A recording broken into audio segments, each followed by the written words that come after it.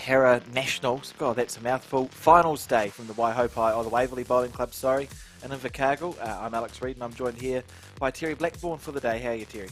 I'm good, thank you, Alex. Thanks for having me. I've obviously commentated the odd indoor game with you, but it's exciting to be on the outdoor scene for the first time. Yeah, no, it's great to have you along. And first up, we're going to be watching a single semi-final, Terry, between Dennis Behrent and Chen Naude. So looking forward to that one. Yes, Dennis Behrent is a name that I know from the indoor world, so I'm excited to see him on the greens. Yeah, it's going to be a good one, and they've just started, I think, and of course over the day we'll bring you some results of other games as they happen, and a bit about what happened in the couple of days leading up to this, because they have been playing for the last 2 days at this Nationals, Terry. Awesome. So this is Chen here,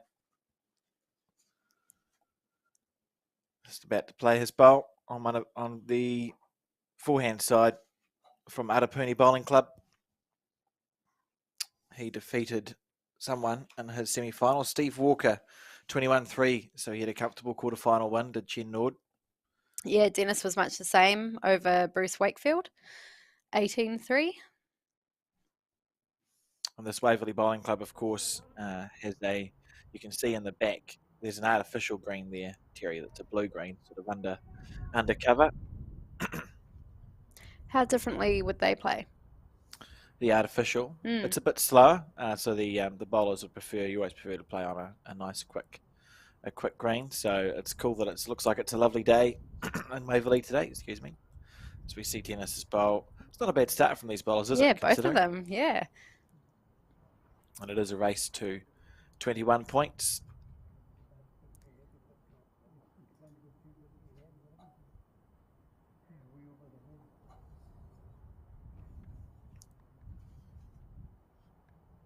And we'll be able to hear also, I think we've got a mic by the sounds of it on the grounds. So if we listen carefully, you might be able to hear the markers at the changeover of ends. And Chen just a bit short there, but perfect green.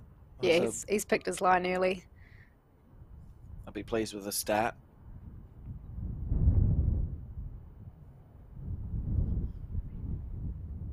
Sounds like there is a little bit of wind there, so that could become challenging. So we see Dennis, he's just trying to get past the front stuff. Not quite going to manage it on this occasion. It's still holding one, I think, on this first end. The conditions of play just quickly are 1.5 hours, or 15 ends, or 21 shots until they get to a final. So they'll play to 21 shots or 15 ends, which means I should probably keep track of the score in case we get to the 15th end and we wonder why it's all finished. Oh, that was on another good path. Just dropping short. Marker confirming that Dennis is holding the shot. Do you think he'll change his hand now? Looks like it. I think so. I think he'll switch on to his backhand side. Couple of chances there. First bowl of the end on that side. Here we go. He's just pushed it a bit wide there. Dennis makes his way up the green. He's classified a B6 player. And Chen Naude a B7.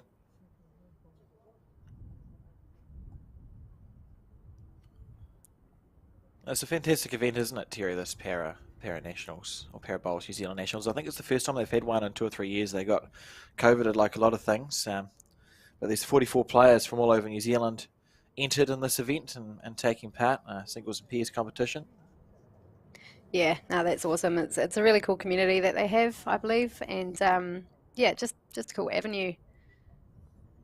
I think it's great to have a group. It's a good community sort of spirit there. As we see, what's that? 1 point there to Dennis Behrent.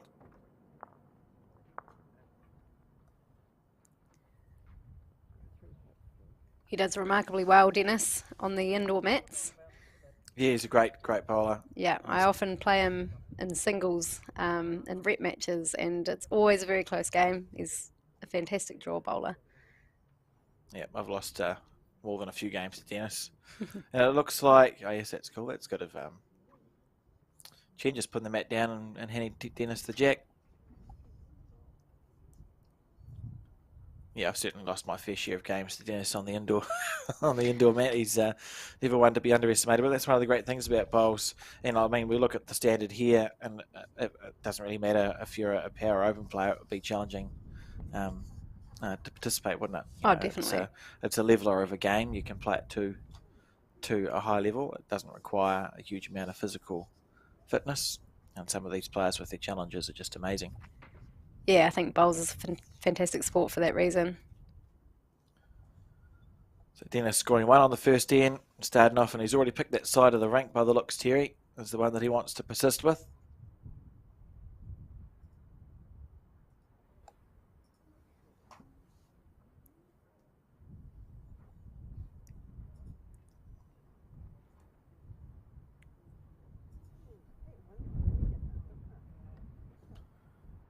And Chen on the back end too. Lovely delivery.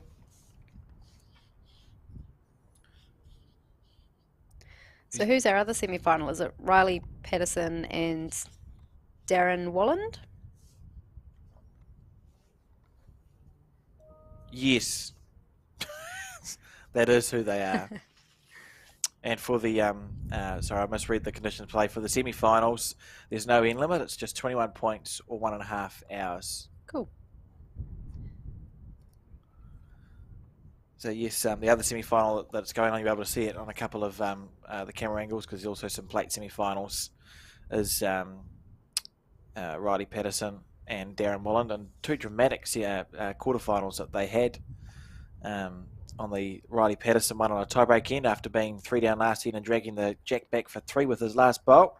It's pretty amazing. Yes, under pressure. And the other quarterfinal was Julie O'Connell, who of course has put a lot of effort into helping to organise this event. And Darron Wolland and Julie lost to Darron 14-16. They were tied 13-all after 13 ends, and then Julie dropped a 3 on the 14th end. So some great games have happened already as we sort of head towards the pointy end of this competition. Absolutely. Chen's adjusted his speed there. Beautiful correction there from Chen.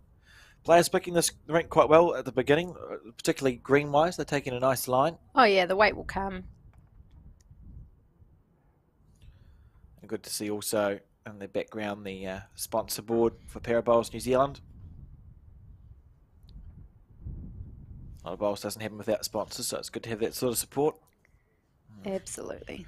Dennis looking to make a correction. Is he going to grab the jack? He's close. If he holds up a little bit. Oh, just slipping underneath. Well, that's gutting as a player, isn't it, Terry? Watch the bowl head in a good direction and then just disappear at the last minute. Then you're just willing it to stop and not run on too far. Chen on the back end. Had some success in the past as Chen. I recall him receiving some medals at our Bowls New Zealand Nationals when we hit the integrated para bits and pieces there. I'm sure he's been around the place for a while. He started bowls, Chen did 9 years ago at the New Era Bowling Club, and won an Open Centre title, the Champion of Champion Waikato Fours in 2019, which is pretty amazing.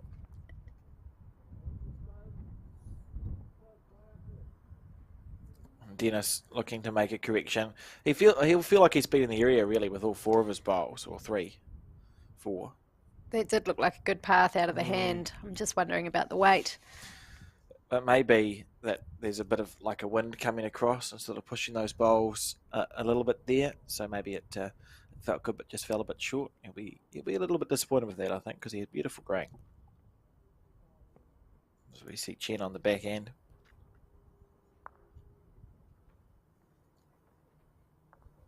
Down to the speed here. Can't be far away here. Chen Naude. How good is that? What a great bowl there. Beautiful shot. And 2 points to Chen. So 2-1 is the score in this race to 21 points.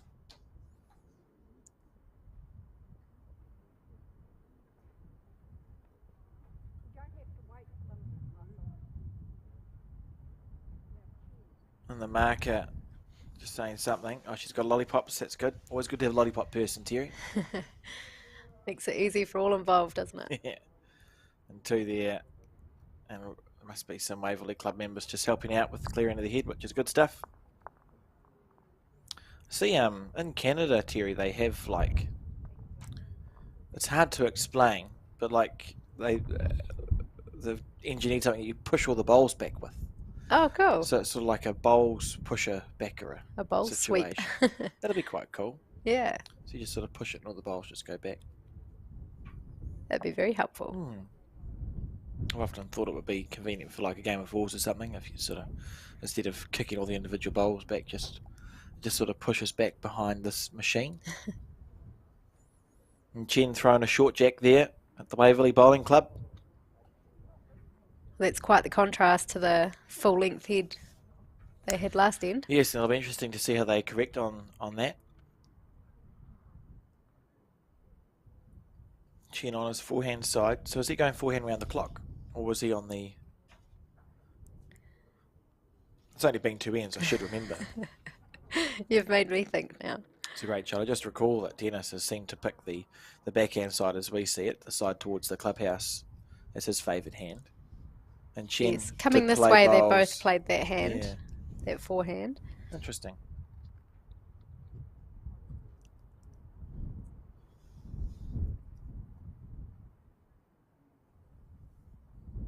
How's this one? Do you have a favoured hand in outdoor? No, not really. I actually find it easier to deliver a bowl in outdoor than indoor. In indoor, most players prefer their backhand, to be honest. It's Yes. the one that goes. And same in outdoor, we see a lot of players prefer their backhand side because you're going across the body instead of away from it. So there's less moving parts. Interestingly, if I were to have to choose an indoor, yeah, I would say my backhand, but when I played outdoor on Sunday, I favoured my forehand. So you're a forehand favourer. Yeah. Okay. That's interesting. It's been one tournament, but Very good. And we see another tighter shed here. I think we're going to have a war of attrition here between Dennis and Chen if the early couple of ends are any indication. I think we're going to see lots of 1s and 2s. If they keep playing like that, I can't see an opportunity for a 3 and a 4 to turn up too much for either of them. that's right. And both obviously in fine form after convincing quarterfinals. It's interesting the contrast if we think about these two players here who had convincing quarterfinal wins.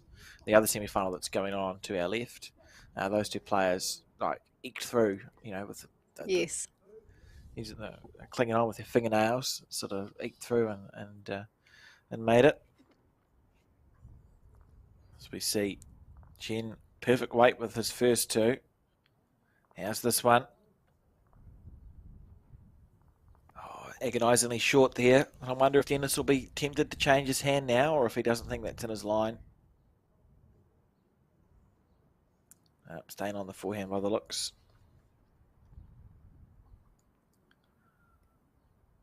I think Dennis has probably got some older bowls. They look like they've got a big turn to them. Maybe just the Dreamlines instead of the Dreamline XG sort of thing. Oh, maybe just out of the count there, Terry. Yeah, I think there definitely was a path around that blue, though. Based on the way his bowl turned back in. Yeah, wasn't too far off.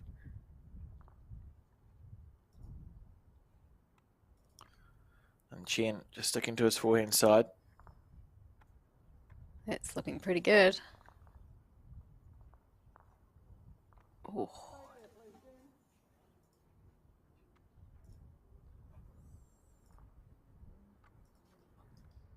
He changes his hand now. I would be very tempted to do so. And he's just asked what the situation is. I think the marker said 2 down. But he's under a bit of pressure here. What's he doing? On his forehand side.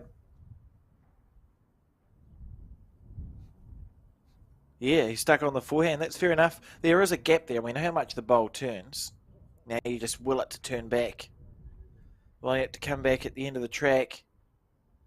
Not to be.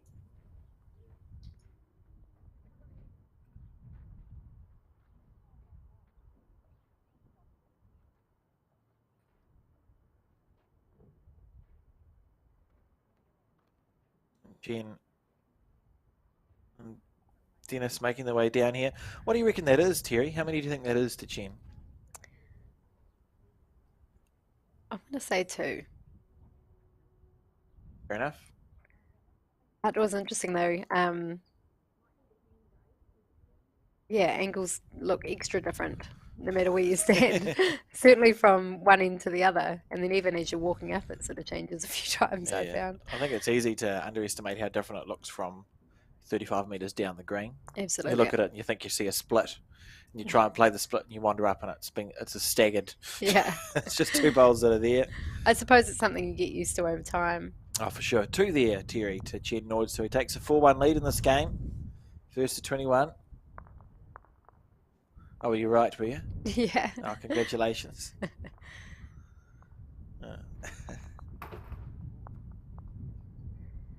Interested to see if it'll be another short end or coming back this way, will he go long again?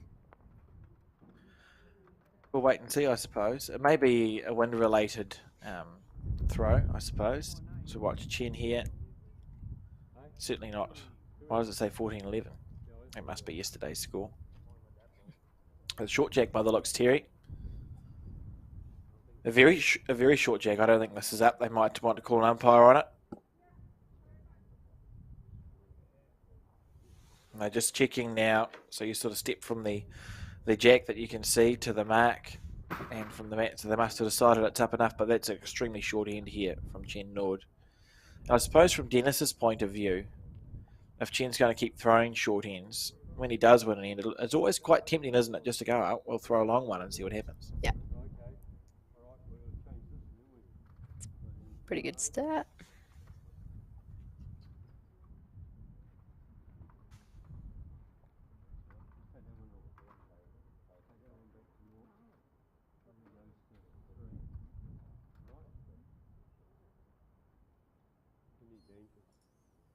I suppose with outdoor, it's not just the jack you can control, but the mat as well. That's right, and that's a big part of it, and I wouldn't put it past either of these players to change that, so you could throw the jack to the 2 metre mark, but pull the mat right up to the top of the chalk that you can see there at 12 o'clock on your screen, and Dennis playing a good bowl. I've been impressed with the start from these two bowlers. They've found their line quite nicely.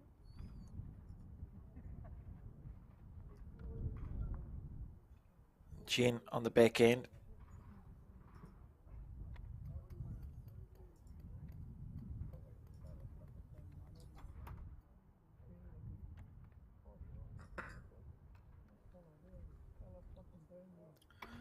So Dennis plays for the Vogeltown Bowling Club and took up outdoor 9 years ago after he was unable to play golf anymore due to his condition. My understanding is he was a very good golfer as well, which is surprising to no one who knows Dennis. As we've said, Terry and I have had a lot to do with Dennis through the indoor bowling world, and he's had a lot of success at an open level there, having won a couple of our national inter-centres and a number of centre titles, all that sort of stuff. So he'll know what he's doing. Yeah, definitely. He's a natural sportsman, really. And Chen into bowls because with his disability he couldn't play any other sport, and has had a really successful few years. As we said, he took it up at the Hinuera Bowling Club. He's at the Pataru now. The Hinuera Bowling Club 9 years ago.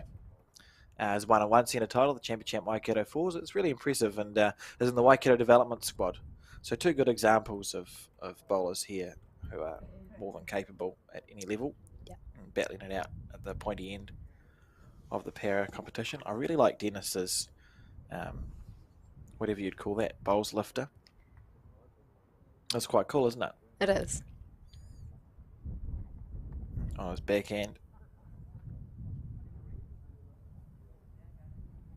Looks like he's holding 1.5 here.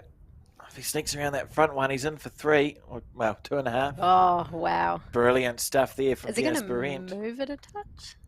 Yeah, that's fantastic. And now what do we do if we're Chen? This is a tough head to play to, isn't it?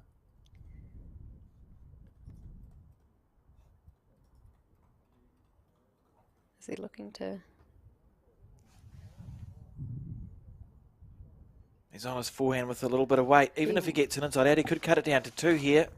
That's right. He wouldn't want to find a gap. Willing this ball on. He made it. Absolutely brilliant shot. He didn't find a gap. Great stuff there from Chen. But Dennis still holding on to one. He'll be pleased with that. Would he look to roll that blue through just for a couple more? Or, you know, he's got the backers bowl, right? it'll cross his mind, and it looks like that's what he's doing. He's on his forehand side. Even if he's wide, as you say, he's got the back bowl, so he could hit onto a shot bowl and still be that one up when the jack pops back. I think he's pushed that a bit wider than he intended. But I like the thinking, Terry. I was excited for it. We see a point there to Dennis Behrent. And his bowls do turn a lot, and they must be one of the older models. So we'll see one there to Dennis, so the score will be 2-4 in this race to 21. Of course, no end limit, but there is a time limit of 1.5 hours. See a replay here of Chen's bowl. Sorry, of Bruce's bowl. Dennis's bowl. Oh my God. I haven't had a full coffee today. I'm sorry, I apologise. There we go. It's because I was excited to see Chen's one. He did play lovely weight.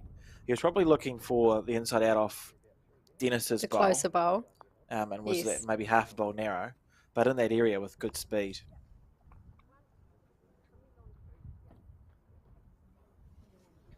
Two, 4. If indoors Grant Rayner happened to be watching that, he'd be proud of that shot. Yeah. Loves the inside out. Inside out. Half a bowl narrow inside out. Best solution. That was a really good end though. Yeah, I've been impressed. It's good from these players, as you'd expect at the pointy end of a national competition. Especially as the ends go on in this game. I imagine we'll see more of that, shot changing and what have you. Yeah, precisely. And let's just watch where the jack gets delivered to here, Terry, as we've had 2 or 3 short jacks in a row. This one's coming up longer. I suppose it's Dennis who's delivering it though, rather than Chen. Chen's probably been the one doing the shorter ends.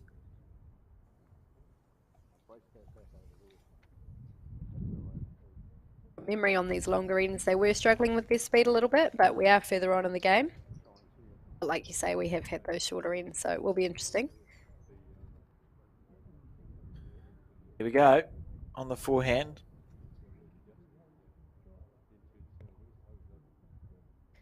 Not sure if that's wide enough for Dennis's bowls. Yeah, and it starts going away. You can almost see it immediately you start turning, can't you?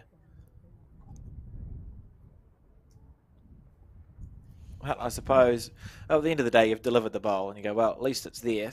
It's there or thereabouts. Chen on his forehand side. Lovely delivery.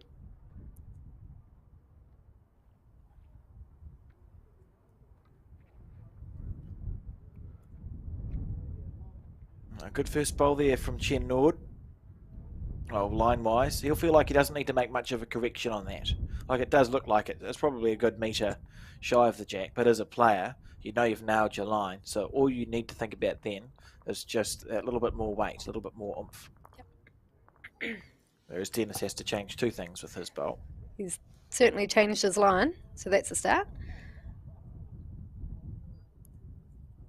Just watching it intently as it comes back into the head. There's a good bowl there from Dennis Behrent. Great adjustment. Well played. Both speed and weight. That's the 2 things in bowls. Chen on the forehand will be looking to make that little correction. It's good to see a bit of a crowd gathering as well.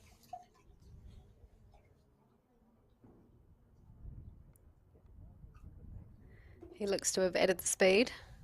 Or am I wrong? Well, he's added speed. I'm not sure if he's added enough speed. Just got a bit bogged there by his own bowl as well to Chen, but made a correction. And he'll still feel reasonably comfortable because he's sort of headed in the right direction. It's not like you're correcting and missing by more. You're correcting and getting closer to the jack. So you think, I've got 2 more bowls. I should be able to make it with one of them. As we see Dennis on his forehand side. Another nice line for Dennis. Might need to start pulling up though. So of course these players participating in the Parabowls New Zealand Nationals have all been classified between a B5 and a B8 player, and that's in levels of physical disability, and that's done by the specialist Paralympic classifier Vicky Melville, who does the medical side, and Bruce Walker, husband of Pam Walker, of course, who does the technical, which is an effort in itself. As we see Chen playing absolutely, what a bomb.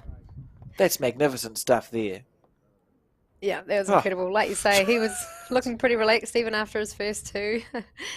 that's just great stuff, We saw Dennis was starting to build a bit of a head there. He was holding two, and Chen just to go, got one. Top-notch stuff. I wonder if we'll see. It'll be interesting to see what Dennis's shot selection is here. I think he'll just draw. His bowl's turn enough to come around that shorter blue. Oh. Having a go is Dennis. He's not He's far close away. here. Willing it to hold. He's got the jack. What a pull! Oh, I called that very wrong. That is incredible. Is that 3 shots now? Depending where the jack's gone. What a magnificent shot there from Dennis Behrent. The marker's excited. Jack in the ditch for 3. Never looked like missing. I got a bit excitable then. And rightly so. That was absolutely magnificent there from Dennis Behrent. And Chen looking, needs to draw the ditch here.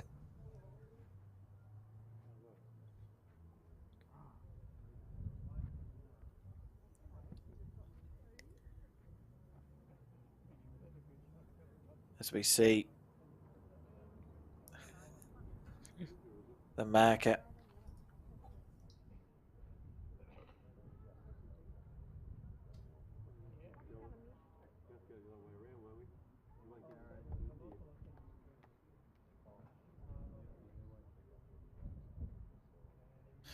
But that's cool. So the markers must be able to decide the number of points scored on an end, obviously with approval from the bowler. So that's a good system there.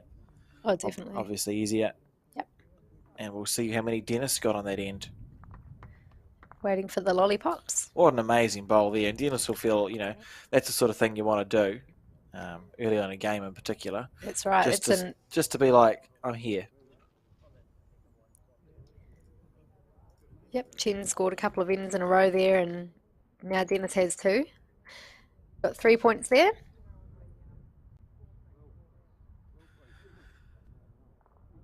As we see. So it's a 4-point turnaround effectively, possibly 5.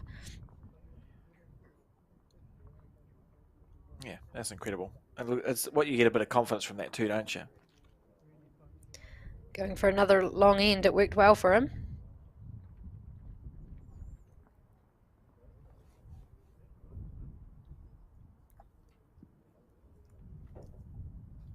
Oh. It's been an excitable day, and we're only about half an hour into the semi-final. It's great to see. Between Dennis and Chen.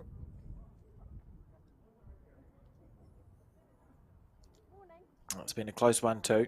Of course, as we get closer to that 1.5 hour mark, we should just keep an eye on it, because there will be a time limit that will come into play at the semi-final level. In the final, it's no time limit, so it can go for however long it needs to.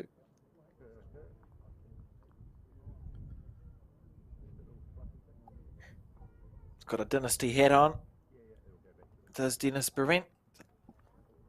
They provide a lot of the apparel for clubs and centres and Bowls New Zealand around the place.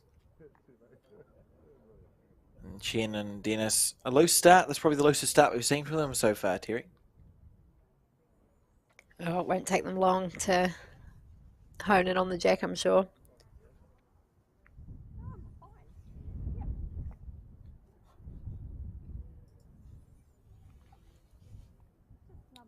Dennis just sticking to the backhand.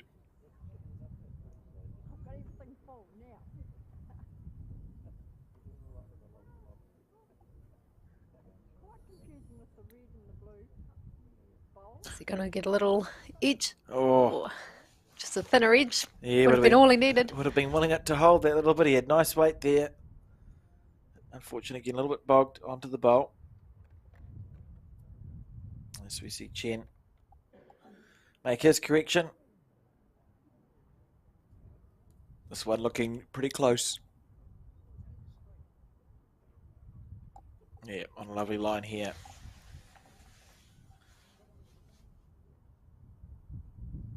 And falling agonisingly short there, Terry.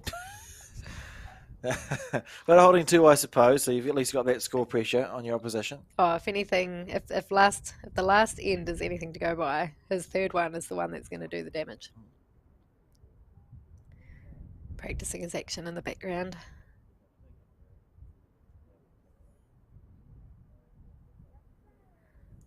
Has he got a nicer line here? Blue one gave him a little bit of a guide, perhaps. Yeah, great effort. That's a good bowl there. Lovely shot. We think our man on the ground has reported the green is running at about 16.5 seconds as well, Terry, if anyone's interested in knowing, which is a lovely speed for a green to be running at. That's about 17 degrees, so not too nippy. Not too nippy at the Waverley Bowling Club this morning. As Chen doesn't quite make it. Here's an opportunity here for Dennis. You want to get that pressure as well. He scored on the previous end. He'll be wanting to score again, get 2 ends in a row. I think it would be his third end in a row. 3 ends in a row. Mm. Thank you, Terry. Just about getting that little bit of, if you can go end on end on end, it becomes a habit, doesn't it? It does build up a bit of momentum. On the backhand, wanting it to turn back in now. Not to be. Didn't turn as much as I thought it might, actually, that bowl. Almost got stuck out on something. Yeah, those are my thoughts as well. Wonder if the wind came into play there a little bit. Well, Chen has second, third and fourth shot. Are you suggesting that he... Oh, last time someone called a draw, we saw a jack go fly into the ditch after Dennis played a brilliant bowl. Maybe it'll be a similar situation here, Terry. It would be a very exciting shot, especially following Dennis's one on the previous end. Pop it off for 4 or draw for 1. They're both, the draw is the easiest shot, obviously. You've got a bit of room, and that's absolutely entirely fair there from Chen Naude to opt for that decision. That's right. That's a lovely line here from Chen, so his decision may have paid off if he's got the weight to get around the front one. Not to be. And we see Dennis Behrent extend his lead very slightly here, Terry, to 6 points to 4.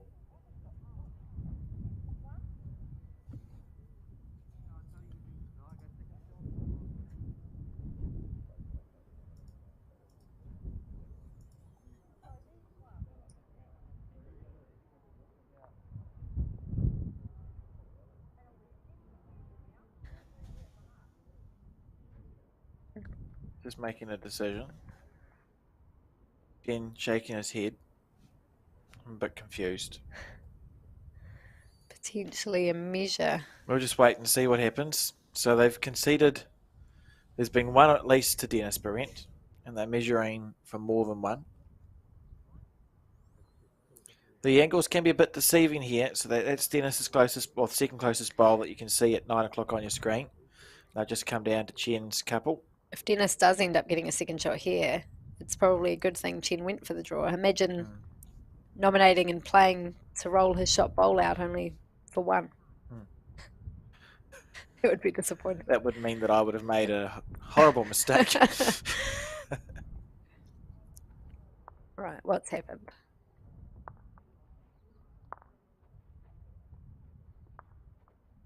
Right. The lollipops. 2? No, 2. surely. I think it was 2. I think I saw 2 there.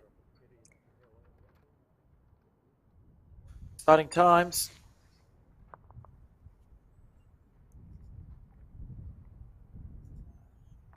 It's really cool to see the club members of Waverley, I presume, Yes. coming together and supporting this event in all the ways.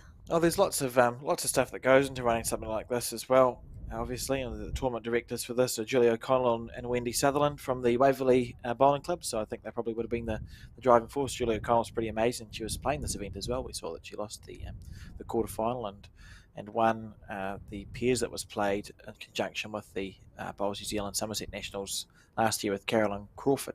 Oh, cool.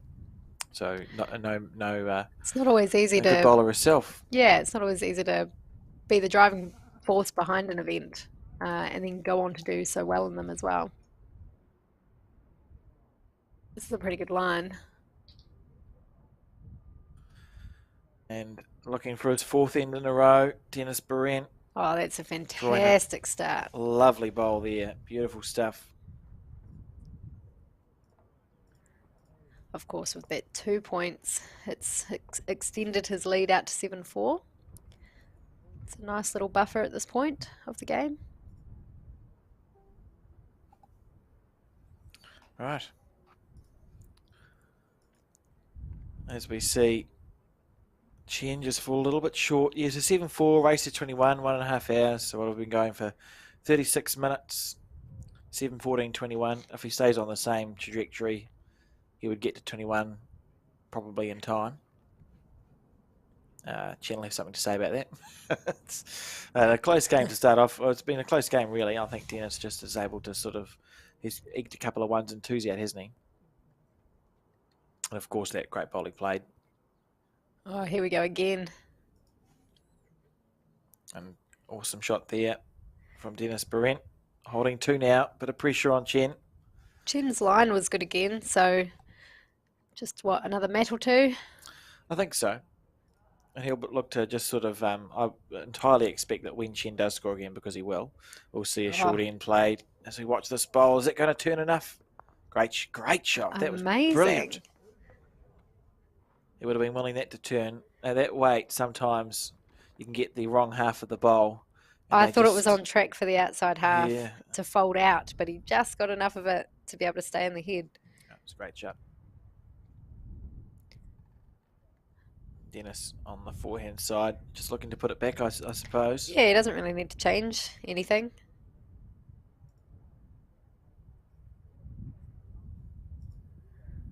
Or has he done the same? What a bowl. Wow, and it's rolled right through the gap too, so that's 3 shots back to Dennis. I cannot express how difficult it is to play an outdoor bowl with that sort of weight. I believe you. You're playing a metre over just to roll a ball out of the head. There is a lot of green. So It's travelled 35 metres. It's Chen. He's close again, right? This is an amazing end we're seeing here. He needs it to eke out a little bit more. Brilliant stuff. Great stuff. Magnificent. Wow. The crowd should be going wild. We've just seen like 4 perfect bowls in a row. I saw a polite clap in the background. That's close enough. Oh, incredible. And what's Mike Cunningham there, I think, walking through the background. What's Dennis going to do? Do you think Dennis will keep that same speed and, bowl or jack? I think so. Even more, he's got more behind this bowl. He's so close He's willing again. it to hold. We hear the jack move. Where's What's it going to happened? land? That was exciting. Now, we've got a toucher in the ditch. Could that be the shot? I think it will be. And I think Chen's probably got a second. We just witnessed 5 perfect bowls in a row, and there's one to come from Chen. I think Dennis is holding 1 there, is my instinct, and I think Chen's blue bowl at 11 o'clock is second shot. That would be my thoughts as well.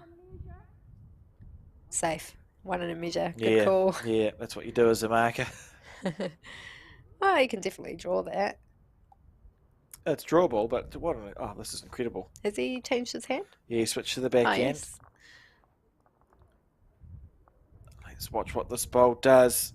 He's not a million miles away, Terry. Look at this. Look at this. Is it going to hold? Get the jack himself. Oh, my God. Wow. In saying that, probably a good thing he missed the jack if he wasn't going to get it clean himself. We needed to Any guts it. slice was not great. Yeah. That's incredible stuff there from Chen Naude and Dennis Behrent in this Power Bowls New Zealand single semi-final. That was 4 perfect bowls. Brilliant stuff. Well, we said that they'd started well and that it was only going to get better as the game went on, and I think we were right. Yeah. Incredible. Oh, we'd love to see more of that. I'm sure we all would. I'm sure they would. Unbelievable. So we see a replay here. Great stuff. And we'll get to watch all the good bowls. I mean, just look how perfect these are. Perfect bowl, perfect bowl. This is perfect bowl too, Terry. And then we saw... Did you know that the next bowl is going to be perfect as well? Look at that. Oh, It was actually maybe an 1/8 of a bowl narrower than he would have wanted to be. that's right. Just got it on the narrowest side. He could have probably. Incredible stuff. And Chen was So only a bowl away with close. his last bowl. But we do see Dennis eke out An 8-4 lead now.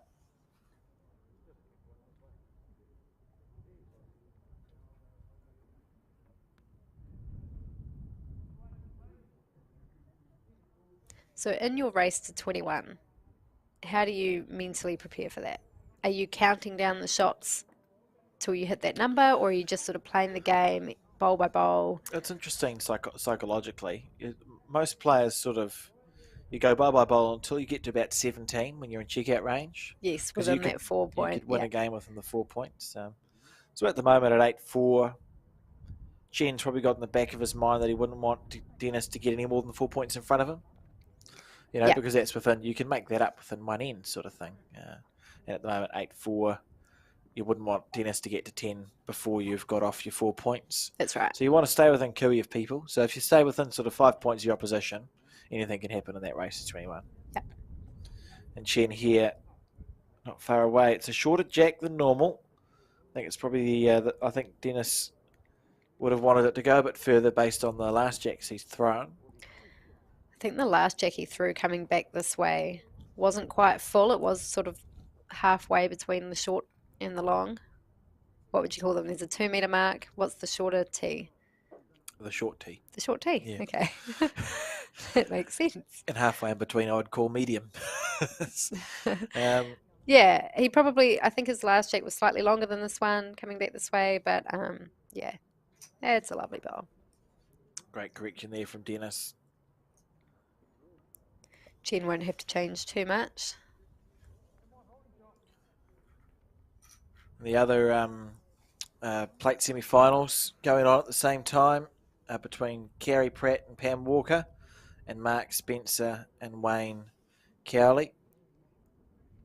You can see that's why we've got a full green going on. And what a bowl here from Chen Naude. Brilliant stuff. And Dennis under pressure again. He's been able to get himself out of these situations in the past. He's got 2 bowls to do it this time. Chen's holding 2 on him with a back toucher. What are we going to see? Do you think he'd play big weight, or do you think he'll just sort of play that reaching weight again? I'm going to go for a draw. Yeah. Cool. My first thought was draw, but I was like, no. Last time you said draw. Yeah, that's right. Look at this line. Great effort there. Just falling short. Here's an opportunity. Chen will just put another bowl on the head here. He should be holding 3 after his next one.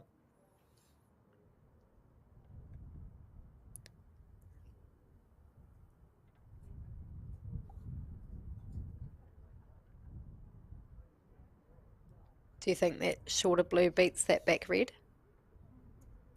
Yes. Okay. So I think this is for 3 here from Chen. He liked it He's too. done it. Now, he has created a target. This will be very tempting for Dennis. Do you still think draw? No, I think he's going to have a go at this one. Absolutely. And we've seen him be very accurate with his weighted shot already. Yes. Dennis lining up. Here we go.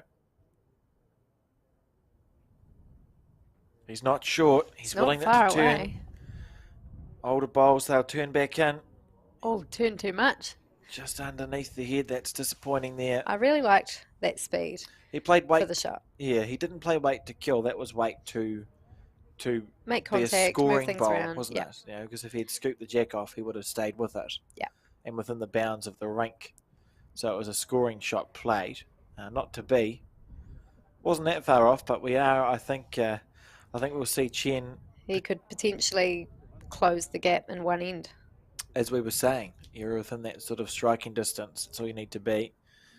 Chen Naude from Atapuni Bowling Club.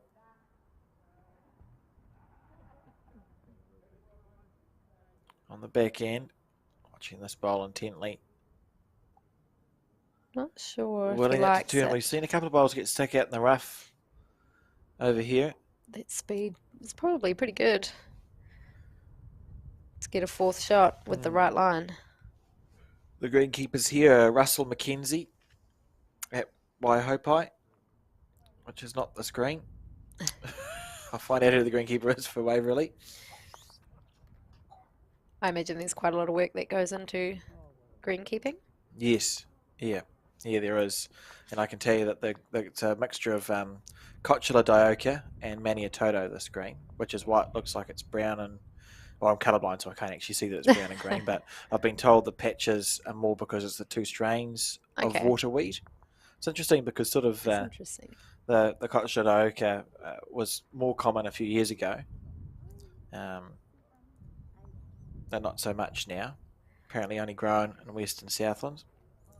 And the Maniototo green, this is in patches, has become more popular all around the place, and that's a waterweed from the Maniototo plains. Chen's opted to go for the short end again. Real short. I hope his mat's right on his far end there, or it won't have made it. It's always interesting. Nah, that's not up. That's not up. Oh, maybe it is up. I didn't see that was where the chalk mark. She took 2 steps. I was like, we're stepping 2. So it is up in a short end. He's quite good at those lengths, isn't he? Yeah, but it's interesting, isn't it? Because he had just scored a 3 on a medium length end. And as a player, you're always thinking, oh, I've broken my opposition's run of ends. I've scored a number. Is it possible that the speed to that length here is similar to the speed of that other length the end before? Does that make sense? Mm-hmm. Or a greens, obviously in indoor you might have an uphill, downhill. With outdoor, do you have that, or is it pretty even? You can get up or downhill, but the wind more makes it feel like up or downhill. Yeah.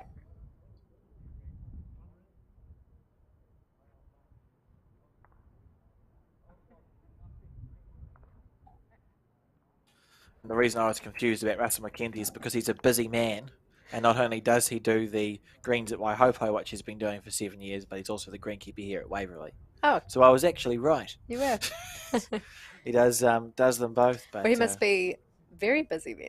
Yep, our thanks, of course, go to Russell and all the staff and members and everyone who makes these sorts of events happen. It takes so many little cogs behind the scenes that no one ever really sees, Terry.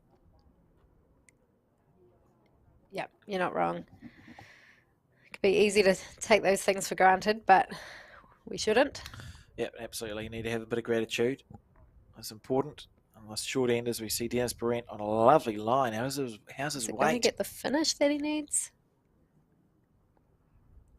Maybe counting. It's hard to tell. I'm going to go. I don't think he is counting. I think I think it could be the blue to the right. Yeah, the blue you see at 4 o'clock, I think, is the shot. Chen on his back end.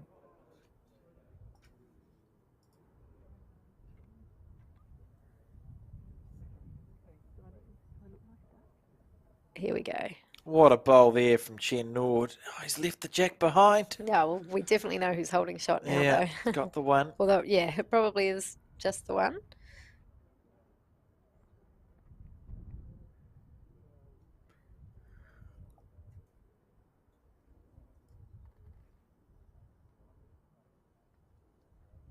He's certainly drawn a few touches already. Here we go. Look at this. He's going to hit something. This is close here from Dennis. Oh, beautiful. Brilliant. That was a good percentage shot there from Dennis Behrent. He knew he had the right weight. If he got around it, it was good. If he punched his own bowl up, a good shot. That nice shuffle. And Chen opting to stay on his backhand side. Judging where his bowl rolled to, it was the perfect weight. Lovely delivery. Here's Chen Naude as we see this bowl. Beautiful weight. Get a wick. Is he? Oh. What's happening? What's happening? He's got one. Well, he had the right bias. He was in the area. The weight was okay. I guarantee he probably said, sorry, Dennis.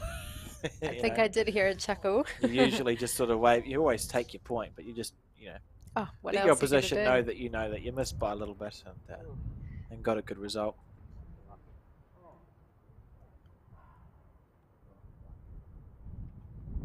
The marker indicating that Chen is holding the shot there. Chen having a little laugh. A couple of the supporters. We will see Dennis play with a bit of intent, I think, here, Terry. A lot of intent. Look at this bowl. Look at this bowl. 1, 2. Oh, I thought he was going to slice the underneath of his closest bowl. Yeah. Just to roll in a touch. For one.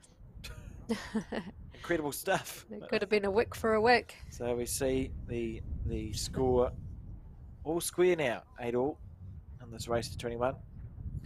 And the conditions of play for this event, Terry, the way these players got here is they played 4 rounds of singles qualifying with 21 points, all 15 ends, with a 1.5 hour time limit. And the top 8 were based on wins, draws, points differential, and then ends. So that's how your quarterfinals happened. In those top 8, they were Graham Scalern and Riley Patterson, Bruce Wakefield, Dennis Behrent, Steve Walker, Chen Naude, Julie O'Connell, and Darron Wolland. The next 8 are based on that play in the plate quarterfinalists. So with that format, you'd really be thinking about your points, wouldn't you? Not just your wins. Yeah, it's important. It's important to do, and the formats to accommodate the wide range of people who participate in these and may not cope with the longer format in the section play. Yep. They're measuring. Did they say it was? What are they measuring for? Must be close. I thought we'd ascertained that it was 1 to Chen there.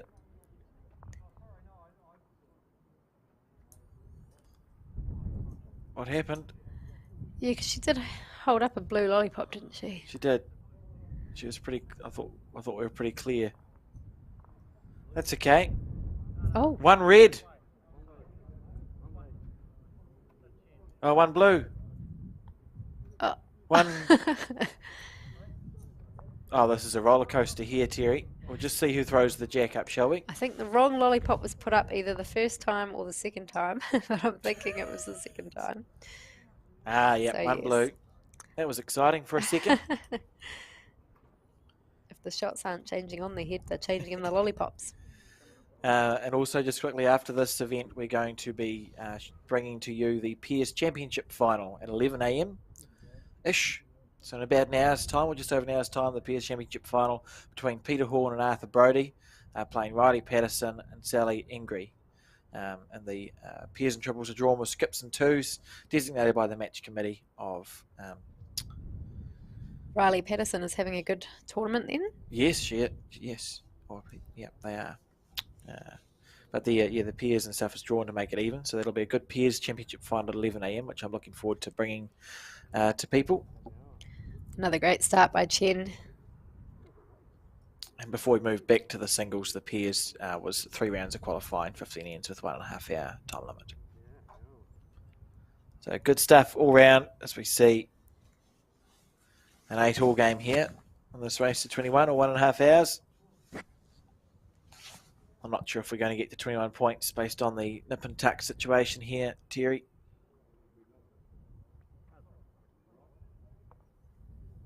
And Chen with a good first bowl. Be happy with that after he's drawn level. It did feel like Dennis had a bit of momentum earlier on in this game. He had that 3 or 4 ends in a row. Yep, it's going Chen's way now.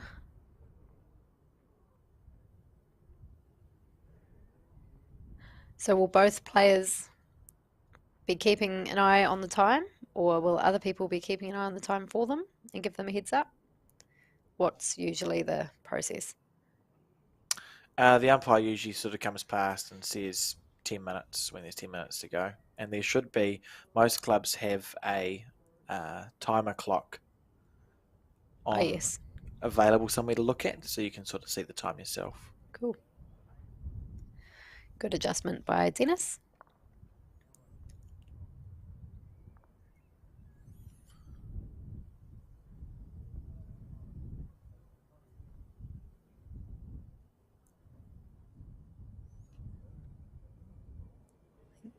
Chen liked that one all the way. Just good ball there from Chen. 2 blue, do you think? Yes. Isn't it confusing? I'm confused. It just occurred to me that Dennis is playing with red bowls and is the blue lollipop. And Chen is playing with blue bowls and is the red lollipop. I don't think so. Well, if you look at the scoreboard, Terry. Oh. Maybe that's why we were confused with the marker. Yes. Okay, so we'll just clarify that for anyone watching. It's based on the scoreboard. So on your top left, you see the scoreboard. Chen is red, Dennis is blue. That's what the lollipop is connected to. So don't look at their uniform or bowls, which do match. That's all good. As we see, Chen, maybe he's forgot. I think he forgot that he didn't have last bowl. Holding 2 there. And Dennis just asking what the state of play is. See, red. 2 red, blues. How does it go for someone who's colourblind? I'm okay with this one because it's red and blue. If it was red and green, I'd be like, if you look at that board, the 8 and the 8 are the same colour for me. Oh, that's unfortunate. There's lots of us around, Terry, and we're easily confused. As we see Dennis here on the backhand, he's 2 down, all square on the card. This is a huge bowl here. Is it gonna hold enough? No, it's not going to hold enough, and someone's going to pick up the mat behind him. But we see Chen Naude going to the lead for the first time in about half an hour here. 10 points to 8 in this race to 21.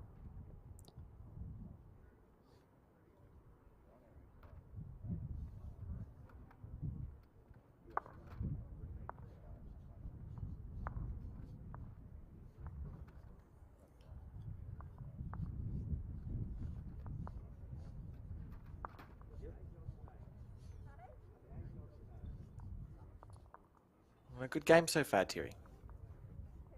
Very good game. I hope we have lots of people tuning in. Yes, and if you see it, and you're watching, share it with your friends and family. It's pretty impressive stuff and pretty inspiring people. Oh, these would be some of the most resilient people you've ever come across. As we see Chen roll the jack up.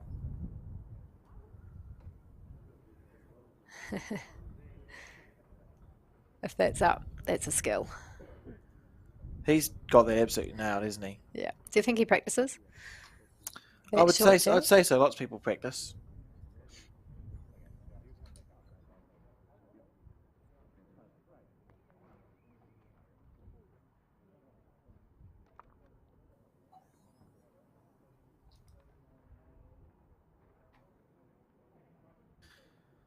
And Chen here on the forehand. Brilliant. Great start there.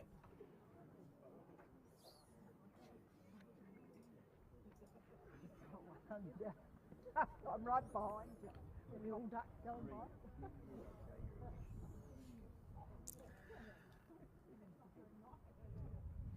And Dennis on the forehand.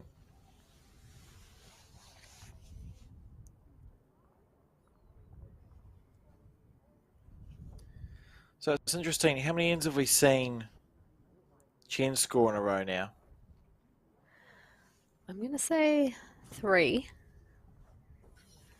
So it'll be just about matching as we see Mark Cameron here, the CEO of Bowls New Zealand, on the left of the screen. Our new polo shirts. So 3 ends in a row. That's the beginnings of a bit of momentum, isn't it? Well, yes. Really? Yep. That's what we saw. I think Dennis had 4 ends in a row. We could see the same from Chen here. Dennis on the backhand.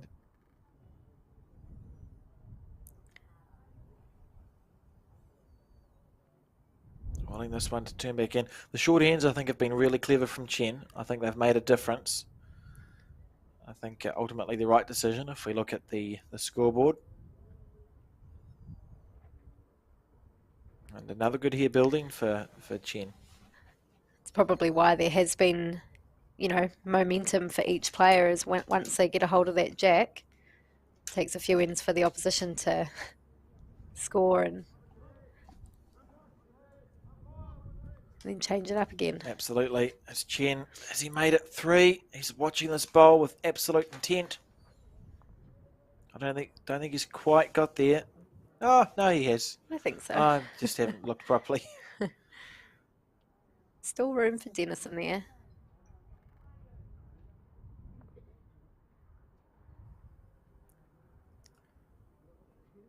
He's brought his line in, but has he brought his line in too much? That is the question. Yes, he has. And a His big end, speed. a huge end here, really. Yeah, especially at this point in time.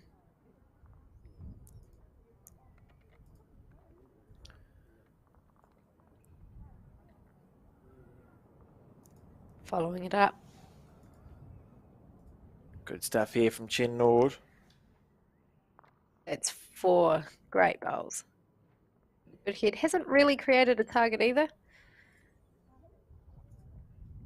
Huge pressure on Dennis Behrent here. He's 4 down. His speed has been pretty good on the draw, those last 2 shots.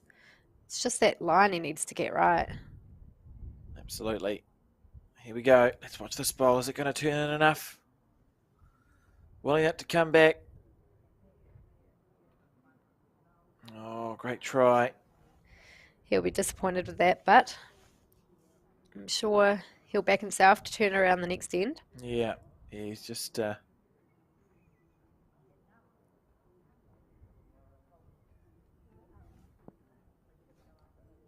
taking a little break there. It's Dennis. Let me see. Oh, cool. Oh, that's brilliant. I like that there are lots of different ways to aid players and, assisting them to play the sport.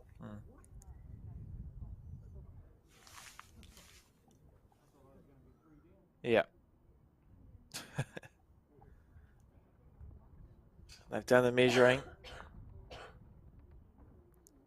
Let me see.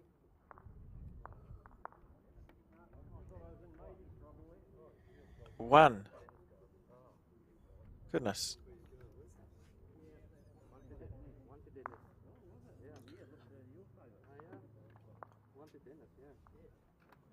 What?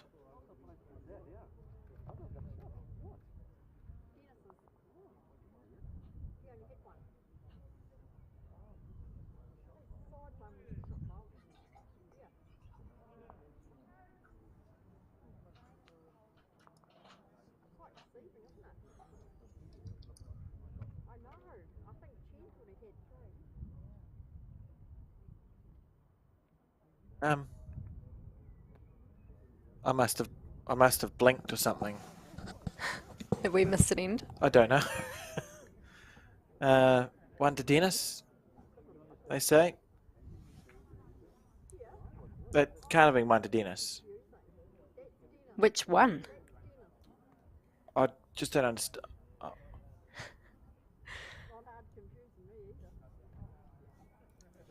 I got nothing, folks. I don't understand. I'm pretty sure that Chen Scored a 4. Yeah, okay. Well, there must be some sort of agreement because the players are playing and the markers seem confident enough. But confusing, to be fair.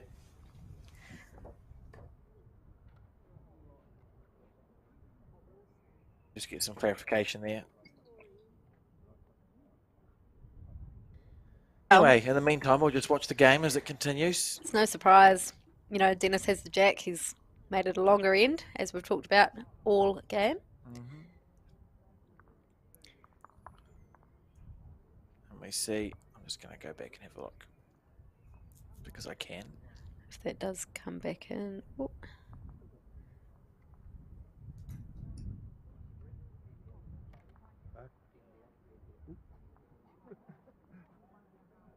Now we watch the players find their rhythm again on this different length.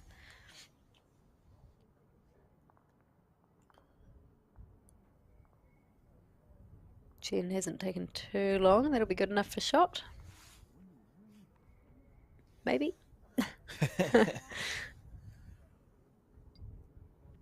Barbara, no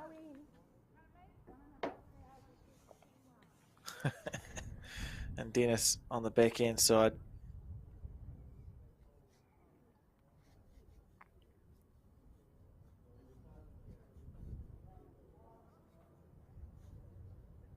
Okay, I've gone back and had a look, and there was a bowl of Dennis's that was sitting at 3 o'clock, and it's just our camera angle. So there were 3 blues grouped together, and due to the camera angle, it looked like the 3 blues were maybe a foot away from the jack, Yes. but they're actually 3 or 4 feet away from the jack, whereas the bowl of Dennis is to the far right on the screen, was level with the jack. So Well, that instead of changes everything. instead of the 4 blue that it looked like it was on the screen, Dennis won on a measure and scored 1 point. Well, There we go. we continue to have a very close game. I'm stoked. Dennis has broken the momentum that I actually, I blame you, Terry, because you'd pointed out Dennis's wonderful little machine there. And I was busy watching him come up the green and thinking how cool it was. Didn't watch the measure. And it now explains why when they said 1, Dennis went, what? I will I think we're all confused, but that is what has happened there. I can take full responsibility. He distracted me. Here's a good bowl. Yeah, Dennis scored 1 point, so it's worth rewatching if you want to have a nosy. You can do it on YouTube. You can scrub it back go back about 5 minutes, and it looks for all the world like it's 4 until you see the measure go I around. will certainly be going back myself. It's confusing. I don't think I'll ever trust our calls ever again. Well, I'm a bit disappointed with myself. Our audience won't. They're like, oh, it's 4 points to Chen. No, not the case. And Chen overplaying that bowl. So, yeah, we thought the score would have been 14-8 to Chen. What a difference it is to be 10-9. Absolutely. And we're going to see another point scored there by Dennis Behrent. And the score will level back up, won't it, Terry? We're going to be 10 each. Yes.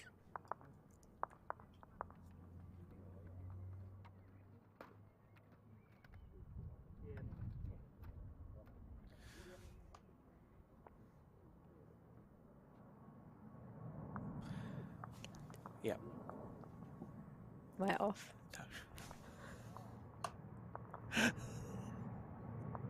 And we played 12 ends. So 10 all. We've wasted the first.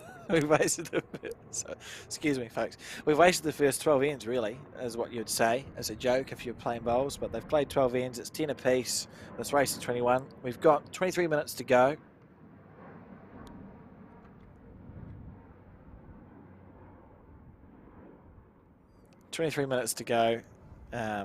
So I think we might see 4 or 5 points scored per player.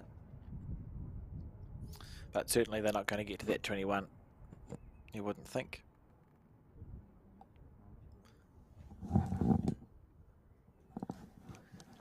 And Dennis Eden off on his backhand side there. It looks like a lovely day, really. I actually don't mind it when it's a little bit overcast, Terry, and outdoor. I'd rather it be a little bit overcast than full-on sun. That's right. And perfect weight there from Dennis. This long end again. Chen will just be thinking, let me get the jack back. I'll throw a short end and stack 4 close and drop 1. As we see Chen on the forehand side. Oh, the jack really has been a huge factor of this game. I think it's played right into it. I think we see that Dennis clearly prefers the longer ends and Chen prefers the shorter ones, and whichever player has been delivering the jack has been dominating.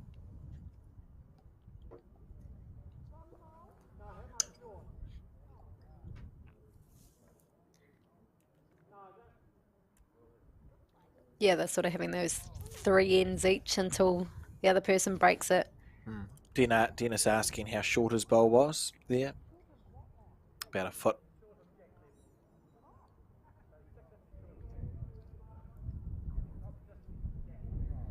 As we know, it can be quite difficult to judge where your bowl is in relation to the jack from so far away.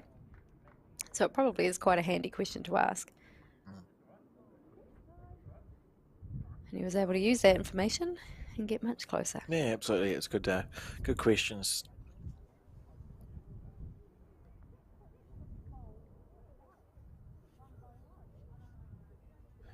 We see this on the forehand. Slightly overplaying it from Chen. So an opportunity here for a bit of pressure to be applied by Dennis. He's got back to 10 all. He was 8-4 up, wasn't he? And sort of went to 8 each, then 10-8 down. He's got back to 10 all here, so he'll be looking to make a little run on the scoreboard. And certainly with about 20 minutes to go, now's the time for Dennis Behrent to do that. On his backhand side, he doesn't want to hit this bowl of Chen Naude's. He didn't. He's just maybe slightly overplayed it, but is holding sort of, looks like a 2. It's interesting. That was just maybe a little bit heavier than he would have wanted. Yeah.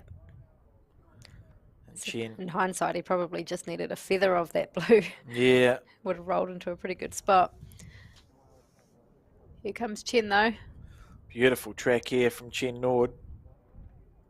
Just pulling up. 2 feet short there. He'll feel like he can make a good correction with his last bowl, though.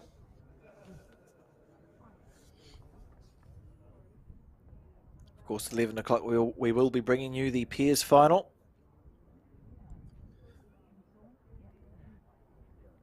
Dennis on his backhand.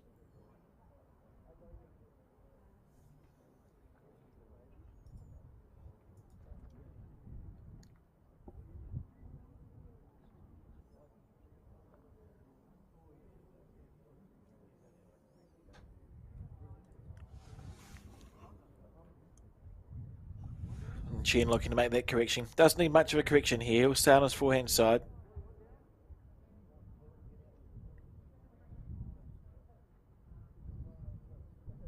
Yes, you are one down, Chen. Excuse me? Wow. Well, after 2 ends go, nothing surprises me I'm anymore. losing all confidence. Yeah, I suppose it could be, couldn't it? Well, it must be. She called it. Oh, he's overplayed this one. Chen Naude.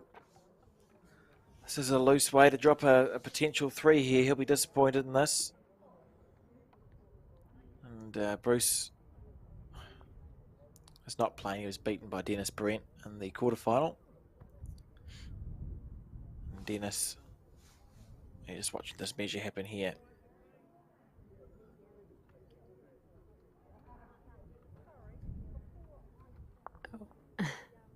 So it was 1. It was 1.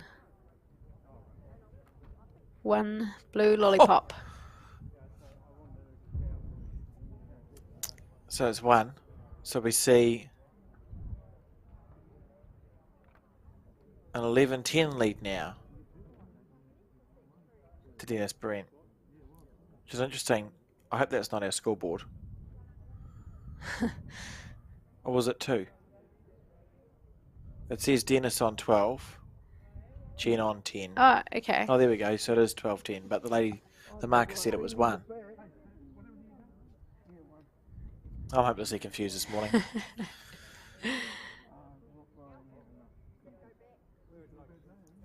Oh well, another long jack.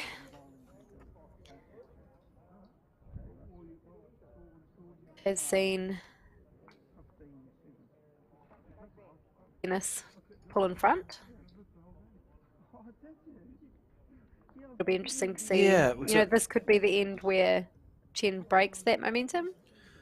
It is fascinating that the players, it's definitely been a game dominated by the jack length, hasn't it? Really. Without a doubt. It's a good example of how the jack can change the game. Yeah, for sure. The players feeling more comfortable on one length or the other. Big green out there. Dennis won't be happy with that one. Slightly overplayed it.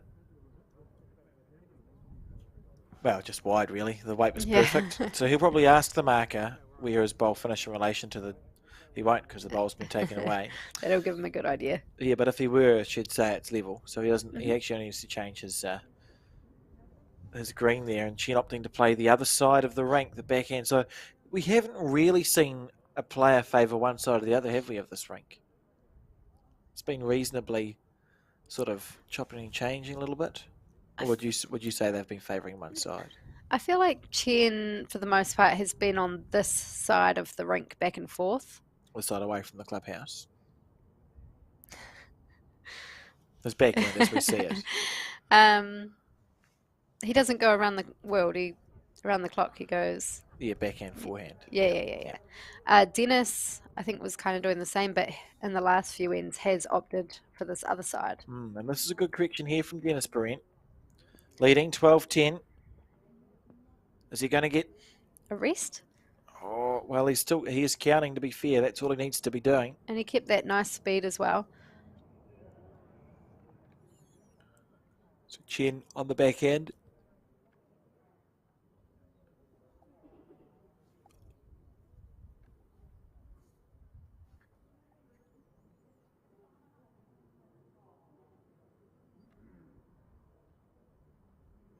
And he'll be disappointed with that one. He just fallen a bit short there. Would that be enough to put Dennis onto the other hand? No? I suppose you think, what are the chances? Yeah. And Plenty of room around and under. Often you ask yourself that question, then you hit the bowl. But if you tried to hit the bowl, different story. Oh, if he's under. I'm going to call that good commentary there, Terry. He gave himself every chance in the world, and sometimes you just go, look, I'm going to either go around or underneath it, and if I get bogged, such is life. That's right. It's an informed decision. I think without that touch, he was actually on track for the jack, or close to it. Certainly. And we see Chen here needs to get one. He needs to get one close, Terry. He's in danger here, particularly with the time running out. You've got 15 minutes or so. We talked earlier in the game that you want to sort of be within that 4 or 5 points, but with time so close, like you say, I think you don't want to be more than 2 away. Yeah, you're in danger of it just running away. Yeah.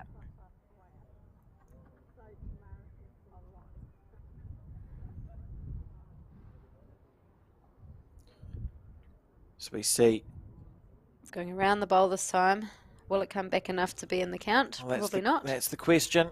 He's just slightly overplayed it, I think, Terry. Willing it to stop. Oh, unfortunate. Do you think the wind's picked up a little bit? It's quite windy out there. I think so. That probably doesn't help, to be fair, because you get that sort of buffeting wind, so it makes things do different. This is disappointing for Chen. We'll see. I think one more to Dennis, and that's as far in front as Chen will want Dennis to get. So they've played 13 ends. I'll explain. I've been in Southland for 3 whole days. Okay, I was just about to say that had a bit of a southern twang to it. I've been in Southland for 3 whole days, and it's contagious, their accent.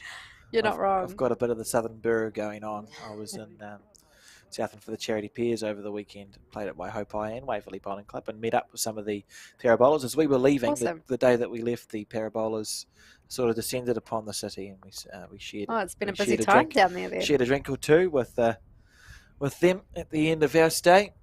That's certainly the reason I sound a little bit like a southerner is I haven't got rid of the R yet. When you get surrounded by these people.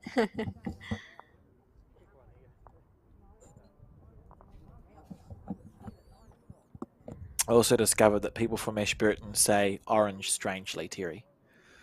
That's more of an R. Like would you like to? Orange. Interesting. Ask them. That's how they I have a friend from Ashburton. Ashburton, yeah. And they go R instead of orange. Oh, I'll ask my friend from Ashburton. Orange. That's true. So, I know we keep talking about the jack, and I hope people aren't tiring of it, but this one isn't quite as long as what Dennis has been throwing. Yeah, so maybe an opportunity, a half a snuff for Chen. He certainly has been dominating those shorter ends. This could just be a happy medium. Yeah, the psychology is interesting, isn't it? Because we've got maybe 10 minutes left, so we'll say 3 ends to go at a stretch. Mm-hmm. Probably 2 to be safe. You're 3 behind. Chen needs to score the next 2 ends. Yep. Really. And he'll know that as well. And here we go on the forehand side, watching this bowl, willing it to keep going. Needs it to just keep going that little bit more. Beautiful line. To think we thought he had a 4 earlier in the game. Oh, that's staggering. You know, it was incredible, really. Just the deception of the camera. But imagine. Do you think he might have thought the same thing from where he was? Psychological. It would have looked for all the world like he at least had points. Mm. You know, and I think even Dennis thought that he had dropped points on that end.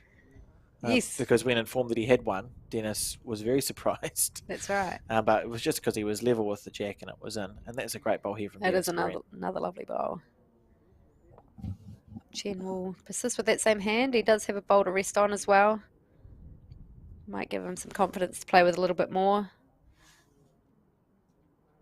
which he has. Yep. He's not far away. Beautiful weight. That's a good one to correct from for the fourth one.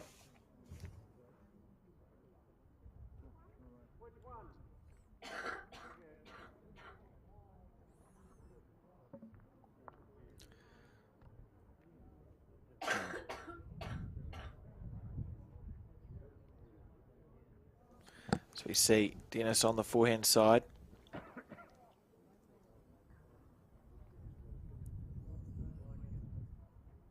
Oh, I think he's just sort of slightly overplayed that bowl. If it's on the back of the rink, even though it might not come into play this end, it's never a bad thing. Yeah, it's interesting. They sort of they've played we had an aggressive game in the first few ends, and then we haven't really seen much of that in the last sort of third to half of this game. It's gone back to just stacking the head up, drawing close. Chen on a very tight line here. He's going to roll the blue. Might not need to. Beautiful speed, but just he was narrow out of it. He would have known when he let that go. That was a narrow bowl. Narrow out of his hand.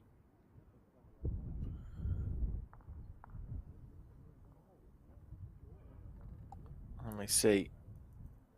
Dennis looking to get another bowl close. Got one good one there, and this is on an okay line. Maybe still on that slightly tighter side, particularly with these older bowls. Oh. As we see it. Sneak past. Wow, that's going to be hard to beat. I think it's fair to say that went well. And any movement's only going back. We've got 8 minutes left on the clock, Terry. He just has to draw it stone cold, I think. Yeah, it's looking pretty good here for Dennis Behrent. Chen Naude's going to have to find some magic from somewhere. Here it How's comes. the weight here from Chen? What a mighty effort that was. If he's in for second shot, yeah, good stuff. Great bowl there for Chen. That was a tremendous effort. A tremendous effort. Terrific, tremendous. It was all of the above. Good stuff. And we see one there to Dennis. So he takes a 4-point lead with 7 minutes left on the clock. They're going to be pushing it to get to that next end. He's 4 points up. I must admit, I thought he had that halfway down. It was a great effort. What a bowl that would have been. And Chen will have an eye on the time and know that he needs to get the next end up and also score on this end. If he doesn't score here, he's got no chance. That's right. And this race to 21 points, which we won't quite get to. Of course, for the final, there is no time limit.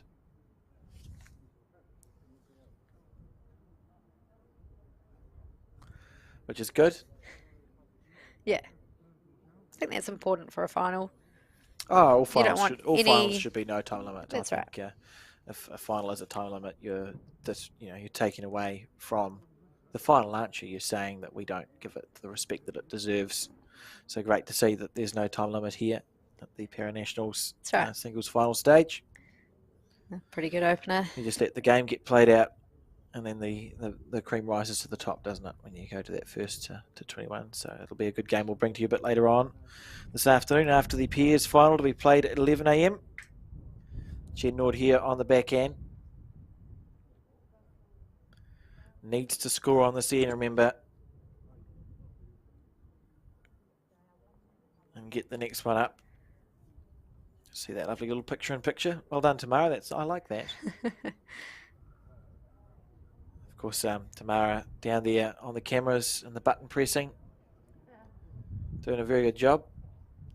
So I think we're more comfortable in our commentary position. I was just about to say.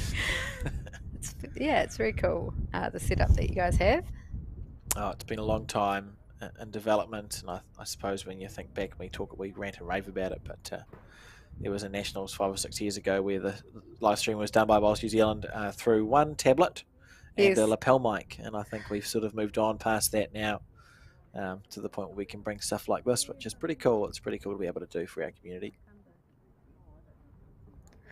I think in indoor, you were probably, well, I suppose there were videos before you, but when you were a teenager, you started videoing, and that was probably, it wouldn't have been off a phone, would it? It would have been, Got some cameras, yeah. and we would have had to, it wouldn't be live. Yep. It would be uploaded later To on. wait, yeah. But when the first live streaming happened, it would have just been off a shaky phone.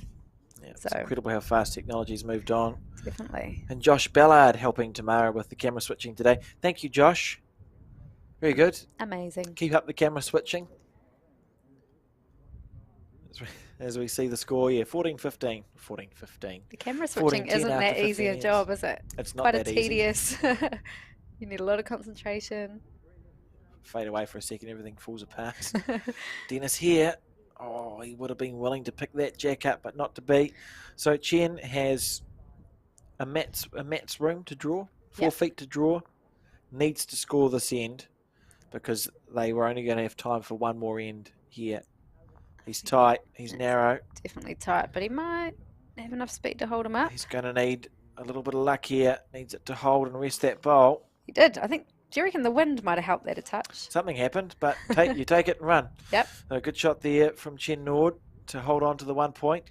Every chance to make it 2, depending on what Dennis does. Oh, we're in for an exciting last end, I reckon. I think Chen was excited that he was able to pull one out of the bag again.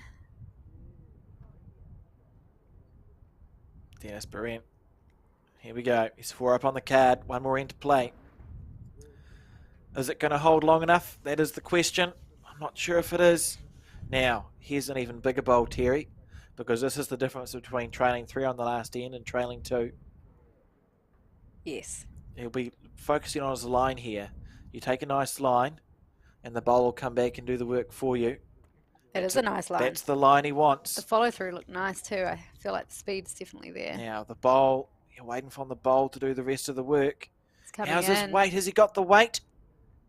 I think he's made it, Terry. I think he's made it for 2. Wow. So we're going to see a final end here, and we need them to chop chop before the whistle blows. That would be disappointing. That does make the game interesting, doesn't it? That would be disappointing. Chen should be getting the mat and getting ready to throw the jack up here. Josh, our camera switcher, do we have an overhead? We'd need a drone.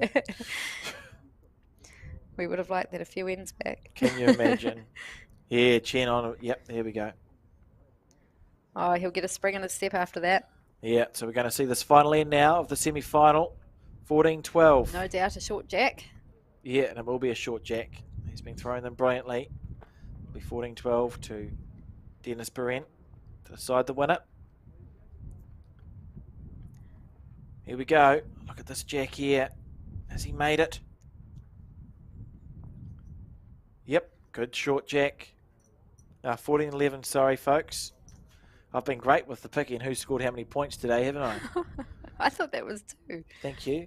14-11 was the score, so it must have just been 1 on the measure. We talk about how technology is advancing all the time. I think the next step would be a drone. I was going to say better commentators. Well, that too. Chen here. Okay, training by 3. That's a bigger effort than training by 2. That's right. And okay, first bowl. And that's a scoring area now. You draw an imaginary circle, sort of from the jack out to the bowl and then around. So he needs to try and he can get 3 points within that. I don't think Dennis will be too phased. Dennis will be feeling pretty comfortable, I think. Based on this bowl, to be fair, the first bowl will make a good start. Look at this one here, Terry. So he wants to beat, with every one of his bowls, he'd want to get slightly closer than Chen's, and he hasn't managed that yet. So Chen holding 1, drawing for 2 now, instead of 1 down, drawing for 1. We'll see that pressure begin to sort of seesaw one way or the other. Chen on the forehand side. If that holds. How's this one? Got to take you. It's not in a bad spot. Well, he's holding 2 at the end of the day, and that's good. Right. You know, been a good game to watch this one, Terry. I've enjoyed it. I've thoroughly enjoyed it. There's the bell ringing in the background. I was perhaps a little bit overly stressed for no reason, based on the fact they've played 3 bowls and a jack. And of course, the Peers Championship final came out at 11 AM. So hang around all day, folks. If you're watching this, one live stream link will be used for the entire finals day. at this Para Bowls New Zealand Nationals, and we'll see the pairs final coming up, and then we will watch the singles final starting whenever the singles final is starting. I have it written down. At a time.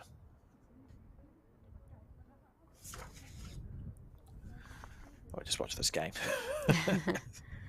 Oh, Chen likes this. Is he going to grab it? Great bowl from Chen Naude.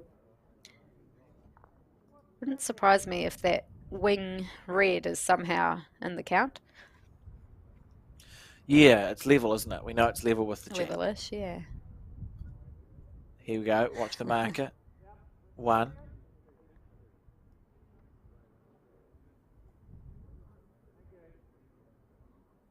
Oh, what did she point at for second shot?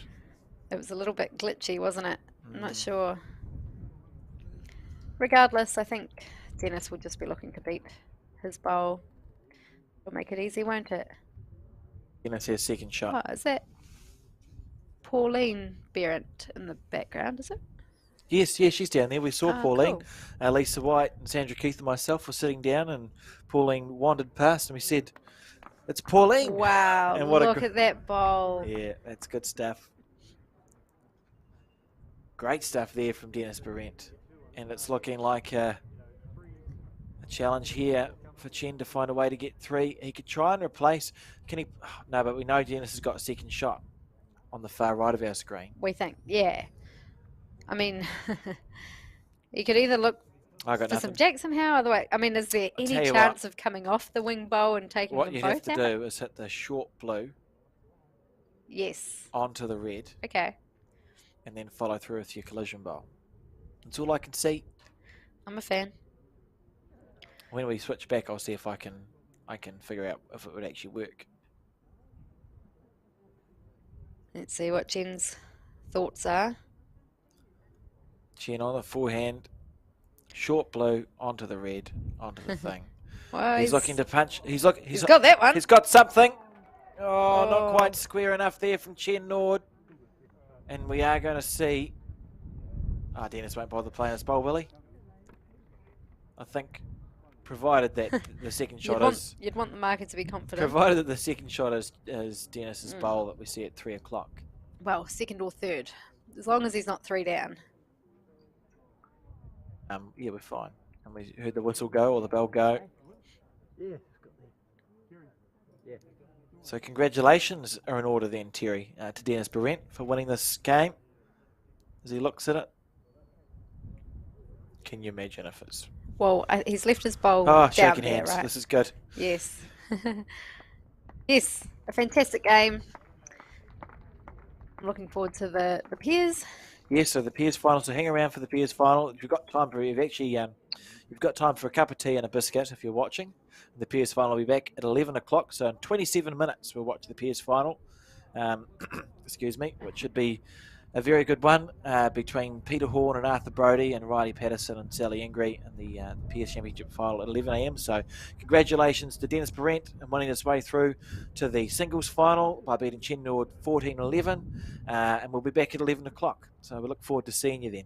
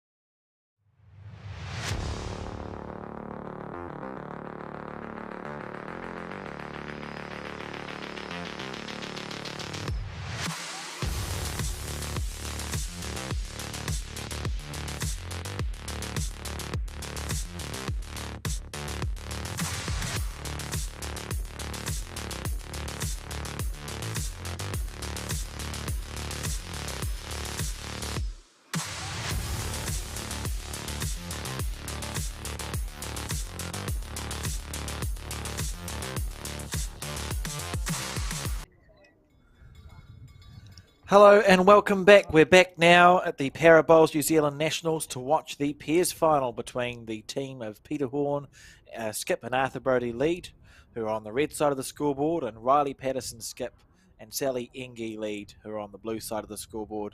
At Waverley Bowling Club, we can see there the flag flapping in the breeze. The wind's got up a bit, Terry. Yes, we've just come off the semi-final of the singles, and that was a terrific match, Alex, so I'm looking forward to seeing what the pairs brings us. Absolutely, it's going to be a good time as we see the bowl delivered in Para Bowls New Zealand shirt there. Peter Horn, one of the absolute stalwarts of Para Bowls New Zealand. Incredible man. And a good roommate. I had him as a roommate at a Trans-Tasman, Terry. It was good. Oh, cool. Quite funny.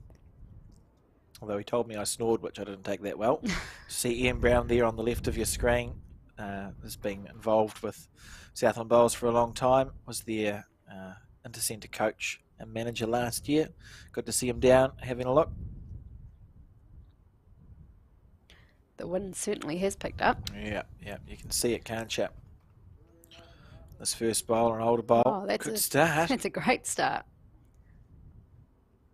We saw in the singles, both players took to the greens pretty well, pretty early. Yeah, this is Sally here.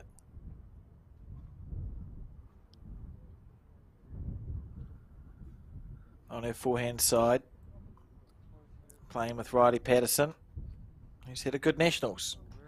Yeah, he's had a great tournament. We are yet to see him play in the semi-final of the singles, is that right? He lost a semi-final at the same time Oh. as we saw that one go. But thank you for asking the question, Terry. I lost to Darron Wolland in the other semi-final. So the final of the singles. What was the score there? I'm not sure what the score was, I'll let you know. But the final of the singles coming up after the final of the pairs between Darron Wolland and Dennis Behrent. Righto. Just a tad more green. Your weight was brilliant. Riley saying it's good there. Sally's weight was good, just needs a little bit more green on her forehand side.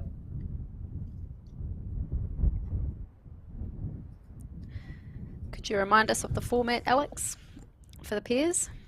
I could. Do you want me to do it? Yep. Okay, give me a second. I'll make sure I don't get the wrong information.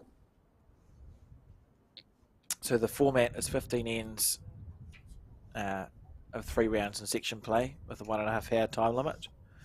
And in the final, when I get that in the right place, it's 15 ends of no time limit in this final, so it will go for as long as it goes for. Yeah, righto. Still down here.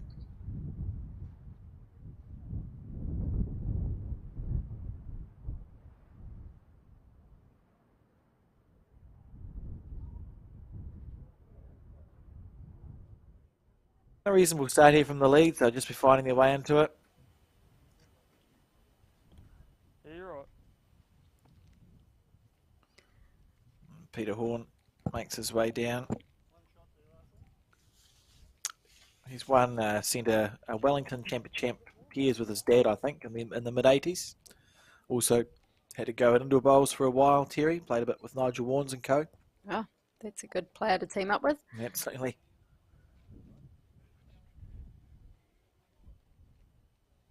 Obviously prefers outdoor. Yeah, and he's had a lot of success there. He played in the 1988 Summer Paralympics and the 1996, and in the 2021 Queen's Birthday Honours, he was appointed a member of the New Zealand Order of Merit for services to bowls and Paralympic sport. Amazing.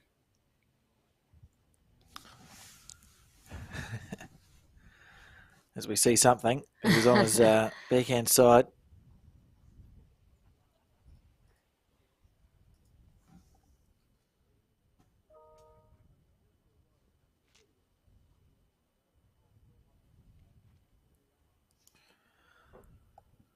And Riley on the forehand. That has got to be close. And Oh, good shot there. Great bowl there from Riley Patterson.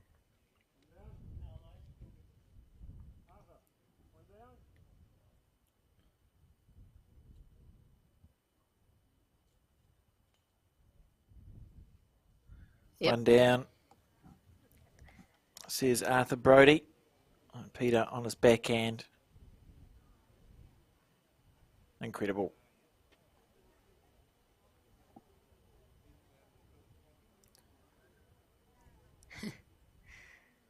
There we go. He's close he's here as got it. Peter. Oh, gutting. Gutted like a fish.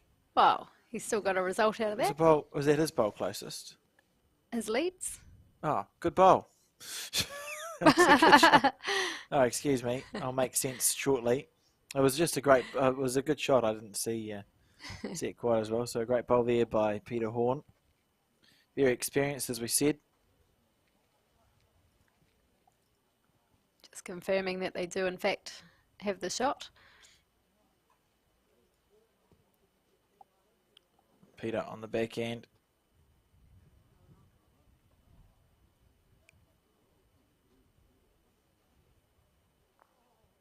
Oh, try.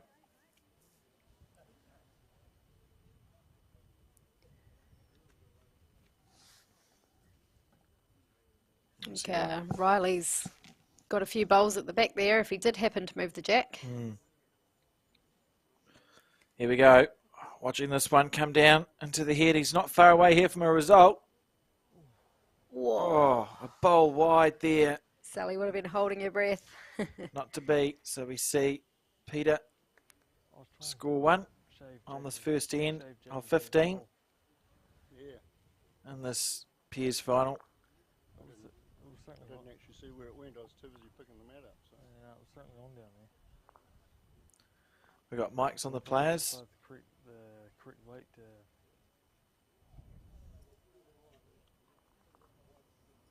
Be a good little insight as the game goes on to get a sort of a key into there.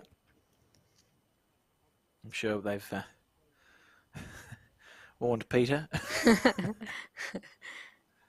Does he need warning, does he? Oh, no, I wouldn't say he needs warning, but he certainly would be very capable of giving us a commentary from his Yes. perspective. That's what I would say. See the jack delivered. Looks like the same rink that we were on before, Terry. It played nicely enough in the single semi-final, didn't it? Yep, both sides of the green got a good workout. A common theme throughout that game was, of course, the changing of the jack length from player to player.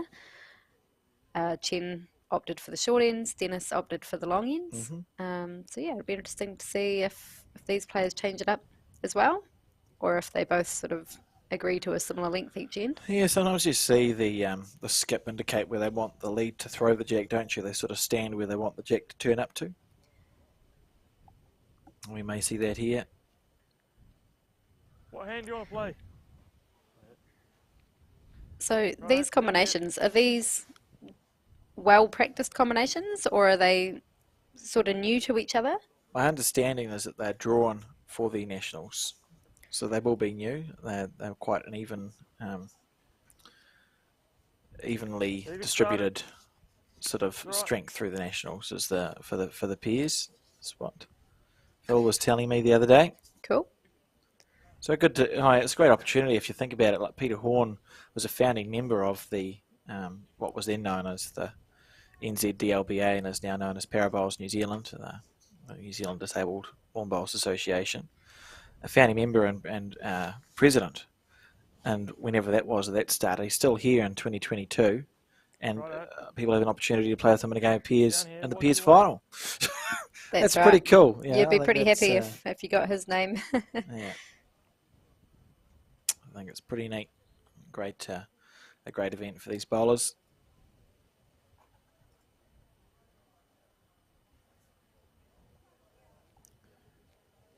They're very good.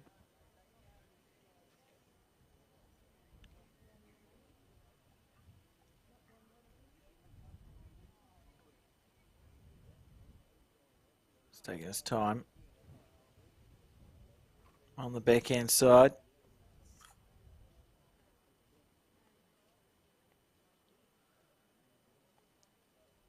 Leading well. Yeah, he's been pretty steady this far. Good start. Rightio. And Peter saying good bowl. Down here. Sally. on the forehand.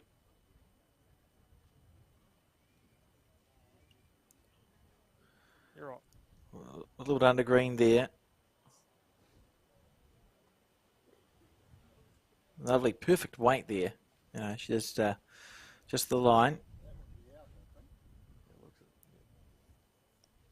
So we see on the crossover, Peter's team holding two and a half. Would you say there, Terry? Yes, Good try. We'll call it 2.5. we have been known to be wrong, so I'll sit on the fence a little bit more this game. Yeah, it was a pretty dramatic. A bit of confusion we had, wasn't it, when we said that's 4 points to one person and it was 1 point to another. I've made better calls as a commentator, I'll be honest. I like those shirts, a pair of Bowls New Zealand shirts. Oh, just. Oh, just. Just checking to see if it's in or out. Can we get a mirror on that bowl, please? It looked out to me. Just checking to see if the last bowl of Riley's team, Sally, if that's in or out. We get it. One of the umpires here with the mirror. There's a line down the middle, and you see then if the bowl's in or out. We've moved on with that technology a little bit over the years, Terry. There's a very funny incident that I posted onto the Bowls New Zealand Facebook page from the early 80s when an umpire was called to get a mirror, and they used to have the big mirrors in those days, sort of like the size of an A4 sheet of paper. Yes. And he got everything ready, and he got the mirror out, and it turned out he'd taken the drinks tray,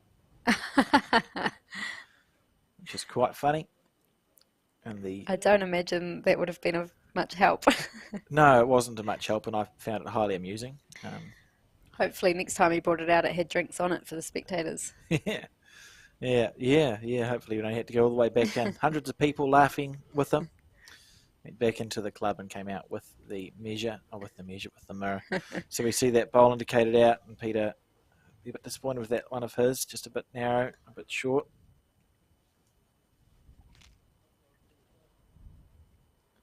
Riley really just needs to get one close here. Wanting it to hold. We became quite familiar with what our singles players' bowls were doing. So now I'm just trying to adjust and relearn what these bowls will be doing. That's one of the challenges with bowls. So we see this one here. Lovely line here from Peter Horn. Just a little bit shy. I think Riley will be tempted to switch to his backhand.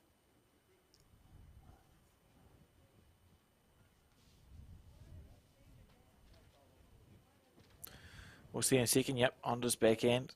I think that's the right decision here.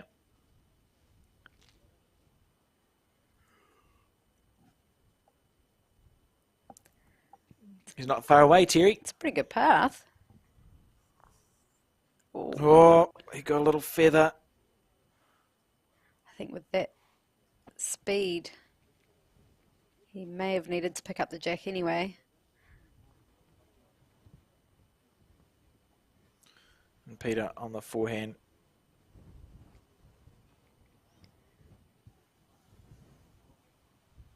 What's it going to do here? Needs to get underneath it. Oh, he's got bogged. So quite a loose head here on the second end of the pairs. Riley will feel like there's enough room for him to draw the shot.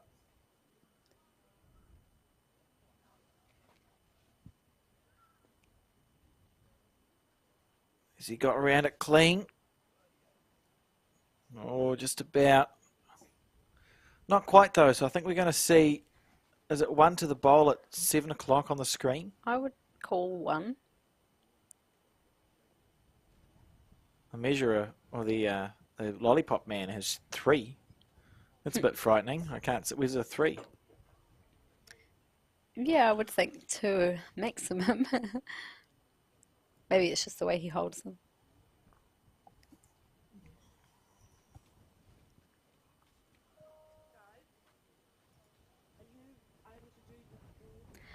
in indoor bowls, we obviously don't have different sets from player to player, Yes. but sometimes in the way, all those different deliveries out there can change the way that, their path. It's one of the simplicities with indoor, is that all the bowls are exactly the same. I quite like it. And there's one team has one colour, one team has the other, so it's easier at a glance. But conversely, it's quite cool in outdoor when you get bowls that do different things, because different bowls suit different people. That's right. And of course, I suppose, from a para perspective, you can get a range of different sizes and grips in outdoor bowls, which must be helpful. You would know that yourself, trying to find a bowl that you can. It's amazing hold the on to. grip. That just makes such a difference. I was trying out a few different sets over the weekend, and my little hands won't go anything higher than a 2 in size. But yeah, I found the size 1 bowls harder to hold purely because of the grip, whereas the grip on the size 2s made it so much easier. Riley Patterson, another indoor bowler from South Otago. I knew I'd seen the name somewhere, to be honest. Actually, yeah, Lily Patterson. Is that a relative? Maybe. Possibly. He's 25 years old, playing bowls for 8 years, introduced by his grandmother. And won the South Otago Mixed 242 Peers. Awesome. Let's see, good representation of indoor bowlers with Dennis Behrent as well. A few others around. Peter Horn having dabbled, as we see backhand delivery here from Arthur. There are plenty of transferable skills, aren't there, between the two games? Oh, for sure. What's brilliant is that one's played during the winter and one's played during the summer. So it's a nice sort of, I find by the time I'm tired of indoor bowls, outdoor starting, and by the time I'm tired of outdoor, indoor starting. Yeah, so if you want to commit to a full year of bowls, that'd be the way to do it. Who wouldn't? Let's see, Sally here from the Pukekohe Bowling Club. And the wind's really getting up. You can see the camera moving. Trust me, it's not easy in the wind. I played in Winton, which is in Invercargill in Southland over the weekend on the Saturday. And it's fair to say that there was a bit of rain and more wind than rain. And also fair to say that getting the bowls close was a challenge, I think, for everybody. It's hard to explain how frustrating it is when you let a bowl go exactly the same twice, and for the sake of 2 or 3 gusts of wind, you've missed by metres. Yep. It's metres different, Terry. I Infuriating. understand. No, that's okay. So we see Sally make her correction on the forehand side, slightly overplayed. Oh, look at that tracking out. That was probably a bit of wind or running up a ridge or something. But not in the field of play for sure.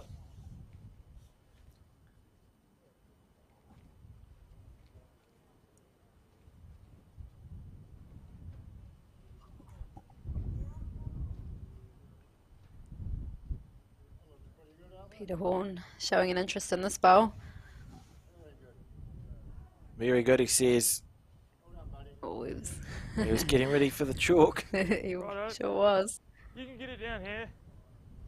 Draw down on my foot.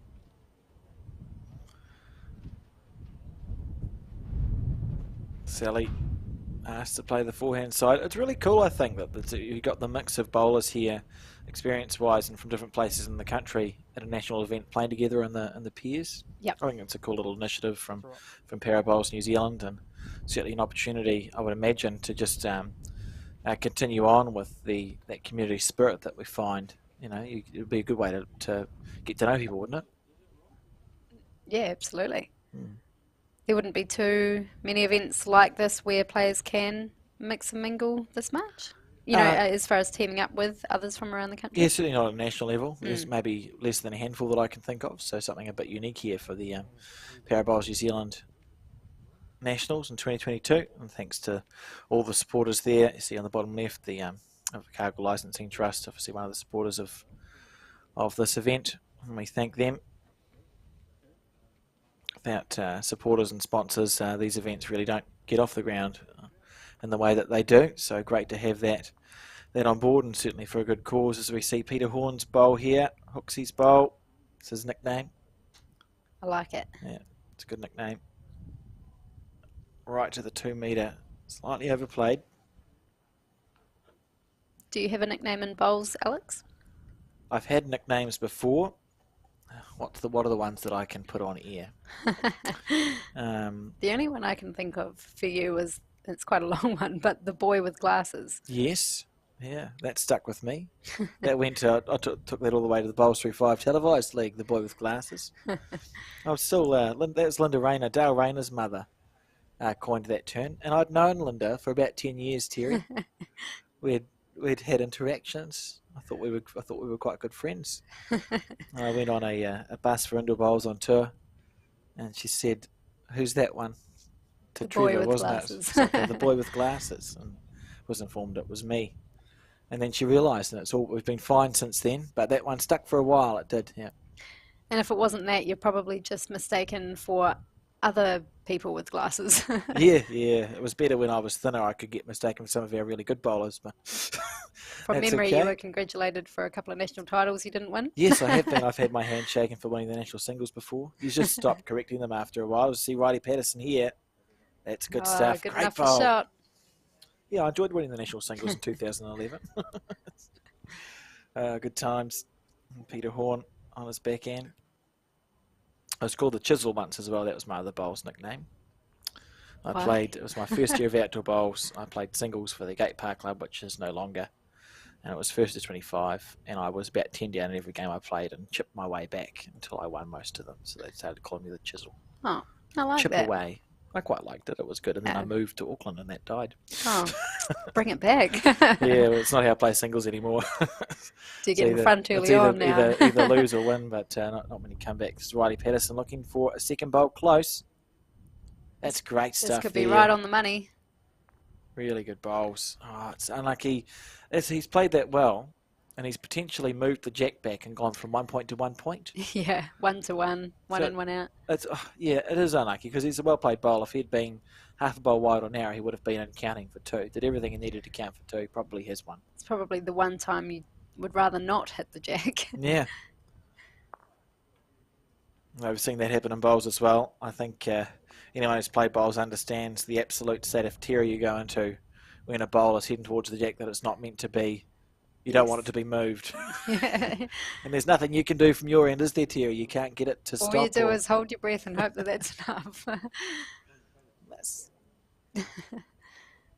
He'll still be pleased with that bowl, and it gives him confidence for the next end. Yeah, and I suppose for Riley, having made the semi-final of the singles and lost that earlier today, he'll be looking to bounce back and come home with the title by winning the pairs. It'll be pretty good motivation, I would think. Definitely. Well, you would know, the year you made a couple of national finals in indoor, did you use that as motivation to win the next one that you were in? Were you thinking about that? Yeah, so what happened? I was runner-up in the singles. Obviously, we made the pairs. I probably didn't think too much. I mean, obviously, we lost the pairs, so it's not like I redeemed myself there. Probably wasn't going through my head at that stage. Although I do remember feeling like I'd sort of rushed into the singles final. So that was probably one thing I did differently in the pairs. It's like, okay, we've just finished our semi-final. Let's take a breather, which was helpful. But in the triples, I think I went to lead for the triples. The 2 players I was playing with, quite experienced, so I just almost trusted them to carry me over the line. Okay. I'll just do my bit up front, and I won't stress because you guys have my back. I was hoping for a really relevant story to the game we're watching here, so Sorry. we could sort of get an insight into how Riley would be feeling. Yeah. But I'm glad you shared that anyway, Terry. That's helpful. That's Just good. honest, you know. I thought there's an opportunity to. Sorry to It's disappoint. okay. But no, you're right. I'm sure Riley is, he'll be using that as motivation. Righto. Drop a bit of We that weight tried. off down there. We see a bowl just go out of bounds there. And Sally on her forehand side. A chance to get one close-ish.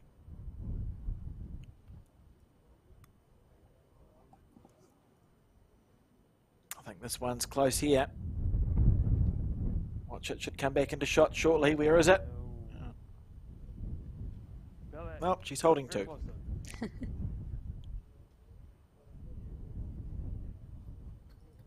And the wind really getting up now. See Arthur on his backhand.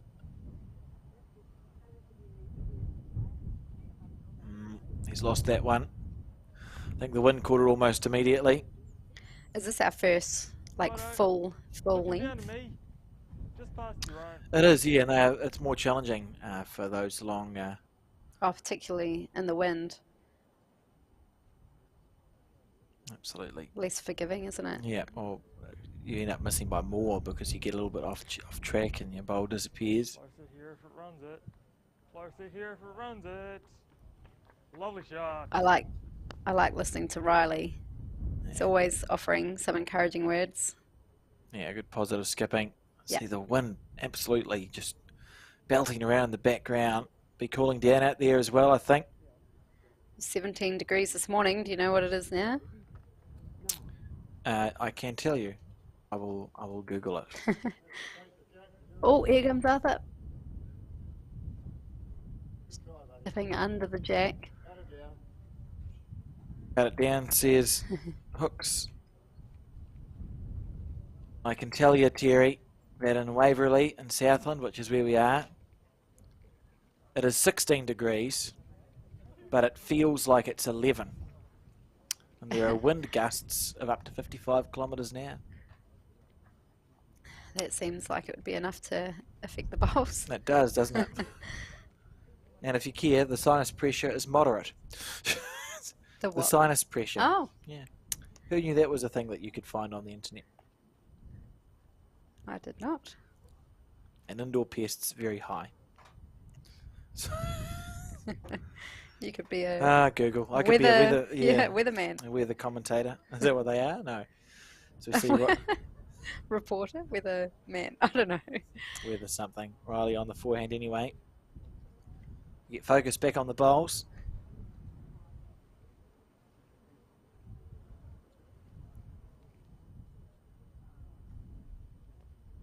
And Peter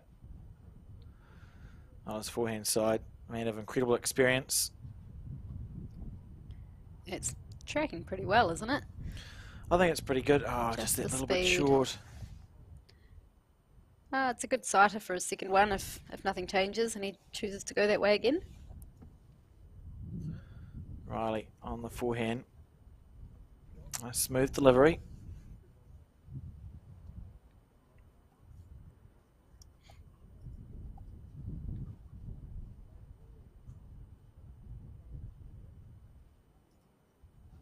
Reasonable effort. Yeah, pretty handy. And in the count. Peter on the forehand as well.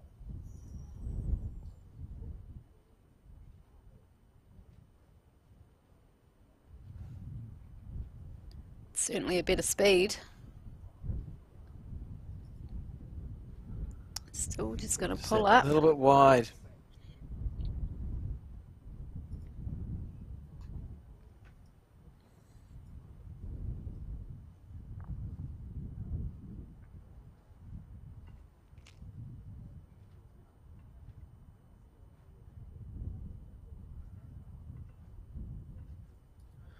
How's this one? I was thinking that was pretty good, but yeah, it just might be that speed again.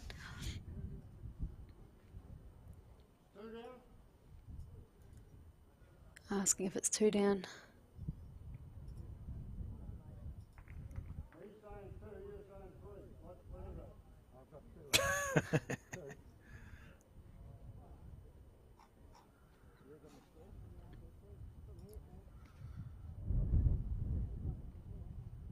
Oh, he's just going to look at that third. I don't know if he'd considered that before.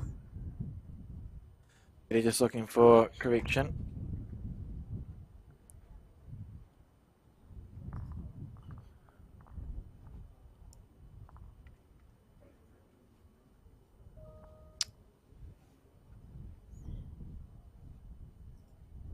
Oh, he gave it an extra push. Something's happened. Oh, slightly overplayed.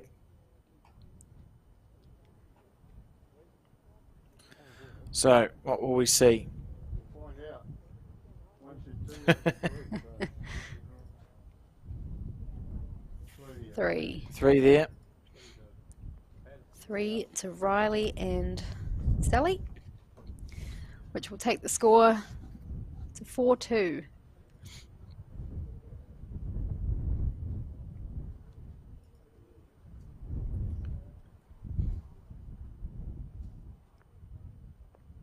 too warm, is it?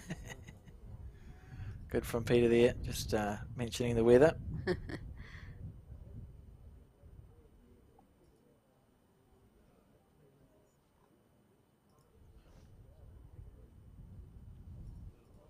What end are we on? I reckon in 4. I feel like, have we played 4? In 5. 4 or 5. Rightio. Yes. Down here. And Riley, that's good skipping. 25 years old.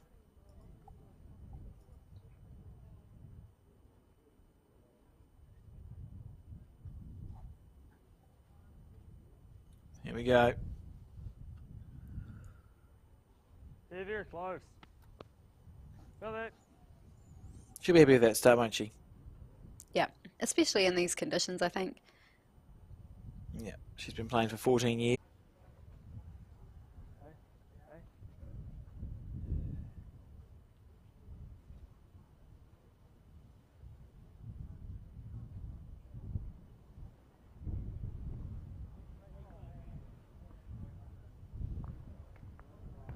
Great ball. Well done. Lucky. Right. Now what?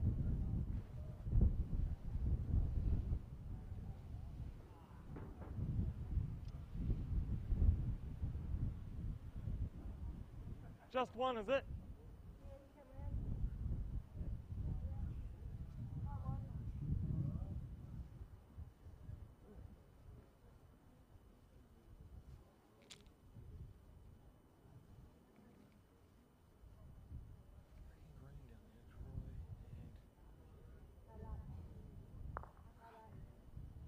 Right.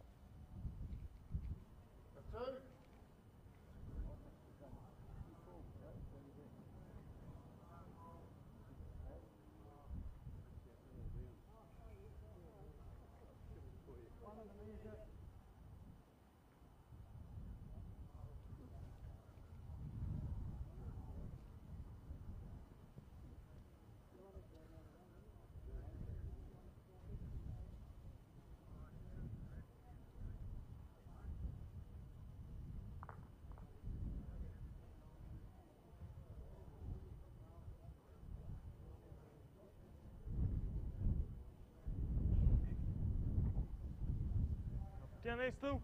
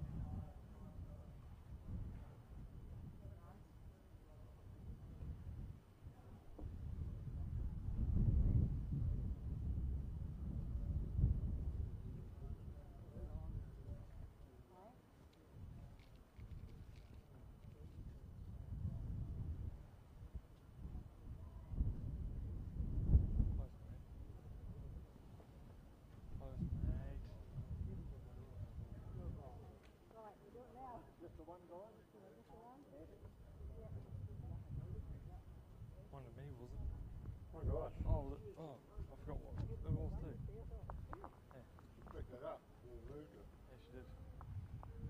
Who actually had it before that? We did. Oh, Yeah. okay. Only one.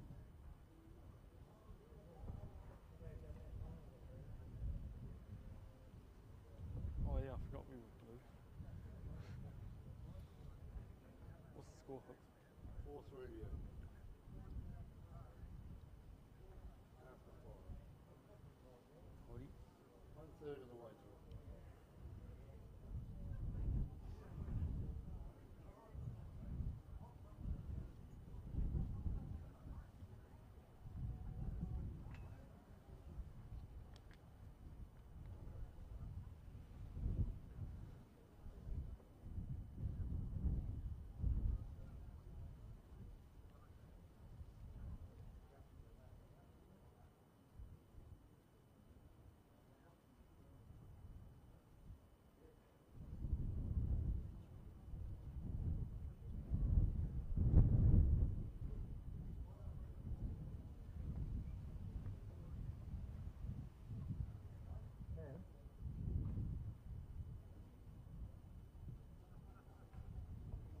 That's all. Good line.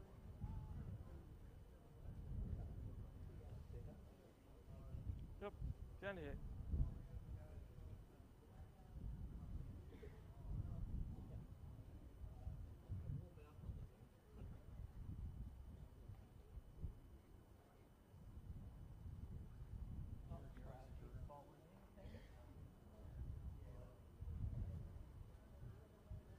They're very good there.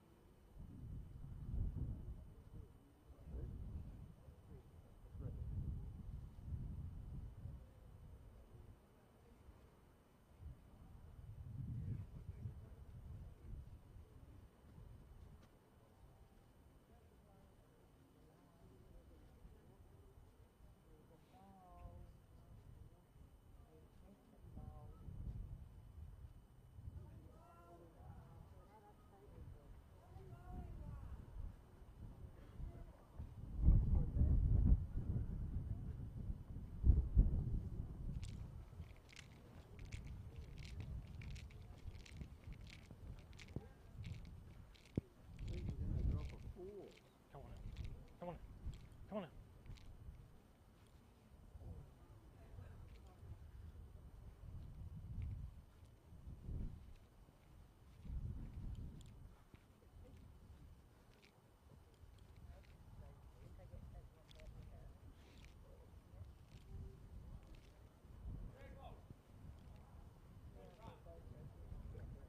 That, ladies and gentlemen, I think we have returned now properly. We've had a couple of technical issues over the last minute or two and probably missed some incredible ends by the looks of that. A three shots to Riley. Riley's team to go 7-3 up, but we have returned with commentary and happy to be so. Right, so Riley and Sally will now lead 3. 6 ends played. Yep. It was quite a stressful little break that we had there, Terry. You guys do amazing work in the background. It was very little to do with me and all to do with Tamara fixing it, so thank you, Tamara, for that. But, yep, commentary has returned and this game continues to be a good one. I suppose those who have us on mute wouldn't have noticed any difference here. Some were probably thankful for the commentary break. Let's not go too far. As we see a jack delivered by Sally Engi. Right to the 2 metre mark. That's Riley's a long, happy with this the is length. a long end they're playing here. Righto, down to hit. I've had a couple of long ones. Riley seemed happy with it, so he must be feeling like they're going pretty well. And there's Mike Kernahan walking in the background. Head coach of Bowls New Zealand. You're okay. The Bowls New Zealand High Performance team. Obviously also world champion. Won the World Fours in 2016, playing 2 for Ali Forsyth. And the last man to win a Commonwealth Games medal for New Zealand. Well, there you go. It's quite accomplished. Well, hopefully not the last man. No. The man who most recently has won a Commonwealth Games medal. It's probably a better way of putting that. Grammar is everything. You see Sally's first bowl just get caught out on that long end. Not being able to stay in bounds. Arthur managing it on his backhand side.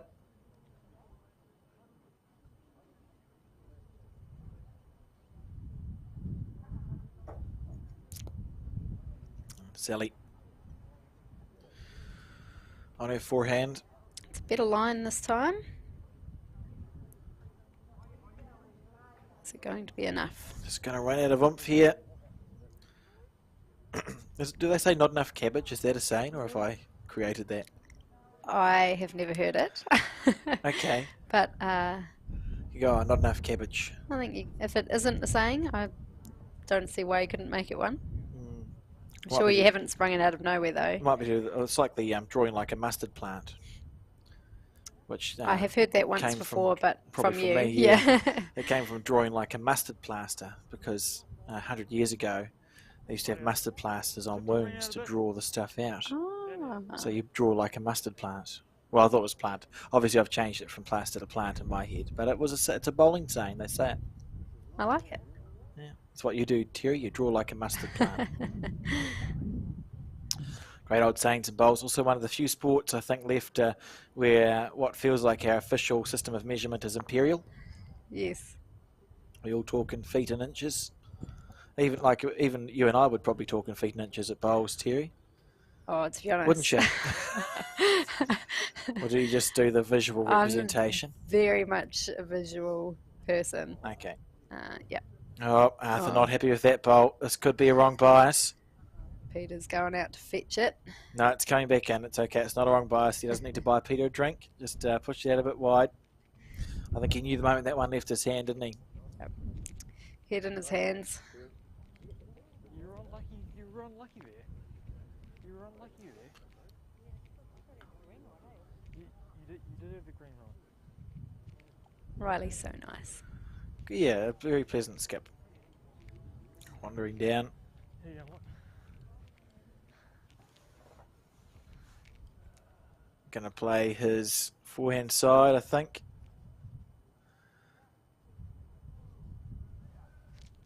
Yeah, nice delivery.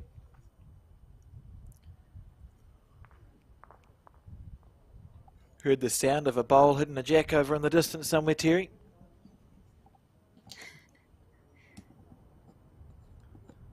And a good bowl there from Riley. Good shot. For shot, isn't He'll it? be happy with that. It's a good bowl to start with. You've got right weight.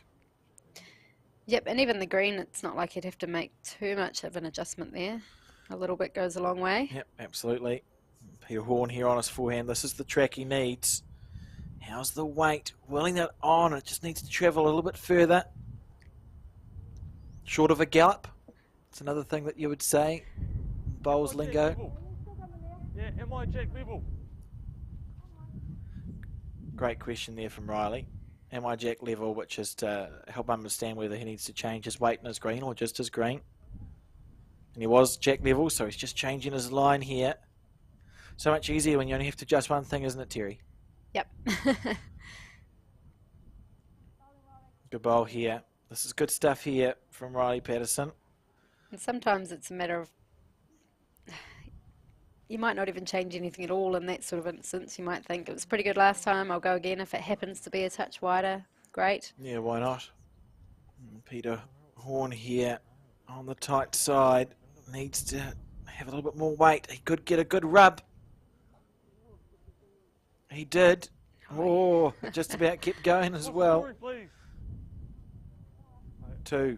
Sally's holding up a confident 2. Down there.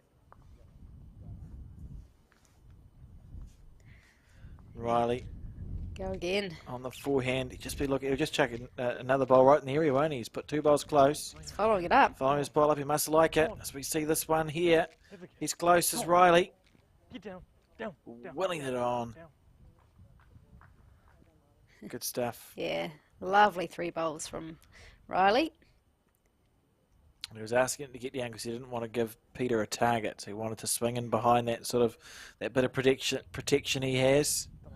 Peter here will need a bit of weight if he wants it to hold up on that line. Could he get another rub? No. Whatever you. Oh, I'm happy. Yeah. It's up to you. It's up to you, Silly.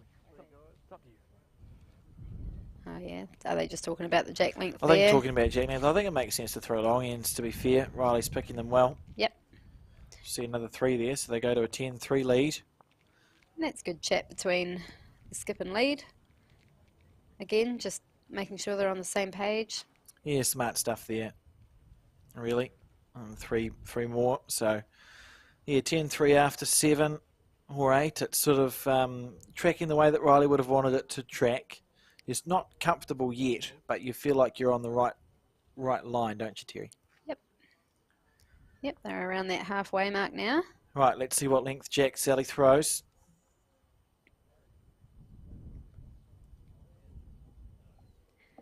How do you approach a 15 end game? Do you break it up into 3 sets of 5 ends? Or do you just take it end by end? I usually go 50-50. I sort of go the Okay. first 8 ends and the last 7 ends. So have a look to see how you're going after the first 8 ends. If you're in this situation, 10-3 up, you think, well, our game plan's about right, isn't it? You know, we've been got 7 points more than the opposition over 8. May as well keep it the same. If it's close, there's an opportunity then to think, well, could we get it better? And if you're losing, obviously, that's certainly time to make a change then. But usually I go first half and second half. Other people are different. How would you approach a 15 end game? I Right there. Good start. typically, it depends what headspace I'm in, but typically I'd break it up into 3 sets of 5. That's sort of my go. Anything over 12 ends probably. Well, yeah, 15 and over. Obviously, I'm thinking more indoor than anything, but yeah, anything over 15 ends, I'll typically split it into 3 Divided sections. into bits. Yep. Yeah. Sometimes that changes as the game goes along. Oh, what a good start there. Be happy with that. Yeah, so interestingly, the jack isn't full length. I'm not sure. Did Sully throw it there, or did It was overthrown and Right, pulled yeah. short. That makes sense. It could be the little change that Peter and Arthur need. Oh, for sure. And so far, Oh, Riley willing that bowl. He wanted that one to turn, didn't he? sure did. Well, we see Fair enough too. Arthur here On the forehand. on his forehand side.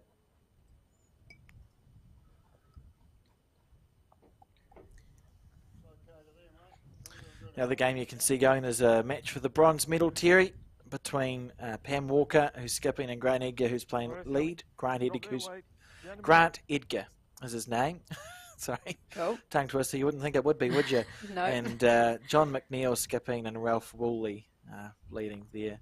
Pam Walker, of course, one of the more well-known Parajacks we have. She played on the Bolsbury 5 Parajack team went to the Com Games and also was in the recently successful Central Otago Women's Intercentre team, who won the National Open Women's Intercentre for the first time in their history a few weeks ago.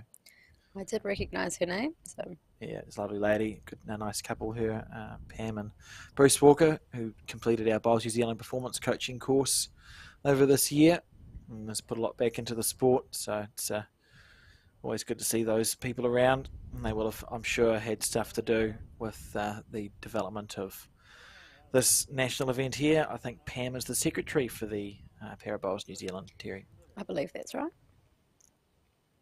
And a good head here. This better from the leads, a tighter head. Their bowl's sort of thereabouts, and I think probably because it's a shorter end and you've got less chance for the wind and the green to try and make your bowl do stuff that it doesn't, that it wants to do. I'd agree with that. Yeah, each skip here have a lot to work with. So it'll be a battle of the skips now. Riley has been picking those long ends, so can he adjust? And therein lies the question. We're about to find out. On his forehand side.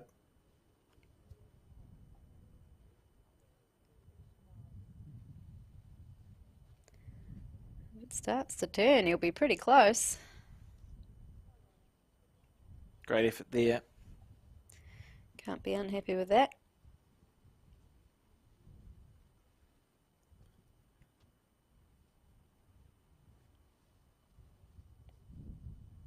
Peter Horn on his backhand side. Needs to hold. Or that works too. Yeah, just about perfect. It's not how I envisioned it, but could Sally's bowl still be holding, do you think? We've called a lot wrong today. Well, that's what is a bit stressful, isn't it? Because you never know. Ah, yes. Well, Sally's just told us. Oh. No, I'll play there. So Oh, no, she's telling.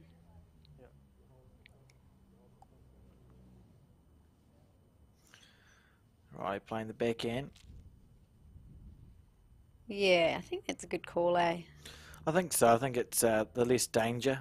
There's less to go wrong. Yes, Peter's bowl looks a lot, too inviting to just roll in. Oh, and look at this. Beautiful bowl there.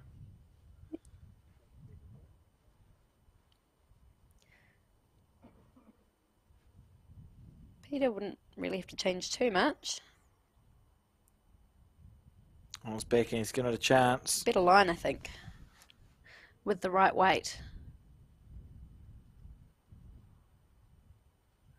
This is close here from Peter Horn. Well, he has to sit down. That's great stuff there from Peter. Great bowl.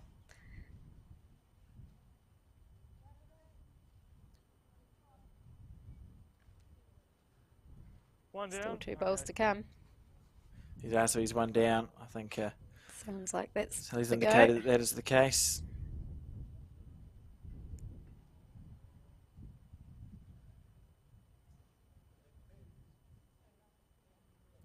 Ducking away on him here. That was beautiful weight. So we'll see Peter try and make a second, and I think we will see him instruct his lead that short ends are the call. Yes. Let's go and have a look at the head here. That shows a bit of experience as well, Terry. Yep. It's a good way to get a feel for how the head's sitting. As we know, it can look quite different.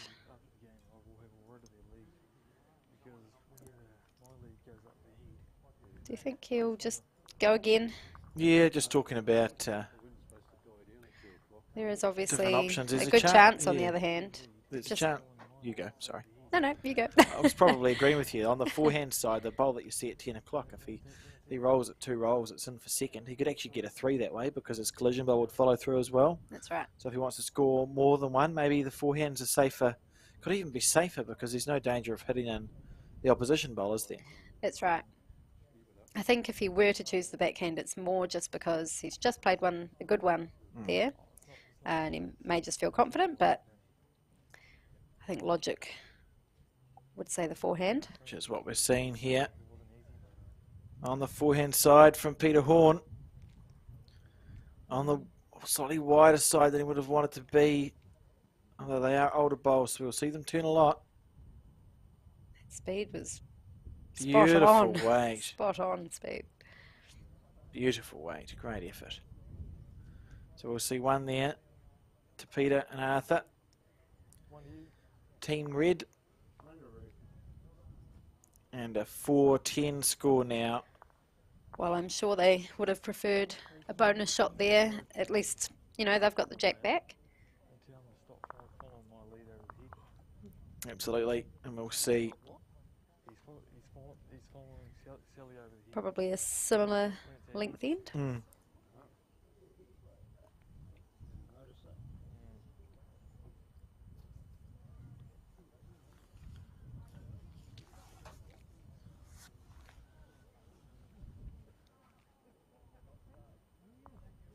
There we go. So we should see a short end here.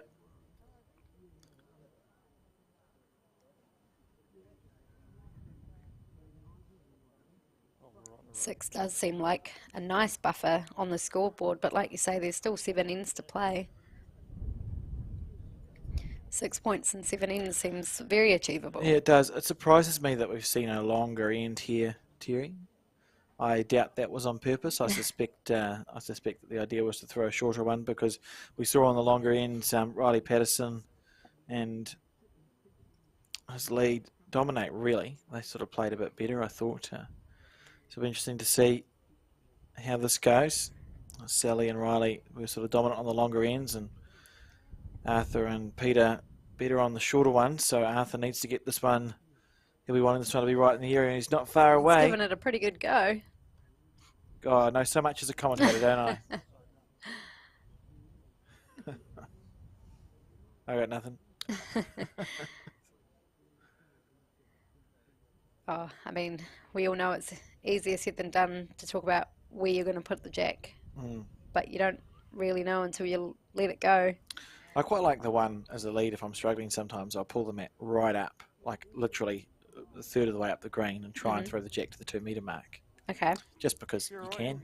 So that must be quite easy. You'd need to be quite good at throwing the jack. Yeah, I don't get it that often. Yeah, because Maybe it'd 1 either and be 3. too short or too long, Yeah, you right? have to get past the turn before the So a before very the small ditch. window. So you've got maybe a metre and a half to play with.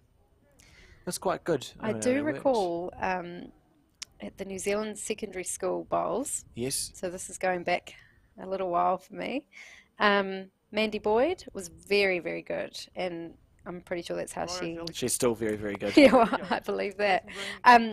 Yeah, she made it through the final and won the final, and she was incredible. She'd take the mat right up, throw the jack wherever it needed to go, and would just draw touches. And if need be, if there's any sign of trouble, she'd just drive it in the ditch. Boom. Yeah, it's incredible to watch. This is looking brilliant.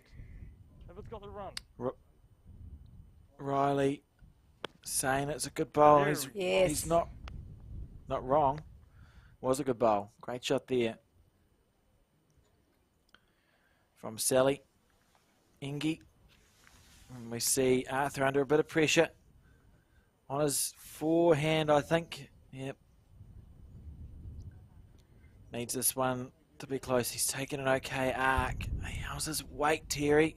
See, this is why the short ends, I think they would have preferred, to be honest. He started the game quite well, actually. You know, he was quite steady these last few ends. He just hasn't quite found his groove.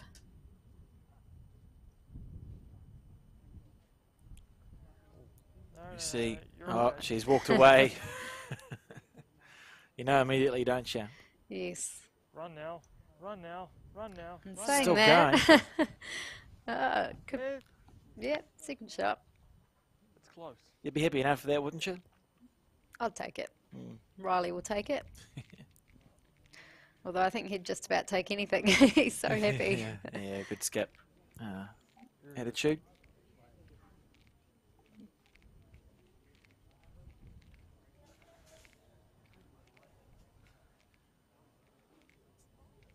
Really just having a chat.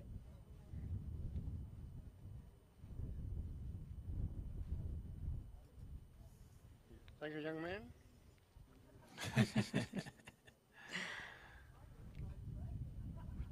Good from Peter. One of the great personalities in our sport.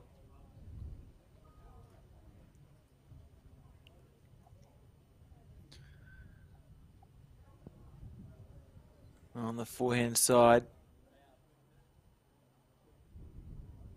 a good chance. You know, some of his other bowls have had the right path but have been pulling up. So it's probably not a bad first bowl. Yeah, it's lovely line, isn't it? Yeah. Sometimes it's easier to pull back your weight than add it on. And it's just a nice feeling knowing that you've given it a chance. Yeah, for sure. We see this one of Riley. It's a pretty good spot there. They do have a couple at the back, you never know.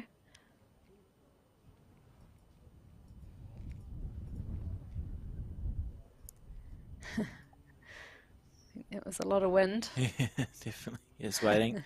Pam Walker's won her bronze medal match, by the way, Terry. 15-1. So Pam Walker and Grant Edgar claimed the bronze medal for these this pair of bowls New Zealand national pairs. Congratulations to them. Yeah, As we congratulations. see Peter Horn here, slightly overcorrecting. He's 2 down.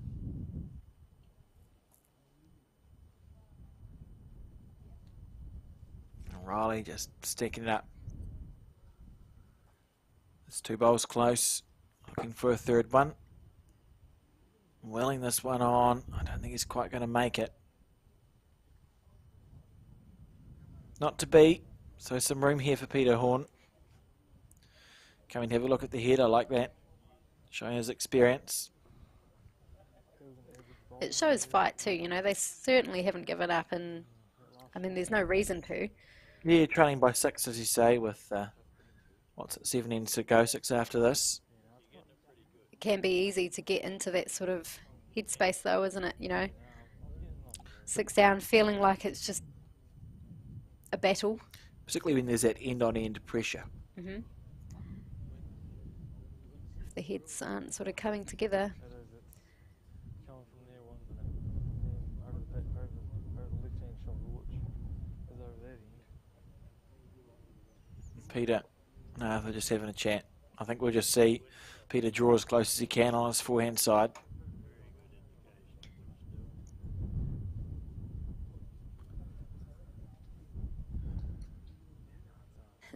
That wind is certainly... Yeah, it does make it challenging, quite buffety, so you can get, a bowl can just get robbed, you know, the wind, there's a little bit of a blow, and then the bowl disappears. Singing for the camera, are we? Singing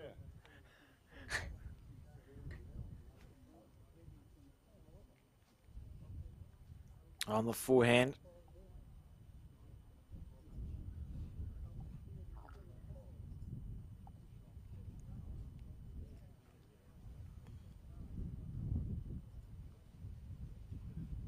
Depends on the speed here, I think. Oh, that no. there I was think a that was gust the of wind. wind. Yeah. That speed was great.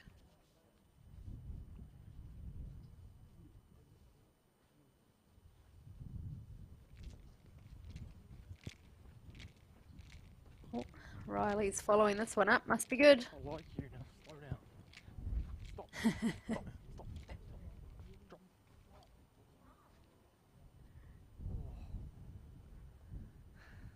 Oh, disappointed there. He certainly got his line well, though. Yeah, beautiful line. So he would have felt like it was half a chance. Just having a look for third shot now. 2, says the lollipop man. 12-4.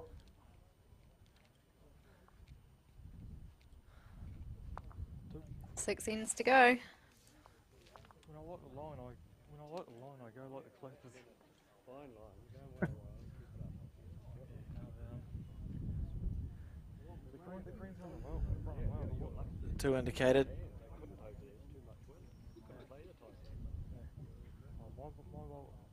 Your bowls are turning in. I'm lucky I can hold them up long now. Right, where's the jack going to go, Alex? Well, it should be long.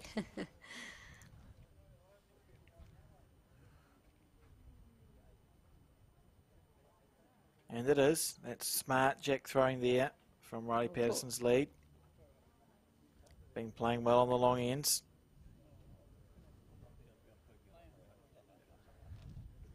And a 12-4 lead, you're getting into the comfort area now, aren't you? So it's about not relaxing too much, I suppose.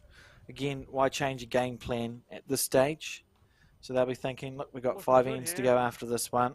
We've been going Looking okay. very Just good keep now. doing what we're doing and see what happens. Yeah, That's not the bad. one. Very good.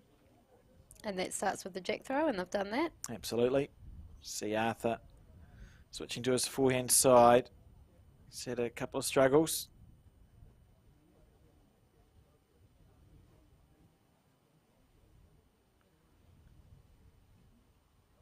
How we going? It's reasonable, I think, Terry. Down to his weight now. Still coming, Arthur. Still coming. Good try, mate. Good. Just over a metre. Righto. Just drop that meter off and you're good.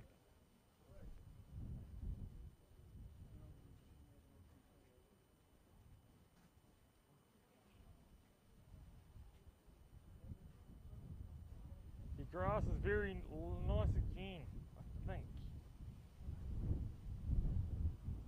Hold, hold, hold, hold, hold, hold. Hold, hold, hold, hold, hold. Very nice. Good there from Riley. Getting into this game. Sally's really found her rhythm, hasn't she? Absolutely.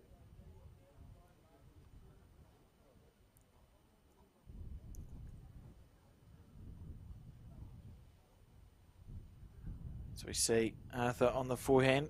Don't think he liked it out of the hand, but we'll see where it goes.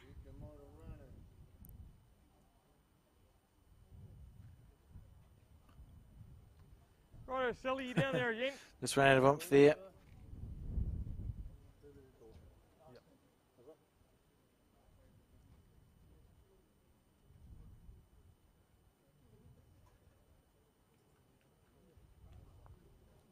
Come on, Sally, keep it running. Keep it coming. Come on. Come on. Run That down. looks lovely. Ooh. About that. Just about. Yeah, 200 metre. Certainly showed promise. Just lately bowls, eh?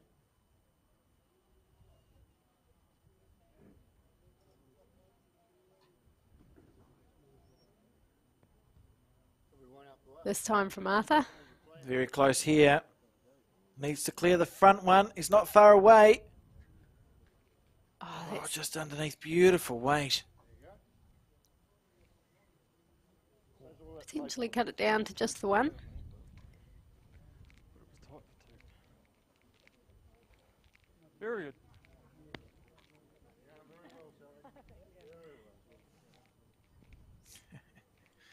Peter saying she's playing well too.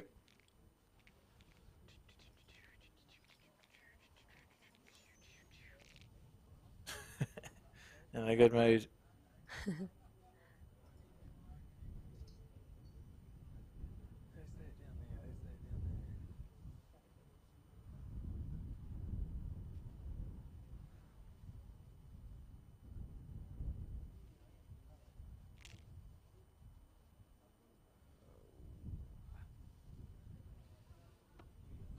Change my plan. Beefers, that one ducked away very early. Yeah, I think if we got caught a bit by the wind. Like obviously it wasn't heavy enough anyway, but the wind wouldn't have helped the situation. That's right.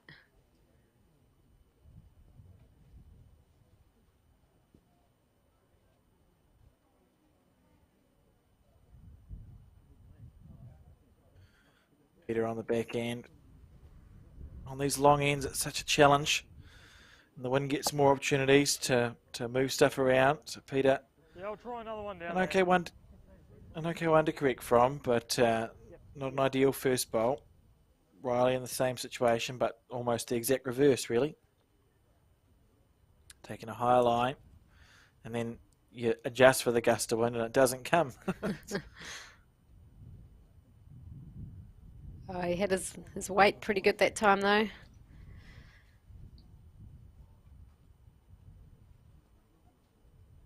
a fine line down there in between.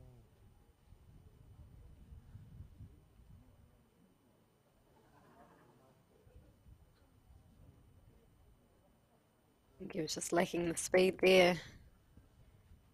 Right, I'm changing my hand. Yeah, good line. Down there. That's good from Riley. Yeah, he's not going to persist on something that's not working out for him. Changes the answer.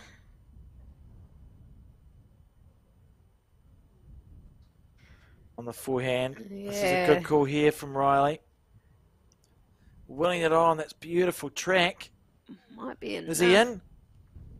Hard Oh, to he tell. sat down. He might have made it, Peter. Nice simple equation. Just needs, well, seems simple. Just trying to draw on his backhand. This one, I think he's going to turn too early here. Depends on If his he clears weight. the front, he's half a chance.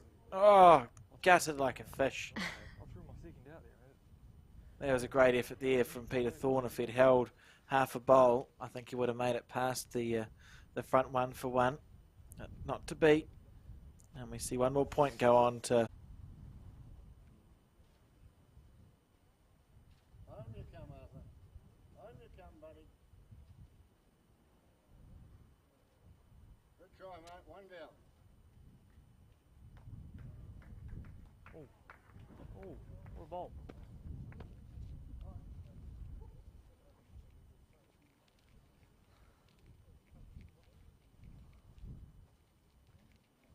Somebody hadn't done that trick shot. You would have had it. Great bowls. Yeah, great bowls.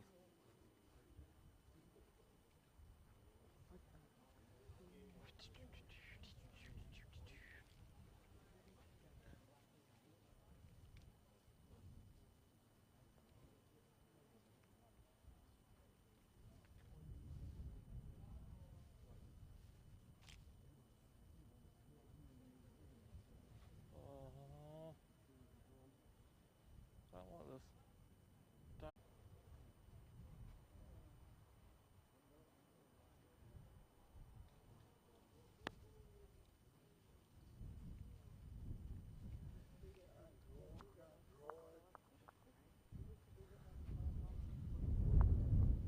Hope the bar's open. I did.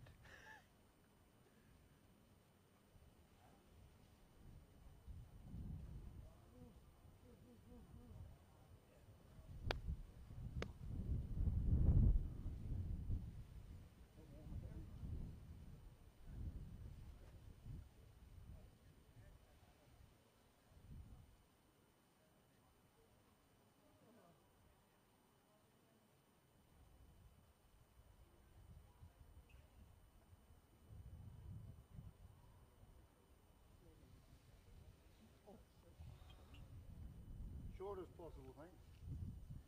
Take the mat back.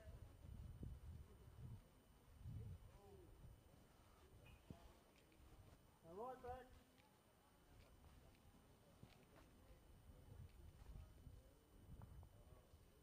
Right. Back from the blissful silence. Yep. And what happened in the meantime? Right. 1 point, 14-4.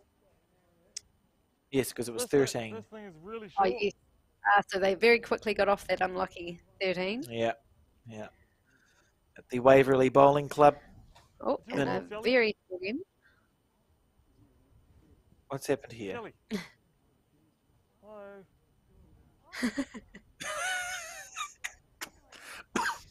Right, it's really short. It's What's the really weight? short. Draw down to me. Oh dear, that was very funny. Oh. Whew. All right, yeah, now we're back. 14-4 is the score, very short end. So here's an opportunity here I like this, you know. for Peter Horn. I think Yep, I like yep. this, He you thinks know. he likes it. Talk to it. Yeah. She's adapting really well to wherever the jack is. Shots here. I wonder if she overthrew it and Peter's brought it right up. Yeah, I think that's what happened. Mm.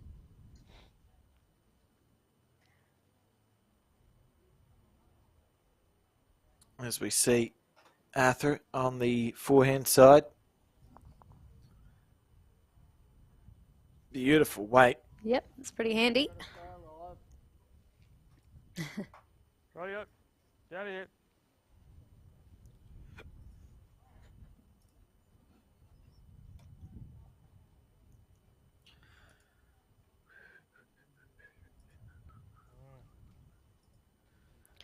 This round's one's good taken now. a different line. There it is. Yeah, good weight. Really, like you'd want it to be a little bit tighter, but one on and one behind's good. Yep. Suppose it stops like a backhand trail, really, or sort of reduces the chances of that being a good thing, as we see on the forehand.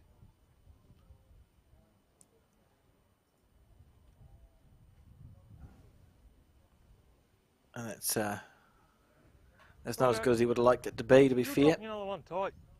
You played your Looking first like a one real well. challenge, I think, for Peter and Arthur to score those 10 points in the remaining ends, Terry. Yeah. Yeah.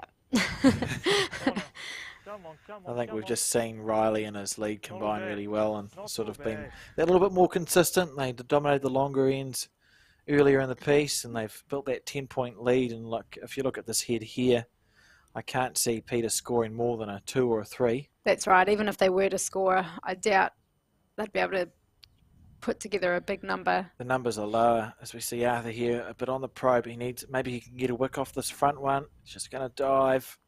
That's the weight. It's the weight for the dead draw, but under the line. So Riley's going to cross over, holding the shot. And I think we'll see him probably play his forehand backhand. Play his backhand. I think he's just going to try and break up that scoring area. Yeah, I only thought forehand because we saw him miss a couple on the backhand before and he said, I'm not getting this side. That was on a longer end though, so I That's wonder true. if he feels more confident on this length. Yeah, no, fair call. That works.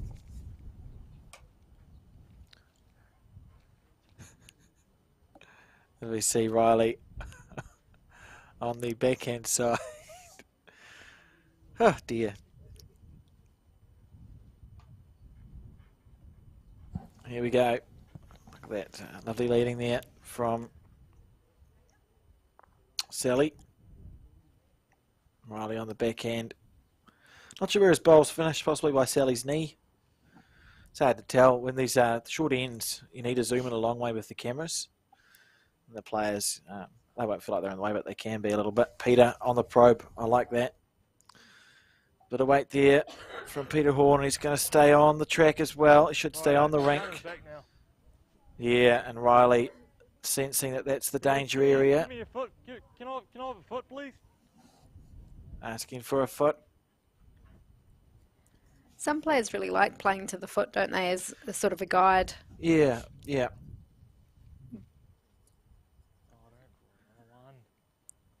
Not another one, he says. Drop. Not to be. Hasn't gone past. So we're just going to see Peter, I think, play with a bit of conviction here. A bit of weight from Peter. Here it He's on his comes. forehand. He's not far away here, folks. Needs it to hold just a little bit. Great effort there from Peter Horn. Put one.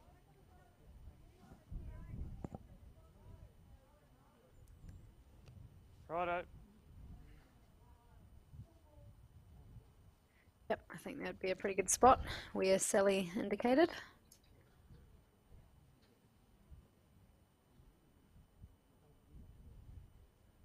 Oh. Oh. It's maybe all part of the plan. A smile from Sally.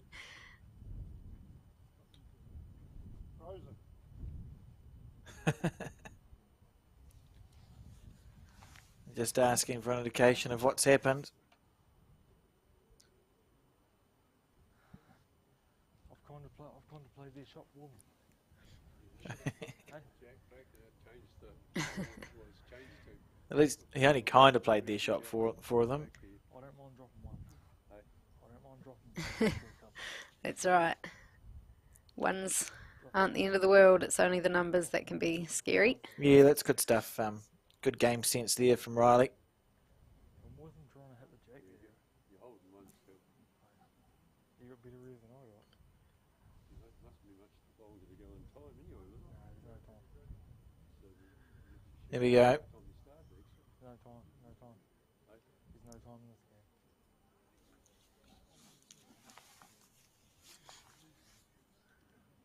Peter will just be looking if he's got one to draw one close-ish.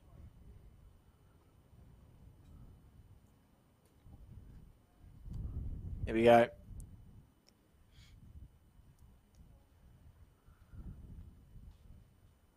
Having a nibble. Must be worth it. He's got close. he's got the jack. He's got it Yes! square. What a bowl there from Peter Horn. Trying to do a quick count up. Could that be 3? If that Absolute one stays alive. Bomb of a bowl.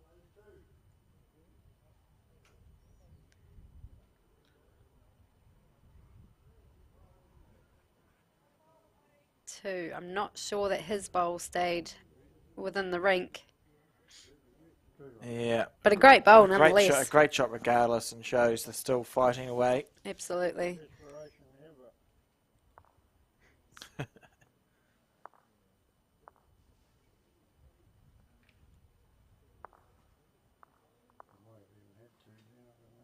So we've got 3 ends to go. That will be 8 the difference. 3 threes.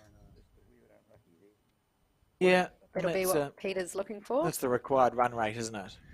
Yep, and that has been a tough ask, but you never know. Peter going, do whatever you want to do, Arthur. Often you say that to your lead, because it leads, it's the adage, the lead wins a game of pairs and the skip decides how much by. So often it comes down to just saying to your lead, look, you throw it where you think you're going to get 3 bowls as effective as you can, and we'll work from there.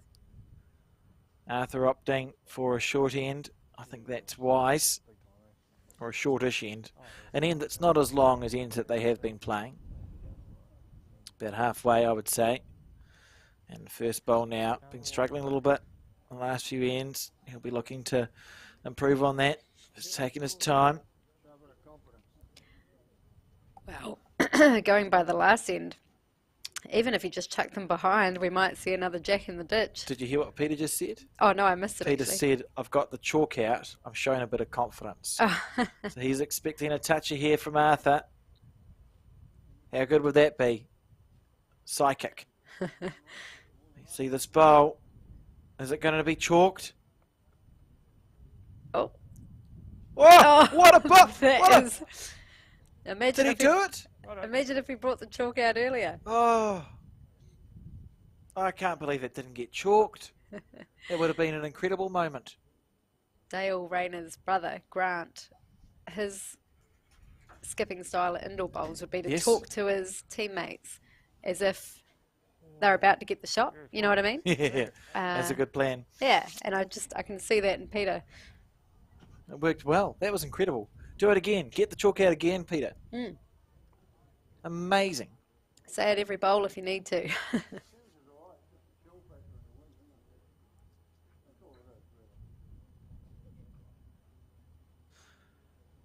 Here we go. Here we go. Arthur Brodie here. He wants that bit of chalk on his bowl. Oh, not to be. I Great effort. think with the right line, he would have been pretty close, though. I think so too. Certainly getting in the area. And Sally here on her forehand. Remember, they are winning 14-6 after 12 ends. So looking reasonable. For Peter, I suppose it's about being within 4 on the last end, isn't it? That's what he'll be wanting to do. Sort of in the back of your head, within 3 or 4 on the last end. Probably within 3. Yep. Arthur on the forehand.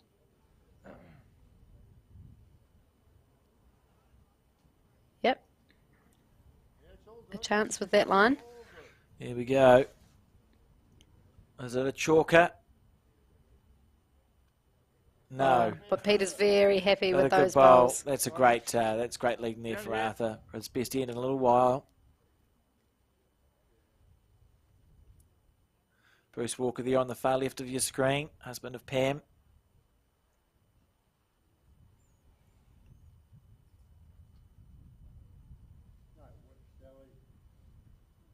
Pretty handy if it rests.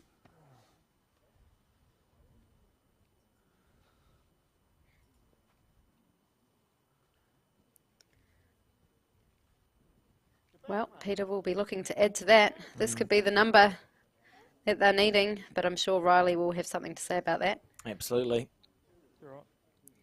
It's probably the most work Riley's had to do in a wee while. He's crossing over a couple down here.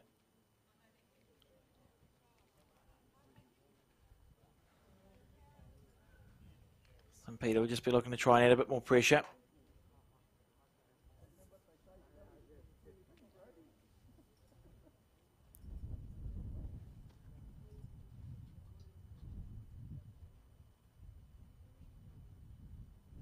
Not a million miles away. Hold past the Close bowl. here if he clears the front one. Oh, great effort. Not quite. One Do down you now. think they're... Yeah. Do you think their back one's still in the count? I think it still is in the count.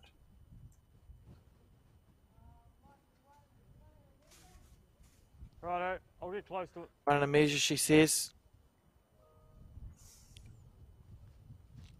Oh, no.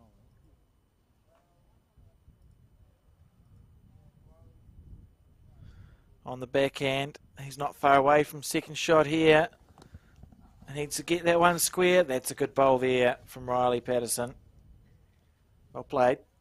Like he said an end or two ago, ones are okay. Absolutely. So he's got a good couple of second shots there now. Ultimately, you're increasing the number of points your opposition has to score per end, aren't you? If you can just put it down in once. And That's right. Well, Peter, he's played the this same one bowl. Square. 1, 2, 3, 4. 3 rolls. 4 might have been enough. Indicates the weight was pretty good, to be honest. Riley's just making sure it's still only the one again. Only one, righto. Big gust of wind.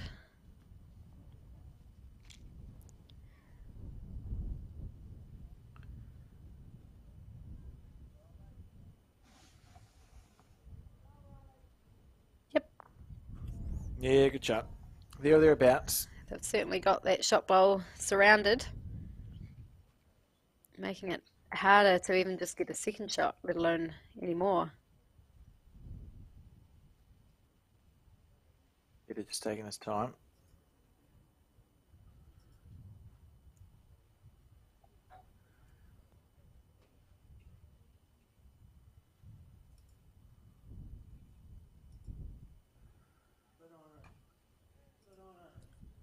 Needs it to sit. He's got it. Oh, he's got enough though. That's a great Unbelievable. effort. Great effort there, but I'm going to not play to a shot beat. down there. Hey?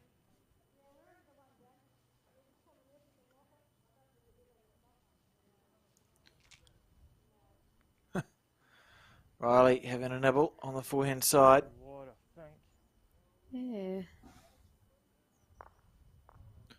Not entirely sure that that was wise. No, I was just thinking, you know, they were only the one down. It seemed like there was a little bit of risk involved, which, yeah, potentially they could be 2 down now. Yeah, I don't know what he was trying to play, but that's okay. Was he looking to be under those bowls maybe and just take out the shot bowl Yeah, clean? Even possibly. then, the jack could have Yeah. moved back for 2, so I suppose when you're 14-6 up and you might be getting a bit bored near the end of the game or something. No worries, but we're going to see Sally measure. Why'd you play that tighter?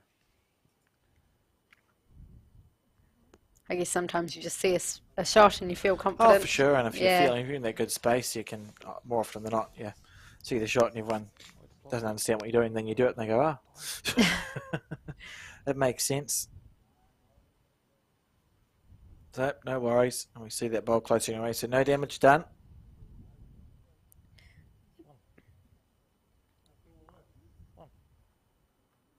And 1 to Peter Horn. So they're now within 7. After 12 ends. Sorry. After 13 ends.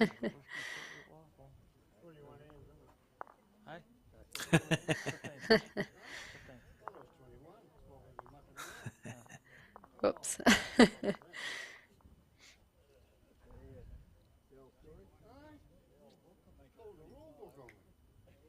Are you being serious? I can't work it out right now. I can't work it out right now. Are you being serious or not? Peter being quite funny. I actually can't work it out.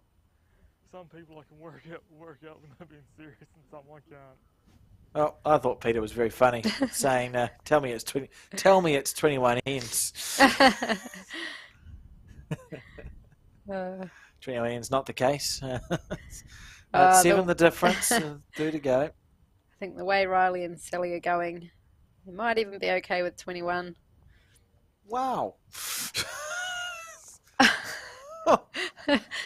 Okay, Terry, you go for that. That's okay. I think, I think Peter was just cracking a bit of a joke there. He's known for being a pretty funny man, so hoping for 21 ends, but not to beat. So you've got 2 ends to go, trailing by 7. What's the equation? You probably need a 4 this end and a 3 the next, don't you? That's the one.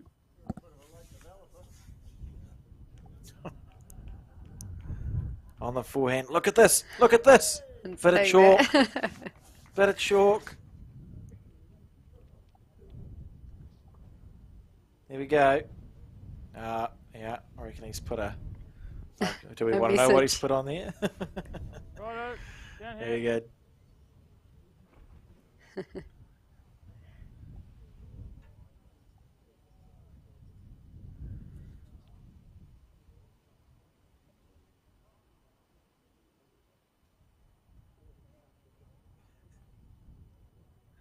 Very good. And Sally following him down on that forehand side. I think it's almost the kinder side of the rink, isn't it? If we had to reflect over this game. Yeah. Sort of, we seem to have lost less bowls on the club side hand than the other. Yes.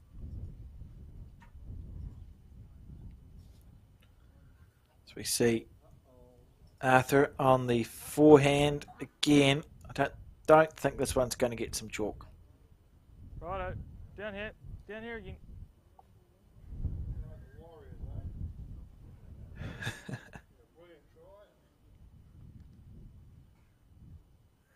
We see on the forehand side.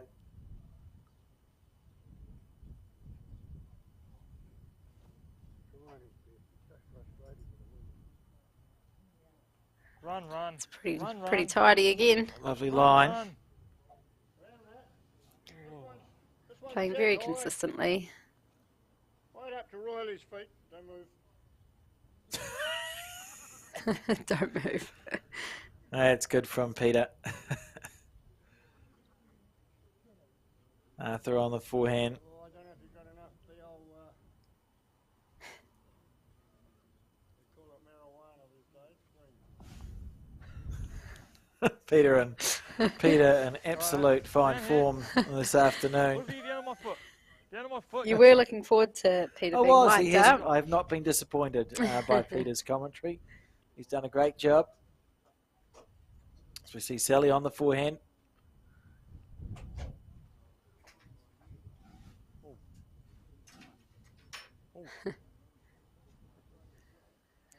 Yeah, it's good. Peter, Righto.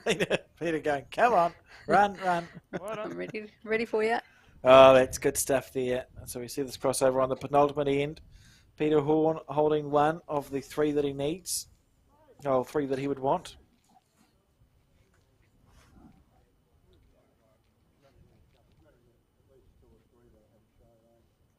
One's no good. Yeah, 1's no good. He says he's right.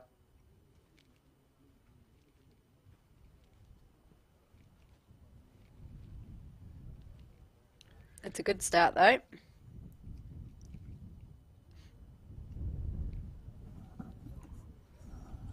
Peter on the forehand. I think we'll try and add a couple of bowls.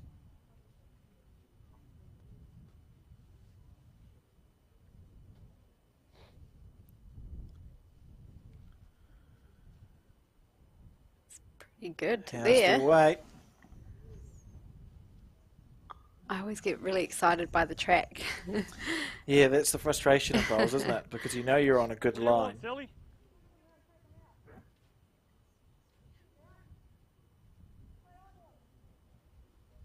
Righto, I wall with my first. First, there's that southern burr. I also like that righto. It's just a Righto. classic Kiwi terminology, isn't it? Oh, here we go. Riley here on the backhand. Here we go. He's not far away. Jack. Great bowl. Yes. Only needed his first. That was a good call from Sally. Great call. Great shot there from Riley, and I think this is probably the last end of this final, Terry. And it's been a great final too. I've enjoyed watching it. Riley and Sally certainly deserve to be in the position that they're in. They've played the better bowls with flashes of brilliance from Peter and Arthur in these conditions. Peter on the forehand, see how close he can get.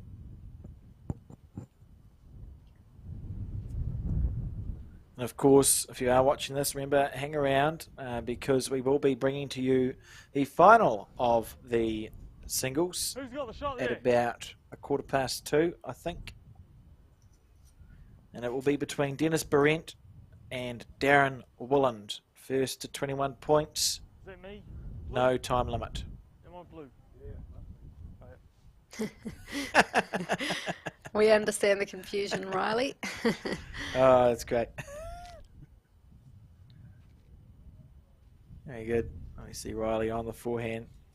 Oh, come on.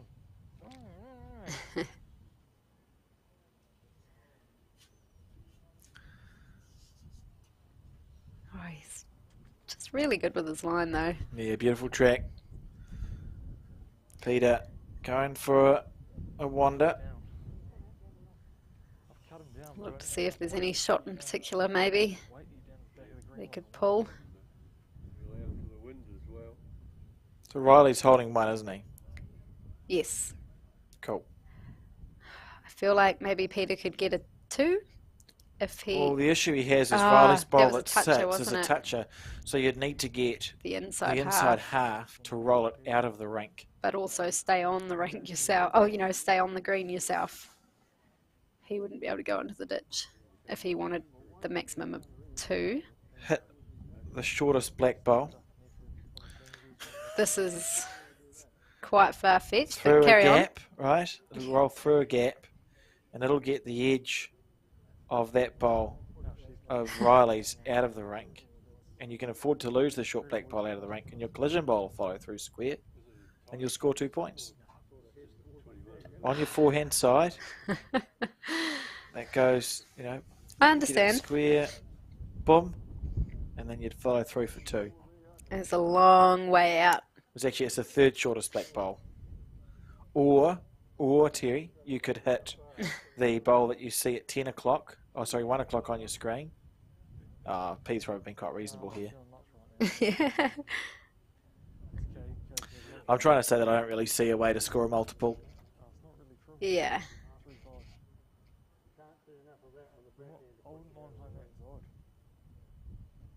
I like that they're giving this serious thought, though, Oh, we're talking about a national title. Exactly. We want to be within 6, so maybe Peter's gone, look, if we can be within 6 on the last end, at least we're a half a chance. Yep. Stranger things have happened, so we'll see Peter try and maybe even if he can roll that black bowl up a couple of rolls, his collision bowl will sit there. He could sit with 2, it's possible, on the draw, 2 or 3 rolls. We'll find out soon enough. As we see Mark Cameron, CEO of Bowls New Zealand, and Mike Kernahan walking to our right, just off the screen there. Good to see some representation from around the country, some interested spectators watching. And Peter Horn with what could be the last bowl of this national final for 2022 on his backhand, trying to get a counter. Trailing 14-7. He's on his backhand. Here we go. He's not far away. Needs to find He's a not gap. far away. Oh dear. Well, Oh, that was that right was a on. great effort, and I think that's it. We've seen it. Yep, the shaking of hands. We've seen it. And a great final that was, and congratulations to Riley Patterson and Sally Engi for Yes. winning this the 2022 Para Bowls New Zealand National Pairs title in convincing fashion. They deserve the win. Made a lovely combination. Yeah, it's been an enjoyable game. So our congratulations go to them. Yeah, thanks for watching with us, I suppose. Oh, that's great to see that emotion. Brilliant stuff. But stay tuned. We're going to go to lunch now. So there's going to be a lunch for about an hour. And we'll come back around 2:15 with the final of the singles. That was hard work, eh, Jesus? That was hard work.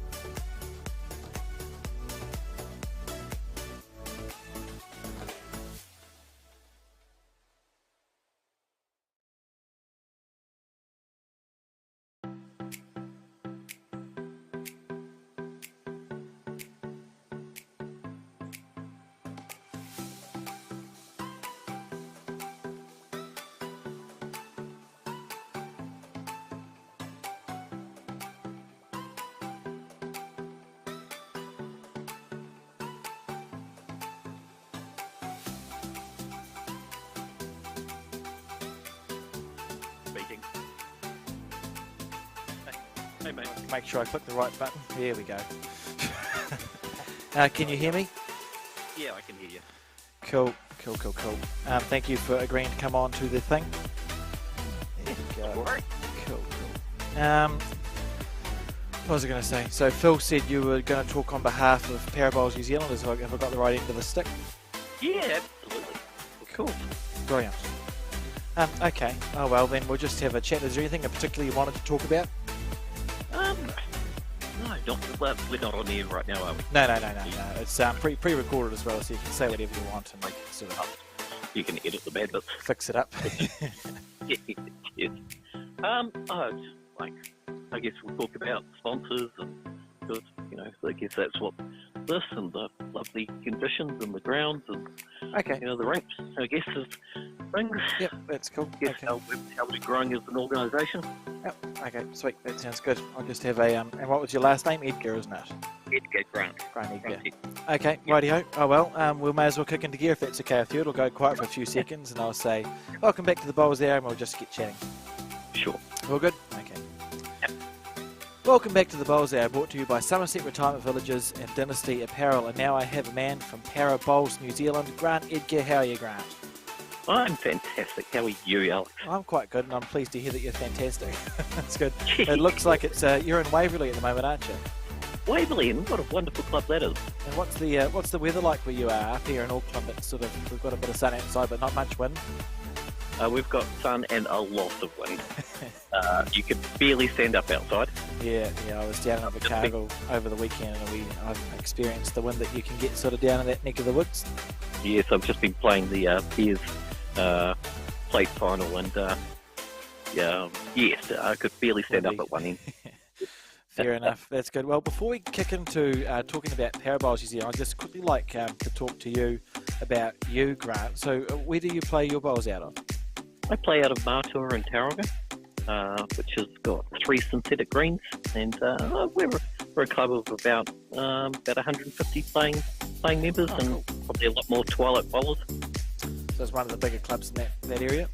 Yeah, definitely one of the bigger clubs. And what was it that got you into bowls? What was the starting point? Well, I played indoor bowls when I was a young kid, probably started when I was about 8 or 9 and sort of played through to my teenage years, and then sort of life got in the way, and after I sort of I'm a primary school teacher, and so I sort of taught for 20 years and then retired from that and thought, well, what else shall I do but bowl? Seems to be a great thing to do. So I went along to Twilight Bowls at Matua. One of my friends was playing, Frank Aldridge and Nicolette Aldridge, and I believe you had them on the Bowls Hour. Yes, that's right. So they got me along to Twilight Bowls, and I really loved it after that. I sort of found the bug, and away I went. Brilliant. And when you look back, how long ago was that, Grant? This is my 5th year now. 5th year, cool. So in the last 5 years, is there anything that pops out to you as something that you're really sort of proud of having achieved? Well, I've made the quarterfinals of the singles, of the disabled singles, which has been pretty amazing. I've picked up my junior singles this year from my club, so I was pretty happy with that. And I've qualified in a few rounds of our centre stuff, but sort of not gone any further. Oh, brilliant. So things are going along. Yeah, plenty of time to do more stuff, I suppose, as well. So, Parabowls New Zealand at the moment are having their first national event in 2 or 3 years, and you're a bit to do with them. I think you run the social media for them, don't you, Grant? I do. I run the Facebook page and trying to get the links up there from you guys. You're doing your YouTube channel, so I sort of bring that up there, and I try to get those lovely shots of us bowling as well. Yeah, excellent. Getting the message out there for people. So, can you talk to us a bit about what is Parabowls New Zealand? So, Parabowls New Zealand is an organisation specifically for disabled athletes, and we are classified into different classifications. So, I'm a B6, which B6, B7, and B6, B7, B8 are sort of more able to walk, basically. And your lower classifications, of course, are perhaps in wheelchairs. Okay, and so you come up against people sort of your ability. So, you'll be in a B6 or a B6 to 8 category, which you saw at the Commonwealth Games. And with Bruce Wakefield and Graham Scalloon, Pam Walker and Linda Bennett representing us, and so you get a chance to come to the Nationals and play them. That's brilliant. And how does your talk us through how your Nationals works? You're midway through at the moment of playing your Nationals at the moment. We're on the finals day. So how does your Nationals work for your Parabowls? So our Nationals are a little different to the Bowls New Zealand Nationals in that we run them over a week. On the Monday we play singles. So everybody sort of comes along and we play singles and we play 4 games. And then you need 3 to qualify, basically, and you're ranked. So you get ranked from there. So the top 8 play off, and then the bottom 8 are in the plate. And then on the Tuesday you play pairs, and the pairs are randomly drawn. So instead of coming along and having your own partner, you come along and you're drawn with somebody to play in there. Again, you play 3 games at a time over 15 ends. We did that yesterday. And then from there they find the top 4, and the top 4 play in a gold medal match and a bronze match. And then Wednesday you have the finals, which is for singles and pairs, and so you find the medalists. And then on Thursday we have 3-5, and again the teams are randomly drawn, and we play triples, 3-5 triples. What's the atmosphere like at the Nationals? Oh, it's hilarious. It's really good fun. I mean, because 3 or 4 bowls will go, 3 out of maybe every 4 will go where you want them, and sometimes people have some interesting deliveries, and there's lots of good jokes and lots of good fun. Yeah, that's good. We saw Peter Horn in the pairs final. I thought he was quite funny on a number of occasions. He's hilarious. He got the chalk out in preparation one end and was nearly proven right. Absolutely. Riley's good fun too. Yeah, for sure. So if we think about sort of what does the future look like for Parabowls New Zealand? Are you going to, for the Nationals and the events that you run, what's anything in the pipeline? Absolutely, yeah. So we're looking to run this every 2 years from sort of here on, so we can sort of grow it more and look for it, and sort of put teams internationally. So there is our disabled world champs, I guess, are in South Africa in 2024. So people will be looking to gear up for that. So really, we've got a lot of very good, very young bowlers coming through. We're in good spirits, really. That's good stuff. And I suppose, like with big events like this, they don't run without help. Are there any sponsors you want to give a shout out to? Yeah, I absolutely do. So the Invercargill Licensing Trust, ILT, has made this possible. We have, we're up in the hotel, the Escort Hotel. They've pretty much funded Waverley's beautiful indoor stadium here. They've given us a lot of money to really help us out. Wolland's Trust flew us all down here. I had about a 13-hour trip, but I got here. Bowls New Zealand, of course, live streaming, making our program. You, Alex, Erin, and Mark Cameron's been here. Big shout out to them. Wendy Sutherland from Waverley, she's just been an amazing organiser, doing all the scores, the live updates with Phil Hume. Those two have worked tirelessly this week, getting all the results together, making sure that all the people are in the right clubs. Waihopo, north end of Waverley, the clubs that we visited have just been immaculate, and the markers and the scorers and everybody have just been outstanding, because some of our members are unable to either get down to measure or need help getting up and off the greens and big world from one end to the other. So, they have been absolutely stunning, and not to mention the food. You can't go past the food. It's always good, particularly down south. Are you a fan of, do you like cheese rolls, Grant? Have you had any cheese rolls down there? Cheese rolls. We've had a lot of cheese rolls and a lot of mouse traps. They've been absolutely stunning. One of the better things about the South Island is the cheese roll, I reckon. Without trying to offend too many South Islanders, I'm sure there's other positives, but the cheese rolls for me top notch. That's good. Well, thanks for having a chat, Grant. I've got one more question for you. It's a bonus question, so it's really nothing to do with bowls. It never is. And last week we asked for people's favourite dunking biscuit. We got a consensus that the ginger nut was the best dunking biscuit. So this week I'm asking, what's your favourite companion biscuit with a cup of tea at like a bowling club? So you pour yourself a cup of tea. It's not a biscuit to dunk. What's your favourite companion biscuit just to have? Oh, it's got to be a Tim Tam. All day, every day. Yeah. And you can, bite the end off it and suck up the tea. And is it your classic Tim Tam that you're thinking, as opposed to just the absolute classic one? No, the heathenist caramel or whatever it is that they have nowadays. Yep. Brilliant. Absolutely. Oh well, thank you. That's a good response, and thanks for talking to us, Grant, and well done on your successes as well over the weekend. I see you came through on top in the plate, and I look forward to seeing you and your guys around many times to come. Absolutely. Thank you, Alex, for having me. It's been great. Cool. Cheers. Thanks, Grant. Bye. Bye.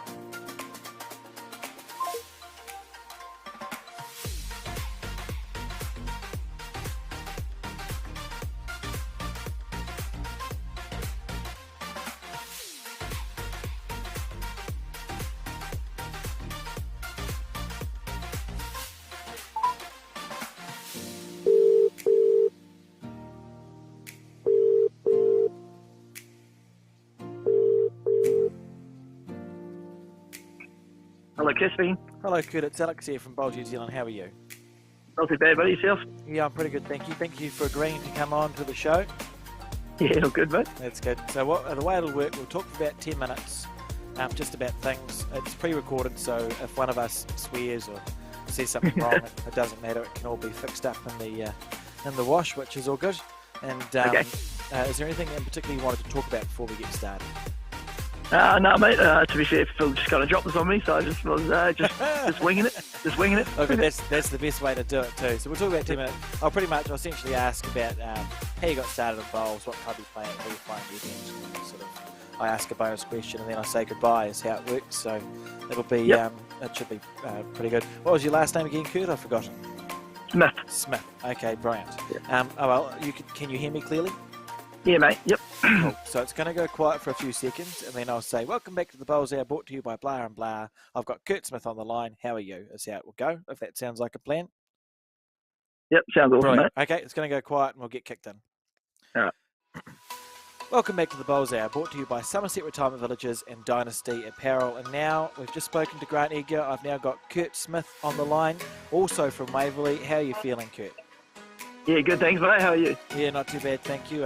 My understanding is you're a reasonably new bowler, so I'm going to start at the beginning and ask, what's your first recollection of the game of lawn bowls? When did you first come across it? Well, my best mate's been playing a lot longer than I had, and we'd be going out drinking in our younger days, and I'd be sleeping in and be getting dragged off the bowls. And one day he finally got me to come along to closing day at his bowling club, and had a bit of a roll up, and just got the bug like most of us do. Brilliant. So that was pretty much how I walked into the game, mate, and just never looked back. Sweet as. And where was that? That's at the Okura Bowling Club. And where's that? Taranaki. Brilliant. There we go. That's good. Just in case someone's as regionally apt as I am. That's cool. And so, how long ago did you start the game up, Kurt?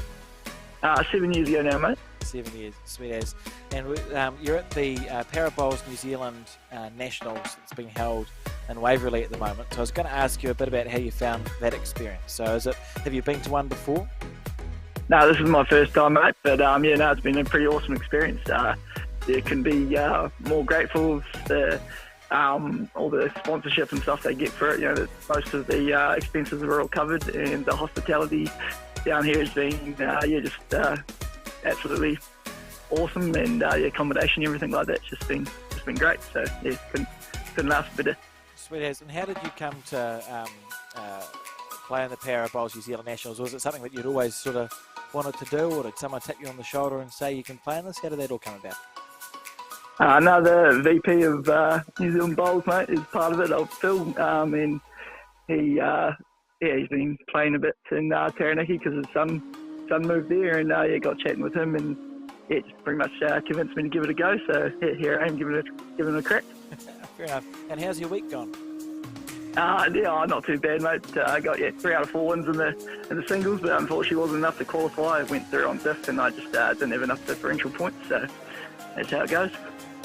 And what have you found the conditions like? I know I was in Invercargill, or I was in Southland over the weekend, and it was a bit, I'd call it a bit windy. How have the conditions been this week for you? No, we've been pretty sport, to be fair, as far as conditions, mate. It hasn't been bugger all wind, and the greens are playing well. So, I've been pretty lucky. So you got the better end of the stick than I did, is what you're saying? Yeah, pretty much, mate, yeah. I played at the North End club, and it's pretty showered there, and it didn't seem to affect it too much, as one hand was definitely wider than the other, but you get that, so that was good. That's not the end of the world, is it? Oh well, thanks for having a quick chat to us. It's been good to talk to you and Grant about the Parabowls New Zealand nationals and sort of all that bits and pieces. I've got a bonus question. It's got nothing to do with bowls. I always ask when I asked Grant before. So last week, to give you some context, our bonus question was, what's your favourite dipping biscuit? To which most people answered a Griffin's ginger nut. So my question this week is, what's your favourite sort of companion biscuit to a cup of tea or coffee at the bowling club? So it's not to dip. It's just to sort of have on the side. What's your favourite companion biscuit? If you had to pick one. Oh, mate, that's an impossible question for me to answer because I don't actually drink hot drinks, mate. So couldn't tell you. Do you have a favourite biscuit?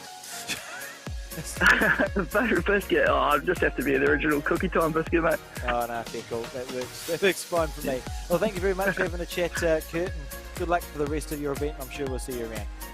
Awesome. Cheers, buddy. Cheers. Thank you. Bye.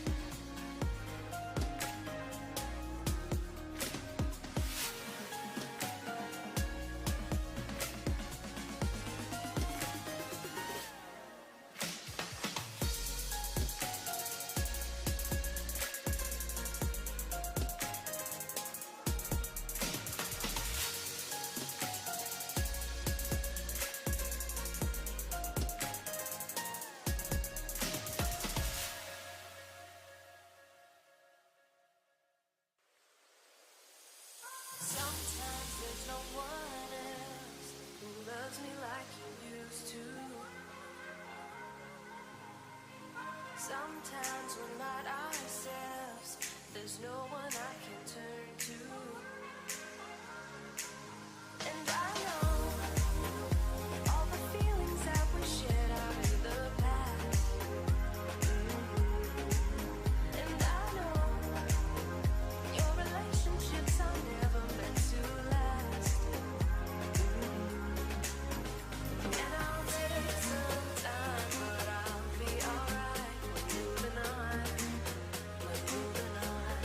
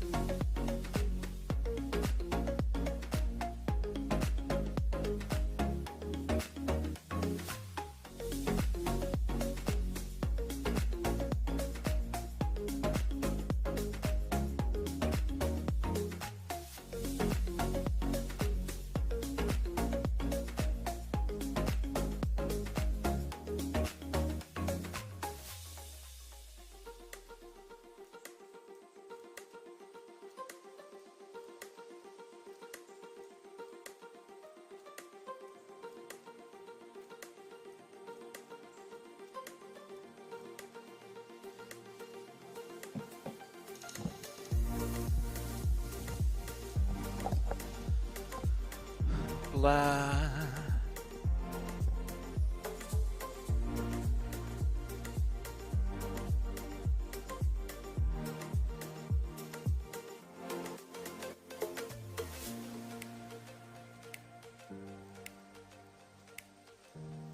Hello. Right.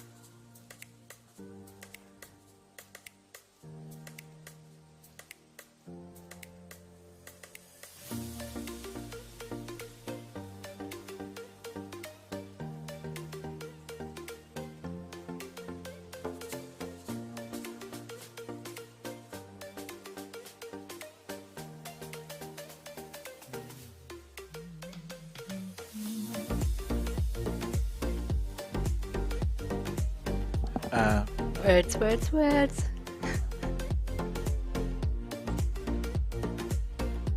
Words. Words.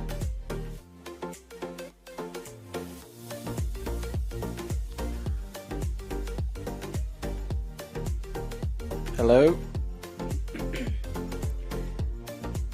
Can you hear us?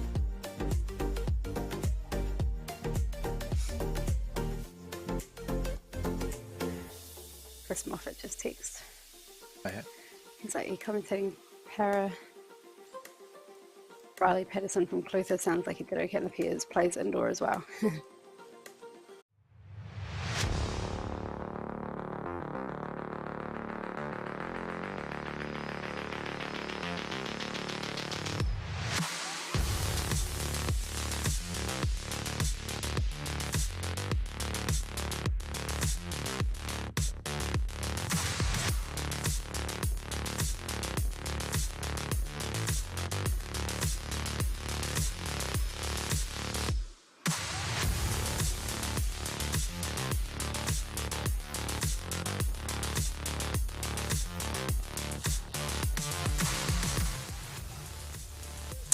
Hello and welcome to this, the final of the Para Bowls New Zealand singles between Darron Wolland and Dennis Behrent. I'm Alex Reid and I'm joined in the commentary booth by Terry Blackburn. How are you feeling after your day so far, Terry? We've seen some pretty good bowls.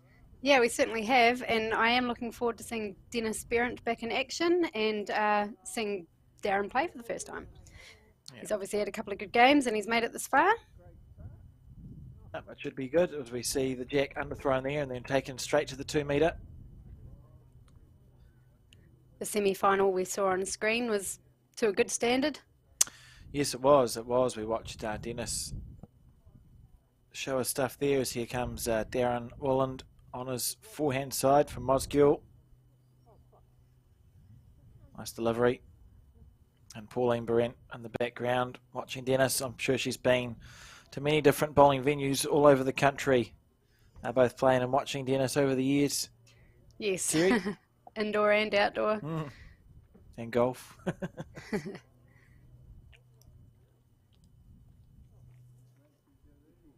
This is Dennis. Got the red all matching this time, Terry. Yep, that was the first thing I noticed. Makes it easy for us, for the viewers. Brilliant It's news. great. So this game, no time limit, 1st to 21. It's looking to be a pretty good start. A great start, in fact. Great bowl there from Dennis Behrent. He'll be happy with that. What do you think these guys did while they were waiting for their final? Oh, they would have had lunch. I don't know. It's an interesting wait for a national final, isn't it, Terry? I can now talk to that. It was very. I found it stressful. I didn't enjoy it at all. How did you find waiting to play in your national finals? Because there is a break sometimes, isn't there? The recent ones, which when I say recent, it probably has been a little while since I've made an indoor final. So I don't think I've had the wait. Okay. I did back in 2008, but I was so young. I did lots of walking as we had the semi-final go on. Or no, they might have played. Did they play the Masters final first? I don't know. I had a 45-minute wait before we played our final for the indoor bowls one. I just paced for 45 minutes. Got my steps in. I'd be the opposite. I'd be sitting down. lots of pacing, but certainly a nervous wait for any final. And this is a national championship they're after here, as we see Darron Wolland on his forehand side, looking to make a correction.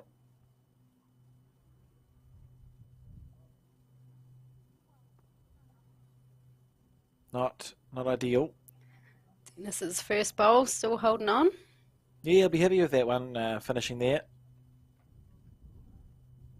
Sort of takes a little bit of pressure off for the ones that follow when you get your first one there. Yeah, for sure. I see him play his backhand side.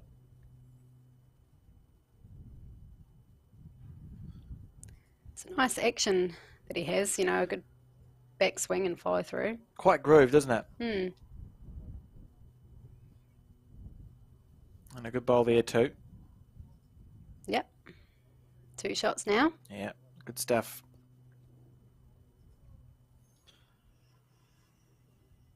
As we see Darron again on his forehand, just looking to make a correction. He's sort of been correcting with all 3 of his bowls so far. Doesn't look super duper pleased with that one either.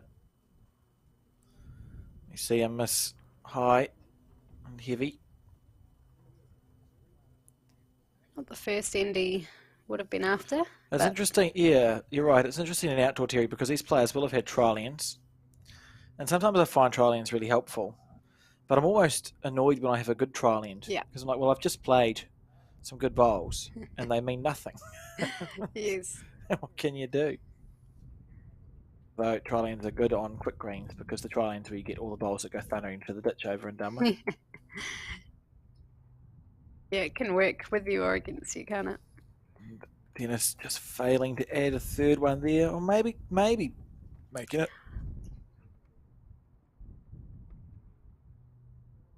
It's hard to tell from this angle.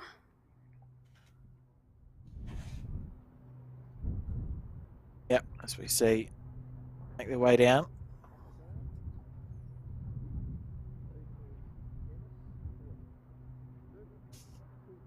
Two, says the lollipop man.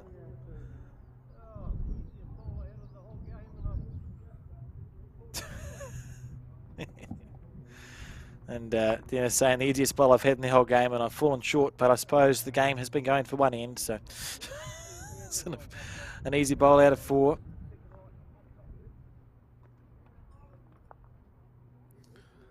We'll see. Next one done. So the race is set to 21 points, no time limit. They started 15 minutes ahead of schedule because they were ready to.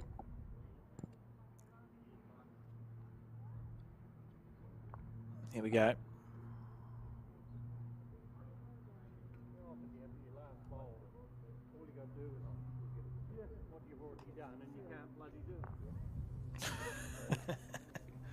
Some good commentary there from Dennis that I won't be repeating. What we did see in Dennis's semi-final was that he was favouring those long ends. Yes, we did see that. That was certainly a story of short ends versus long, wasn't it? Yeah, that's right. So he's obviously going to continue with that game plan. Why change a good thing? On his forehand side, so he's opting to play at the moment. That we decided it was a kind of hand in the pairs, didn't we, when we were watching? It looked like Les went wrong, and a good bowl there from Dennis Behrent to start off with.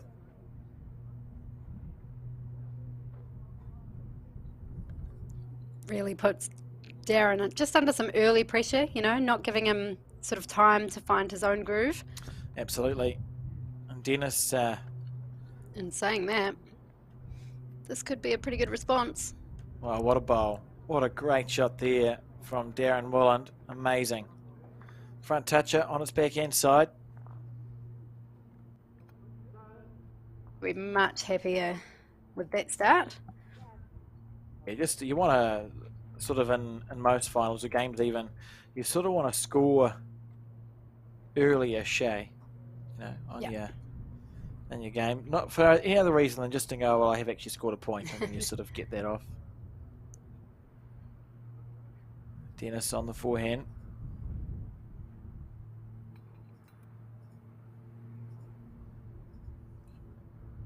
Fair effort here again. He's probably looking for, based on that weight, a reaching bowl, wasn't he? Bowl or jack? Yeah, I'd say so.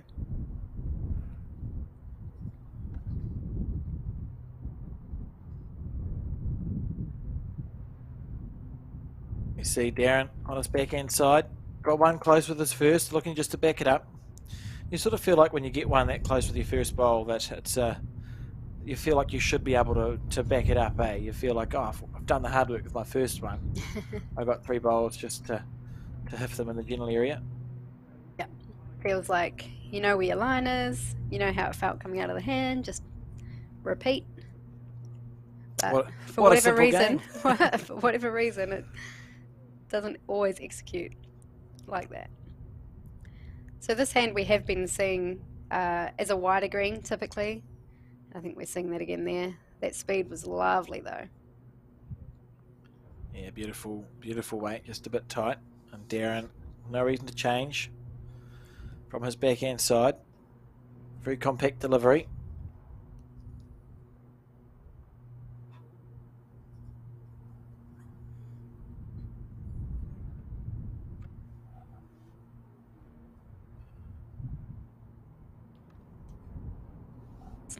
It's not a bad spot there.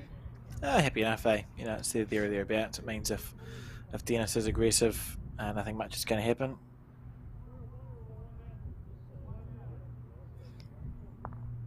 I imagine with the speed he had last time, he'll just be looking to adjust the line. He's played with a bit more. Well, no, I think he just let it go ugly, to be honest. Yeah, he wasn't happy with He that said no from the when he let it get-go. go. Yeah. Also, you can see some other bowls happening sort of in the distance or to the right. That's one of them will be a game between Mark Spencer from the Gonville Castlecliff Bowling Club, who's playing Wayne Cowley from St John's Club Wanganui. Excuse me, in the final of the plate singles. So that's the second 8, based off the qualifying, and then Chen, Naude, and Riley Patterson are playing off of the bronze medal over on rink 4, taking a leaf out of the sort of most other sports play off for 3rd and 4th. Terry curling does it, plays off for a bronze medal, and having known, well, you know a couple of curlers as well. Tessa Farley, well-known outdoor bowler, played curling for New Zealand, has just taken up the indoor game. Was telling me that she quite likes playing off for 3rd place because you feel like you've earned your bronze medal instead of it just being the deflation after having lost a semi-final. You can get up for another I can game. understand that. Yeah, it makes sense enough to me. That's what's going on the other rinks anyway, if anyone was wondering. Obviously, a lot of our ladies, well, all of our ladies came away with a bronze from the Commonwealth Games. Yes. And that was quite exciting. You know, sure, like you say, they had the deflation of losing the semi-final, but they were finishing on a high note with a win. Oh, for sure. For a medal. Absolutely, and having to win that game to get up for the medal. That's right. That was good stuff. I was very pleased. And that game, the score 1-2 on that race to 21. Darron didn't have he had a forgettable end coming this way on the first end, didn't he?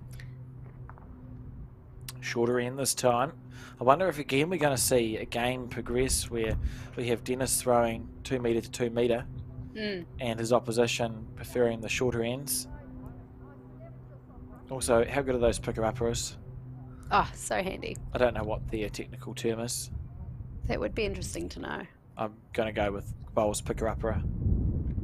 Okay. I think it works. And we see him, he's lost his bowl wide there again. I would be unsurprised if we saw Darron change tack coming in this direction and switch to his backhand. Just indicating that that bowl's out of play because although it finished on the green, it was outside of the rink markers. So that bowl out of play. And Dennis Behrent here on his backhand, looking to make a good start. Very colour coordinated, Dennis. I'm impressed. Do you think that's a deliberate move or just coincidence? I don't know, to be honest. I think I've probably accidentally been colour coordinated before. Good bowl there from Dennis. He's really doing well this early in the piece. Yeah, just steady bowls. I know I've never played Dennis in outdoor bowls, but having come across him in indoor, he is steady, like you say, always around the target and quite relentless, Dennis. which is hard to play. This is Yes. just, Yeah. just always there or thereabouts. And a great correction here from Darron Wolland. Brilliant correction. He should be holding the shot there, I think. Yep. He certainly knows how to respond when he needs to.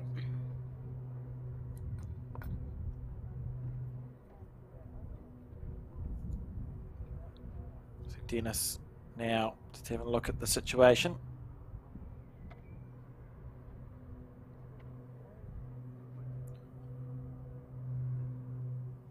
Opting to play his backhand side by the looks.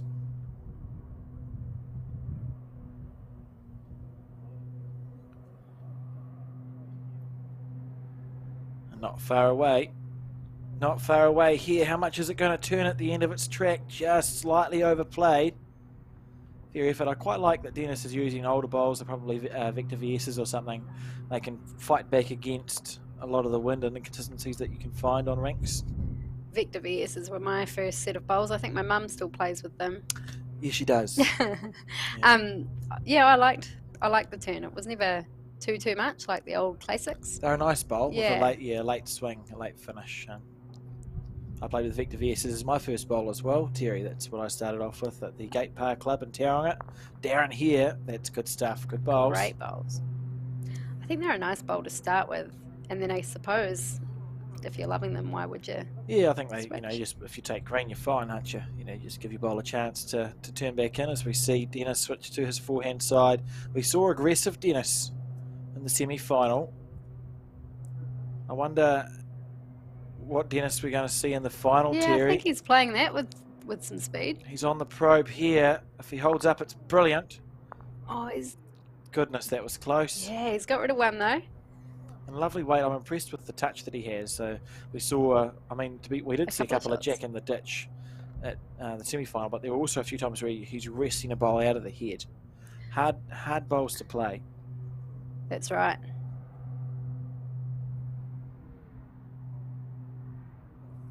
Dennis classified as a B6 and from the Vogeltown Bowling Club. Run 12 marathons, one in under 3 hours before his condition worsened to Dennis, Wow. which I think speaks to the determination that is common in this entire para community anyway. Oh, for sure. I mean, I've had many a Incredible. conversation with Dennis, and yeah, he's just incredible to talk to. I love his perspective on life. And yeah, just judging by his outdoor standards and indoor standards, and obviously golf before that, it just doesn't surprise me that he's had, marathons before that. Yeah, absolutely. Darron here holding one. He's got he doesn't have an opportunity. He had two. I forgot that he'd lost his first ball off the rink. So one there to Darron, and we see 2-2 now in this race to 21 points.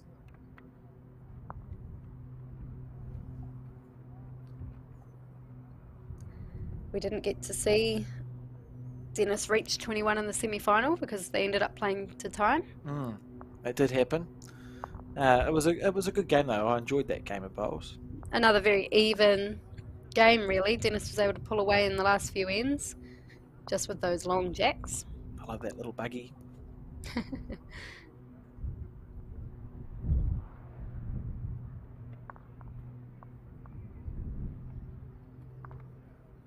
So 2-2. Darron just taking his time.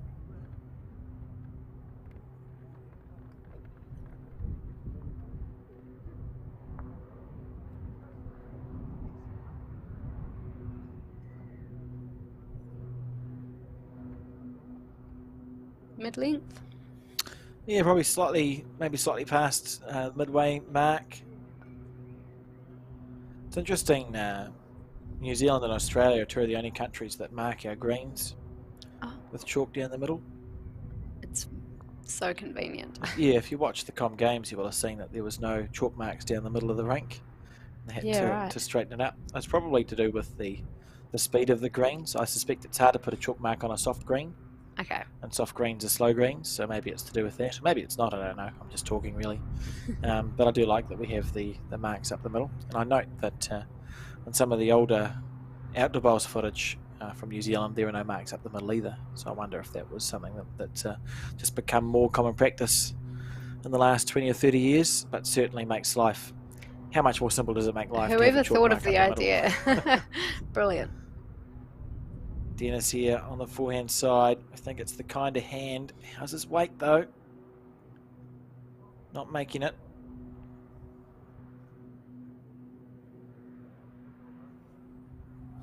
So Darron opting to stay on the back end. It'll be interesting because it will almost look like that last ball off Dennis is in his line. It was short.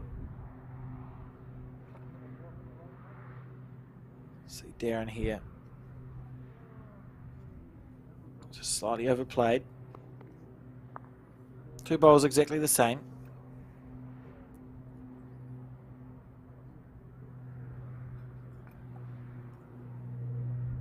Dennis will be hoping his second one is not exactly the same. That's true. On the forehand. How much is it going to come in? Well, that's the question, and we do know they're older bowls. Slightly overplayed there. That's one of the looser. It's the loosest end we've seen so far in this game. Note that wind is certainly right up and about. That doesn't make life easy. Darron will just be looking to make a correction here. Either side of that front bowl with good weight is close. Not through it though. That's I've done that many times as a player. Gutting. Because you know if you hit the opposition's bowl near the jack, your bowl would have finished near the jack if you had missed it. Yes. And also in relation to the green, the bowl is quite a small target, right? So you've done well if you've hit it. Yeah, if you're playing for it, it's brilliant. When you're not, certainly a bit upsetting. And Dennis looking to pounce he's here. really punishing him here. Good stuff from Dennis Behrent. Great stuff. Sitting with two.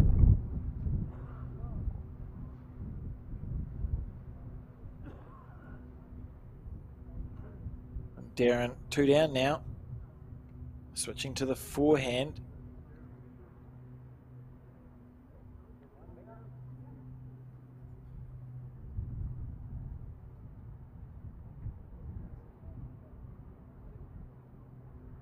Depends on the speed. Overplayed that one, so here's a really good opportunity for Dennis early in this game to pick up a bundle. Yep, just the same bowl like we talked about before, right, Alex? Mm-hmm. Easy peasy. There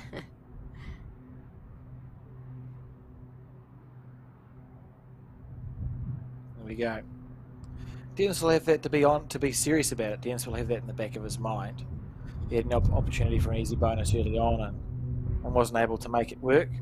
He'll be thinking, look, this time, make sure that you make it. It's on the right path so long as he's got the speed to carry him.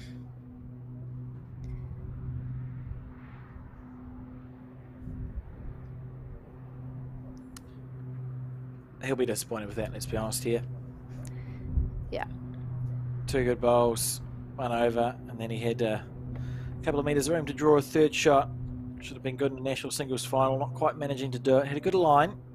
And it's interesting, isn't it? Because even though Dennis is scoring two, there will be like a psychological difference with missing that bonus shot, and then for Darron thinking, phew, that could have been three, I'm now happy with two. Yeah.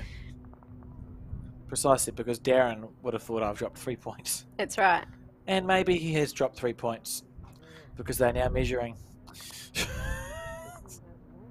We've had a really bad run, Terry, with our understanding of who's holding how many shots. Well. We'll wait and see. That's right.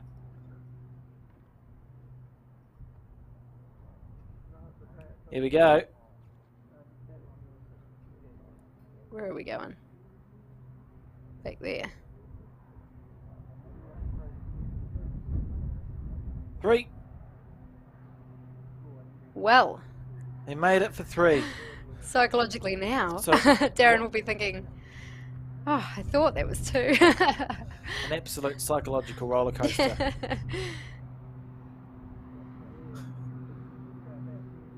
So 3 points there. That's a good thing from Dennis. He'll be wanting to back it up now and score points 2 ends in a row. I'm thinking we're going to get a long jack here. I agree.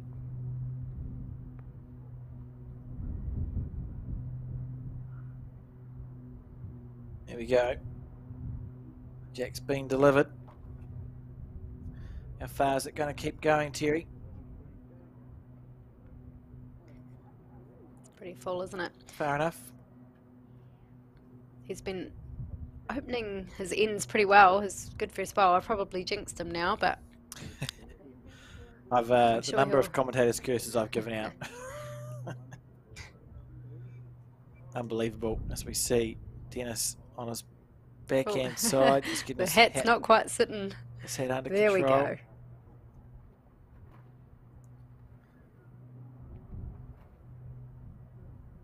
Lovely. It is a lovely delivery. Very smooth. Yeah, that looked good out of the hand, I must say. We'll see where it ends up, of course. Good shot. Very good shot there from Dennis. I'm not going to say that that was a commentator's curse. I feel like that's handy enough. Yeah, it's good enough. You're happy with that as a first bowl. It's not doesn't need much correction really, That's left, right. right or centre to be good. Darron switching hands like we thought he might, coming in this direction.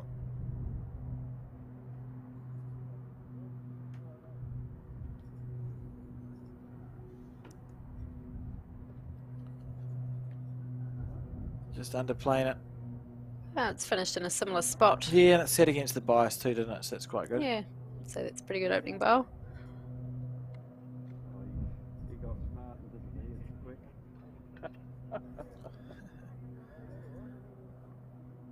You see Dennis now on the back end.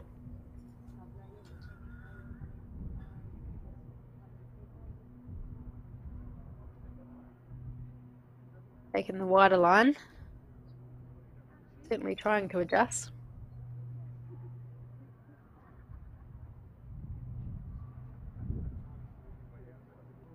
Not horrible.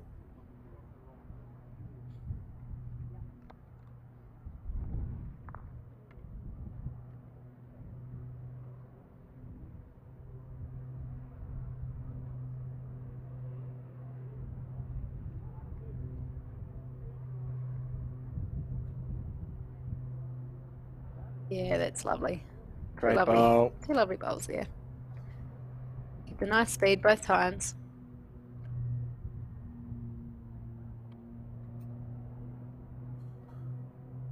See Dennis now looking to, I wonder what's going through his mind. Yeah, he's in a national singles final. He's 5-2 up. So obviously it's a challenging-ish rink. You really want this third bowl to be effective, don't you?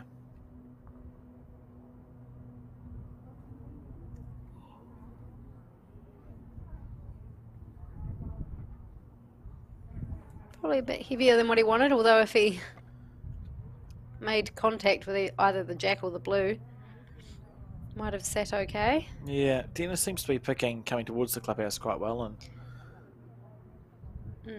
Darron, although he has lost a couple of bowls, has scored more coming in this direction, do you think? Yeah. Sort of hard to tell.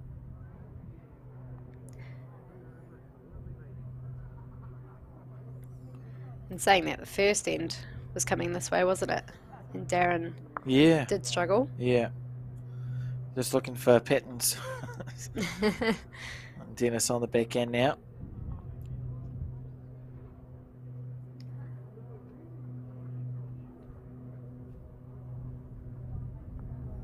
If that runs on, He's got the right line. this could become the shot. Agonisingly short there.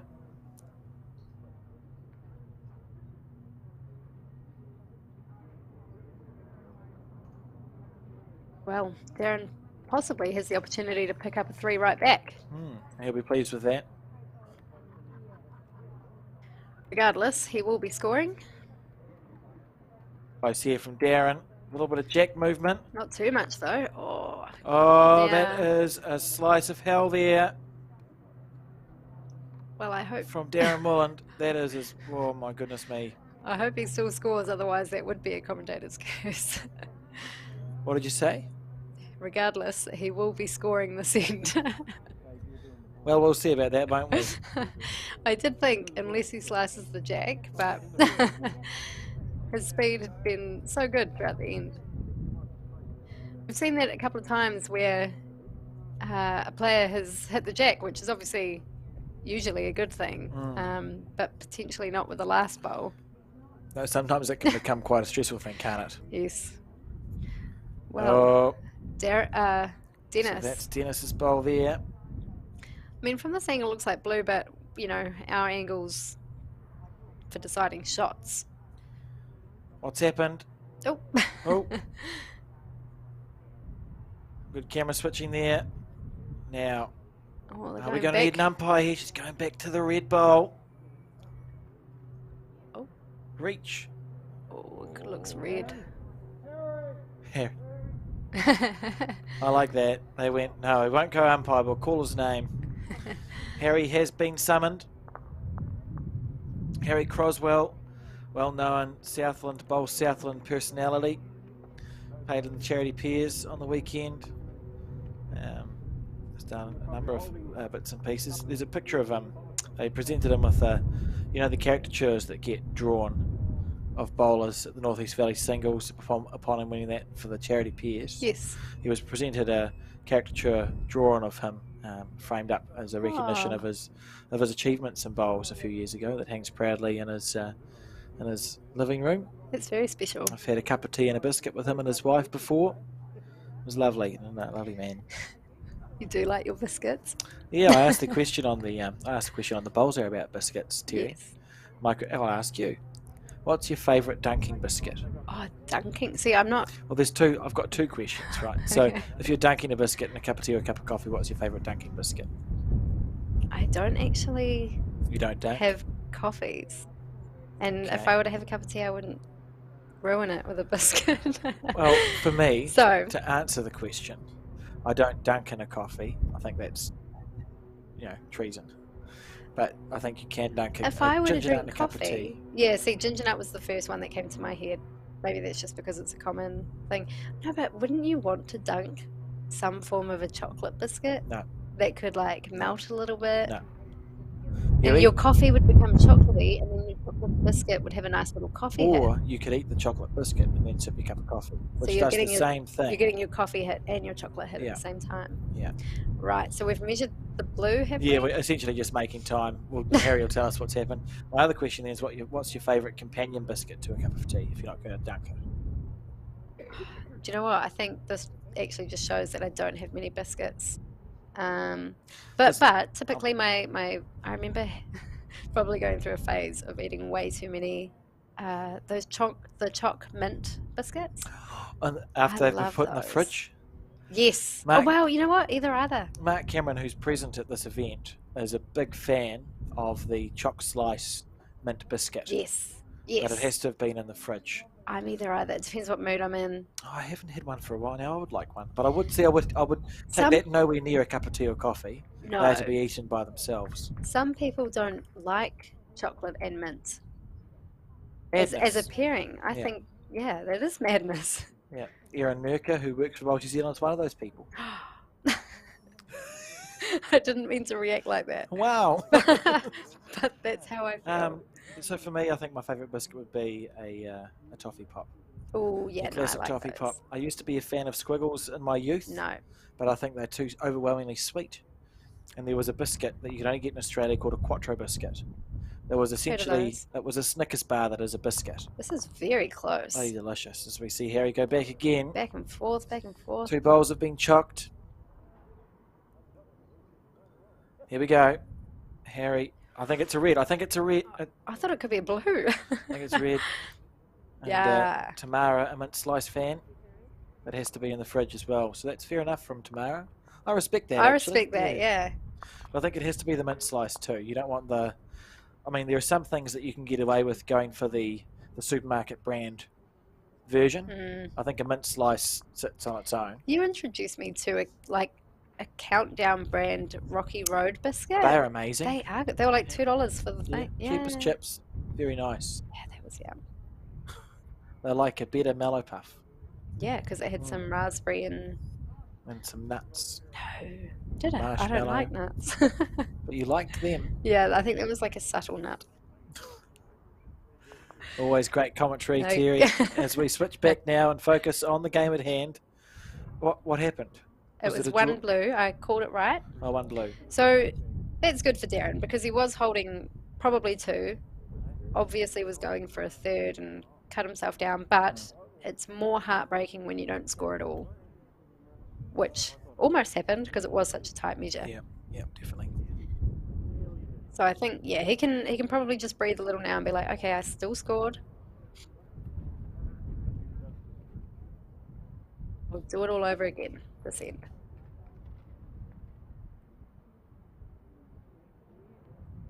Darron on the forehand side. Pretty close too.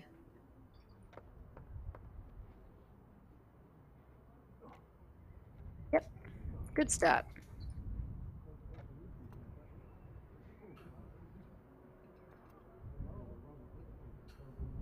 Got Dennis on his forehand side.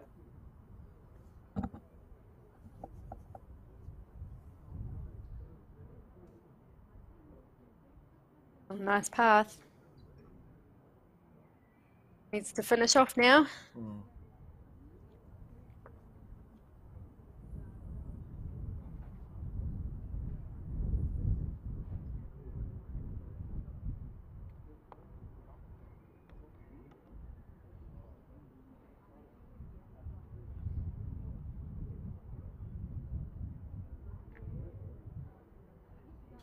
Here we go, Darron on the forehand side. This is close here. Is he going to move it? Oh, and a good jack movement there. That's the type of jack movement you do want. Great stuff. He'll be happy with that. Great 2 bowls.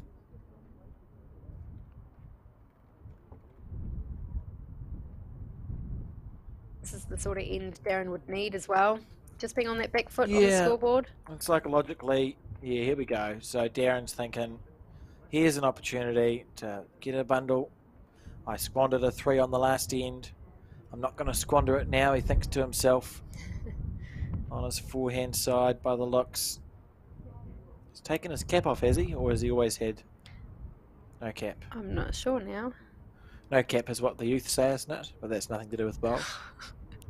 Whatever that means, eh, I Alex? have no idea. Darron overplaying that bowl. He's let that one go a bit funny over his hand, I think.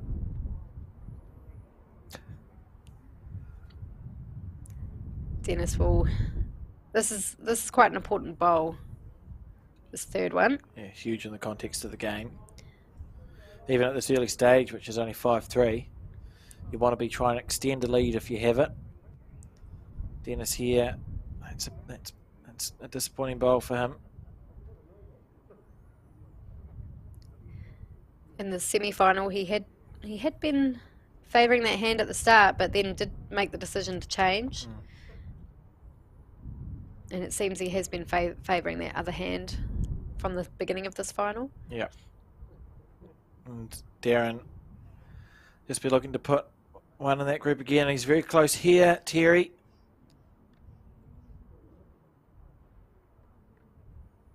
Well, maybe very close was an exaggeration. That was a good line. It looked good, didn't it? Yeah. And Dennis with a chance here. He's Needs- five here up on the board, but sort of down 2.5 on the head. On the It's a back better end. chance. It's a great effort here from Dennis Behrent if he's got his weight right. Needs his weight to be right. He's overplayed it though, Terry. Disappointing. Part of me wondered if he might change hand and just sort of look to rest on either of those blues. Just to cut it down. But if you back yourself to make the adjustment. Yeah, no for need. sure. For sure. Dennis tooling down. It is great to see. I was talking to Grant Edgar, who's the social media man for Parabowls New Zealand. in the lunch break, during the lunch break, and he was talking about how wonderful all the volunteers have been at this event, Terry, because some of the athletes find it challenging to get down and measure or get back up or get it on and off the rinks and green and what have you, and all the clubs they've played at, which have been Waverley, Waihopai, and forgive me, I've forgotten the third one, have been really good in providing volunteers to assist with all facets of the game, from That's marking awesome. to measuring to picking stuff up and putting it down. I just think it's wonderful. Yeah, that's right. It's just communities banding together. Yeah, and you're part of that sort of that larger group, which I think is also pretty neat. North End was the other club. Waverley, Waihopai and North End have been the three host clubs for this Power Bowls New Zealand Nationals, and we thank them for their contribution. Here we go. There's Darron here on the back end. More jack movement. We've seen touches galore in this game. 2 or 3 of them have been good. One of them a bit stressful. 5 all.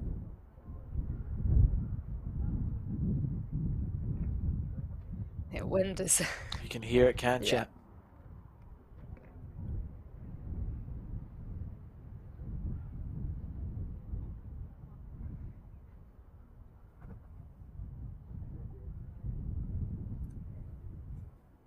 you? Yeah, that's a nice bowl by Dennis. He'll be happy with that. Couldn't quite find his groove that last end, but he's already redeemed himself. Yeah, he'll be pleased. At 5 all, Pauline has now put on a bucket hat. I think she's had it on the whole game.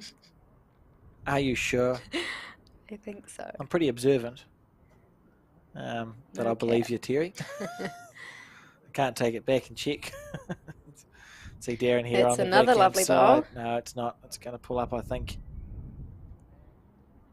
Okay. Sorry, Terry. I didn't mean to be quite that aggressive. That bit of commentary there. It was on a good path. It's been a wasn't it? long day.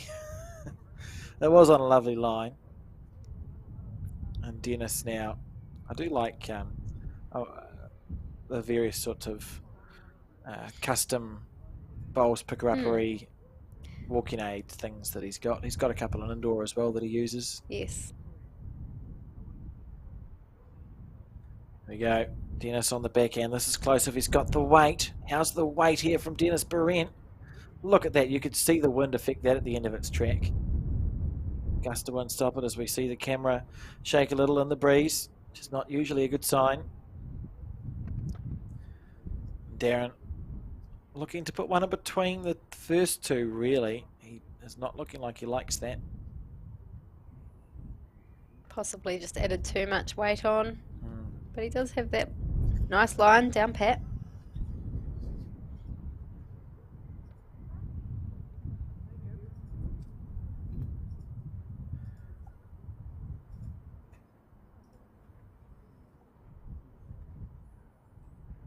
Dennis on the backhand side.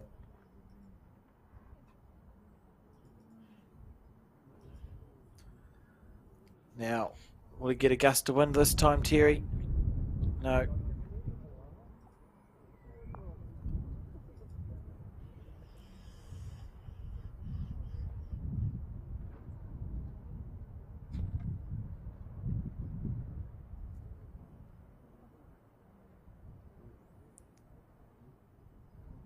Couldn't get a read on his body language then. It's hard to tell. I think it's a pretty good bowl. Willing it to stop. Not going to be. Dennis asking what's at stake, please.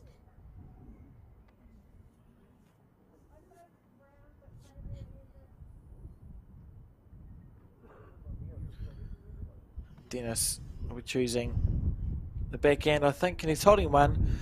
Do you reckon it's just trying to draw 2, or will he be thinking I could be a little bit tight? And I think it's the drawing.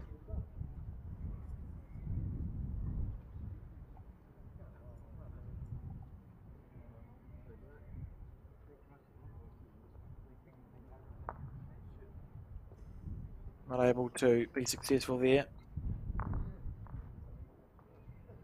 The marker favoured Dennis's bowl, but did say it was close. We'll know for sure soon. Oh, we've lost the scorecard. We've lost the scorecard. Someone get it. Run. Oh, we'd have to start again. Oh, yeah. What? Probably exaggerating how important the scorecard is there. We do have the score online, which is helpful.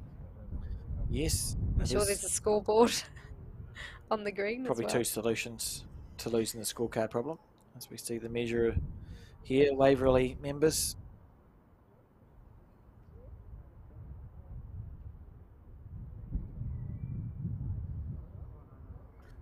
Here we go. The measure being taken around, string measure. Oh. Quite a long string measure. Must have been slightly longer than a tape, or whatever. Doesn't matter. As they walk off the green, and we see Darron. Darron score a point. Oh. It's not just us. I'm questioning my ability to see who's got the shot. No. Dennis score a point. I think was Darron just helping with the mat? Yes, that makes a lot more sense. That's good stuff. Okay, all is back to normal. I wasn't even surprised when I thought it was Darron, to be honest. No, neither Terry. actually. Well, that just sort of that tracks with how we've been going today. So 6-5 to Dennis Behrent in this race to 21 points. Very evenly contested game. 11 points scored in about 7 ends in the last 44 minutes.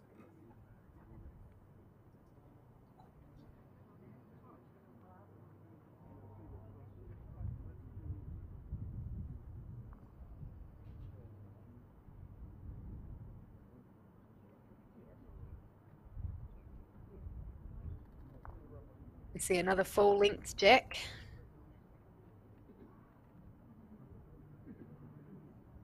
Like where this bowl is heading.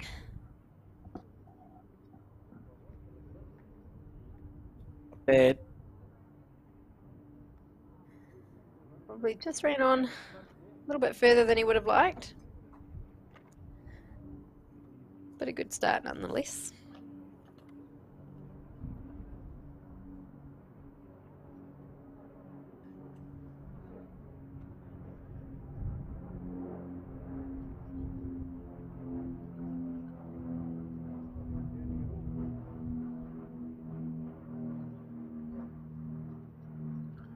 Darron just overplaying that bowl.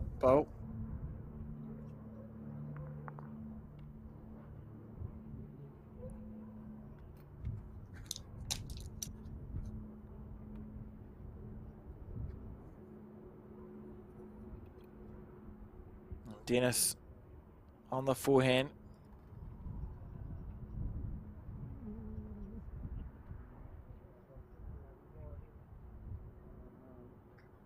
Missed it wide.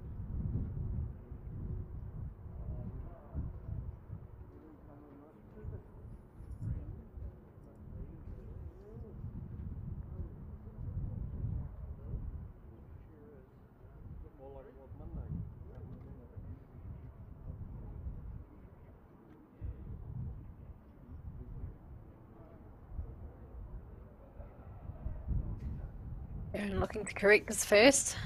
It's on a better track.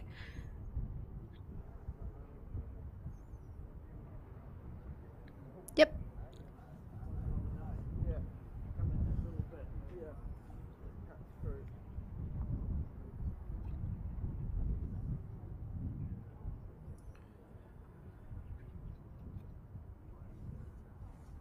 Dennis here on the forehand now, just trying to get a bowl in the area.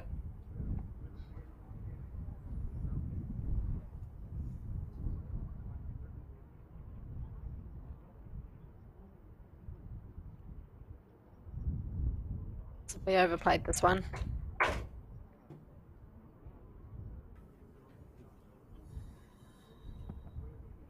Probably because it's a long end and windy, I think, Terry. It's just causing some challenges.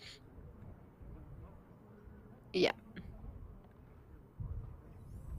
So Darron on the forehand side.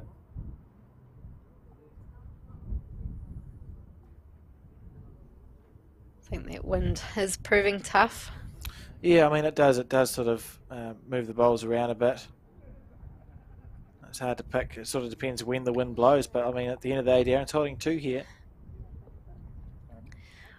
Well, that's just it. Or you don't necessarily need to be super close to the jack as long as you're beating the opposition's bowls. For sure, and there's almost an argument for the looser ends. At least there's nothing to hit, is there? You're asking the opposition to have to draw closer than you. That's right. Stennis has given a fair effort here on his forehand side. It's a good bowl, holding 1. Yep, he'll take that. Hopefully they'll listen to me.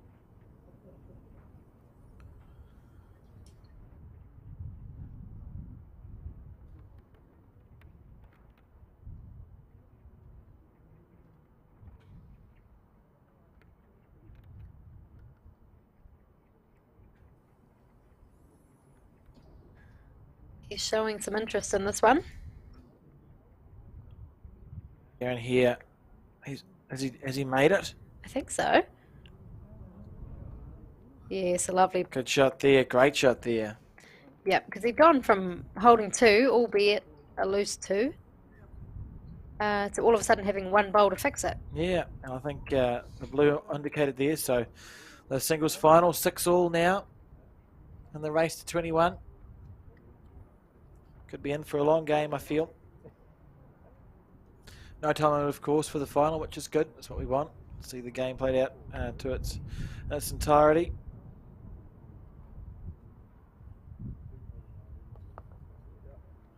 Blue.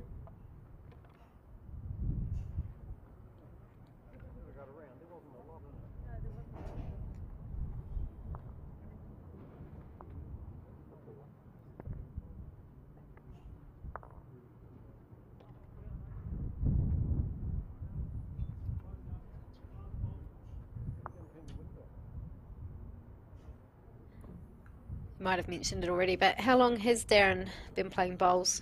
Good question. Well, I don't have that immediately available to me, Terry, but based on his delivery, I think he's been around a bit from Mosgiel. Most of these players have been playing for around about a decade, Yeah. decade-ish.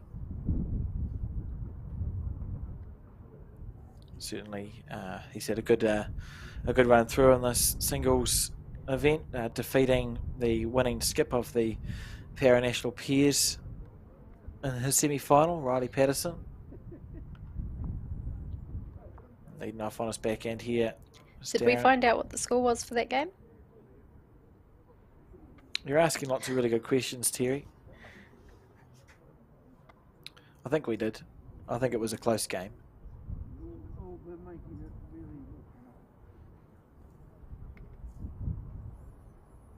Dennis here on the backhand side. yeah, the other one I'm going to take away.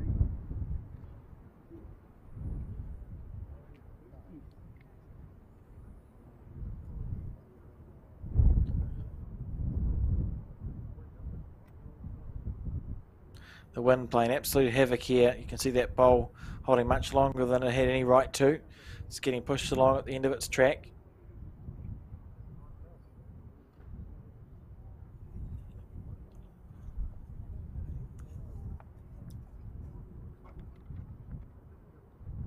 Darren on the back end.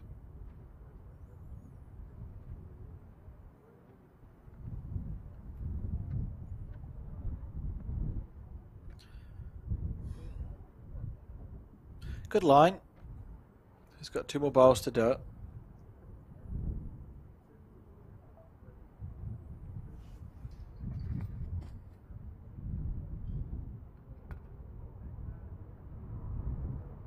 We got Dennis now. Yeah, this one looks like it's on a half decent track. He's got the right line here, Terry. Just needs it to pull up in time. I think whoever gets the jack next will be wise to pull short ends, to be honest. You have less chance, less opportunity for the wind to blow your bowl around. Yeah, that's right. And that's what we saw in the pairs game as well. Lost less bowls on those shorter ends, didn't we?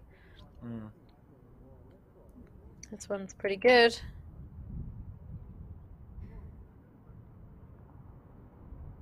Up there from Darren.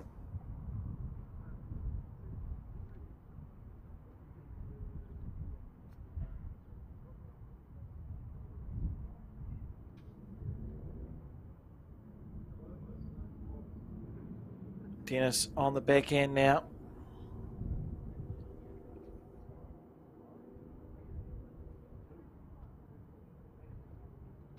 What would your advice be to players who are struggling with the wind conditions? That's a good question. Sort of, you first and foremost, you sort of want to. Well, it's hard because you want to ignore the wind while knowing the wind's there, right? So there's no point in double bluffing yourself and trying to correct for the wind, because the wind is an inconsistent medium, isn't it? So what you best to do is pick one length or one line, and play that all the time. But you can adjust. Whatever happens with the wind will happen. Yeah, you be at peace with it turning to the proverbial occasionally. You're going to get a bowl that's going to get robbed. Yeah. But you can also experiment with changing the length, because sometimes the wind whips around a corner or something and moves bowls. Yeah. So yeah, I don't know. Just pick one line, and stick with it. Don't try and double bluff yourself. And then mentally, because as much as people may enjoy winning, I think a lot of the enjoyment actually comes from just playing well. So often we hear, that's a pretty good bowl. So often we hear, if people have lost a game but are happy with their bowls, it's easier to accept the loss, isn't it? Yeah, for sure. So I guess my question would also be, if you're feeling like you're struggling with your bowls and you're losing a bit of confidence, how do you deal with that? If you're struggling with your bowls, you need a bit of confidence. Oh, you have a good saying, Terry. You say, "Fake it till you make it." I do enjoy that saying. I think that's pretty wise. Pretend you're going good. Yeah, expect that you're going to get the shot that you're playing. Sometimes what I mean by that is, obviously confidence, well, you'll see what I mean soon, but confidence is an internal thing. However, it is also an external thing, right? You can externally be confident, and that's where the faking it comes from if you're not internally confident. And yeah, more often than not, if you're exuding confidence on the outside, it'll just sort of start happening on the inside. Yeah, your opposition doesn't need to know that you're not feeling good. That's right. So we see a jack length here, a couple of metres up from the 2 metre mark. It's probably a good spot for it. Yeah, and 7-6 lead to Darron Wolland. In this game, it's been very nip and tuck so far. There's been no player that's had a clear advantage, I wouldn't say. We've seen a couple of mild opportunities for numbers, but they haven't really eventuated. Darron here. Dennis got that early 3, but then Darron pulled it right back, and he's now in front.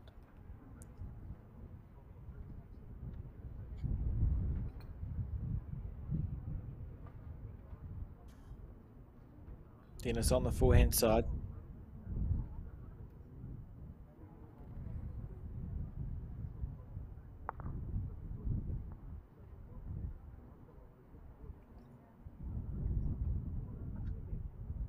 Just willing this bowl to slow down.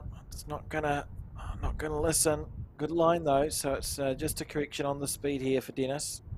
He's had a good event too. He defeated Bruce Wakefield in his quarterfinal quite comfortably. He went well there, and that's a good scalp. Bruce, very well known.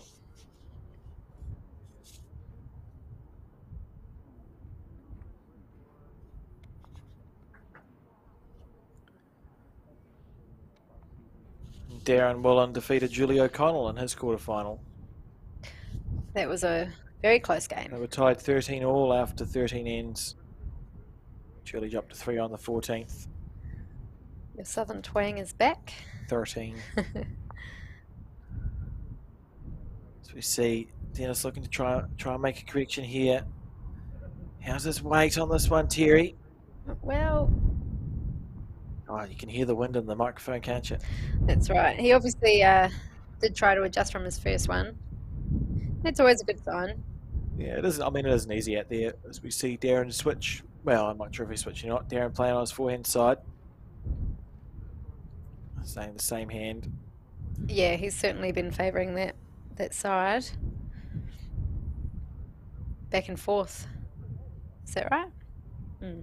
Yeah, so it's not round the clock. He's just been staying on that hand away from the clubhouse.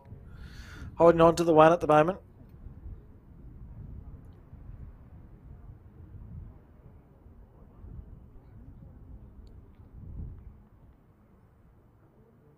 So Dennis would have played on this rink earlier in the day for his semi-final, is that right? I believe so, unless they've moved a little bit. But obviously, as the day goes on, it Yeah, can play a little bit differently. Yeah, and grass greens change around a little bit. Yes, it was the one he played on the semi-final. Grass greens change over the day, and this is a mix of Minitoto and whatever else I said it was, Dioka. Yeah. Darron here really needs to get another bowl close. Got a good line. It's down to his weight now, Terry. He just needs it to hold pull a up. touch. Pull up and sit around for a couple. That's certainly challenging.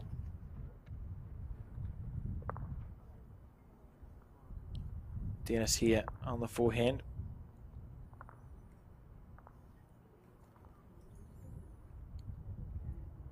Out of his hand nice and smoothly.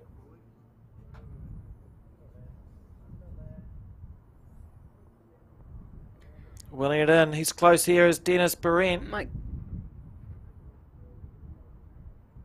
It's still going. At one point, I thought it was going to land the blue. Yeah. Then I thought it was Right just going to draw in for a shot. Now I'm not sure what's happened. I know we've had a bad run of calling shots, but who do you think's holding? Red. I think Dennis is holding one. Okay, I'll go blue, and that way we're covered. I like it.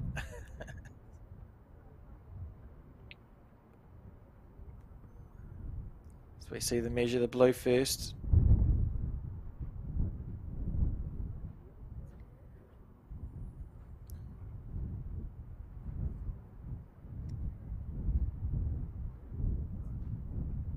Let's see. Could be closer than I thought. Back to the blue.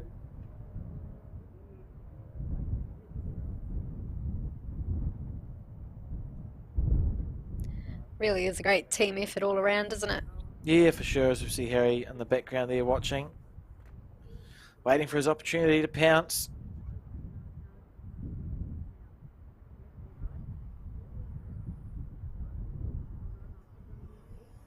Back again.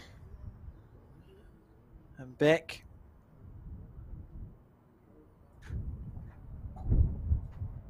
What happened? Look for the lollipop. 1, 2. Dennis. Darron. Dennis. Darron. 1 to Darron. So you got that right, did you, Terry? I sure did. I'll let you have that one. You're welcome. And we see a 2-point lead. The biggest gap we've seen in some time. It feels like it's just been ones and ones and ones and ones in this game. 1 point scored to Darron, so he leads 8-6, eking towards double figures. Opting to play his backhand side here. How's this bowl? Let's have a look. He's not far away, Terry. Needs it to hold a little bit. Good start. That's a good first bowl there from Darron Wolland. He has been picking his line really nicely, coming back this way on that hand. Do you think Dennis will just stick with the hand he's been going? I think so. He never seems to be too phased by any bowl on opposition bowl on that side. Switching to his forehand, so I think not. It was good logic though, and it does look to his eye. It'll look like it's in the way. Yeah. And you look at this bowl coming down here on his forehand side. Got the right line. How's his weight? Slightly overplayed that one. Good bowl to correct from. He'll feel like he can make an easy correction back. Darron Wolland on the backhand side.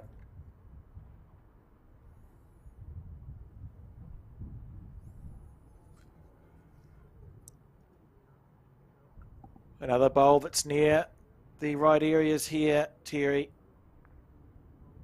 Oh, that was a nice touch on the jack. Unbelievable.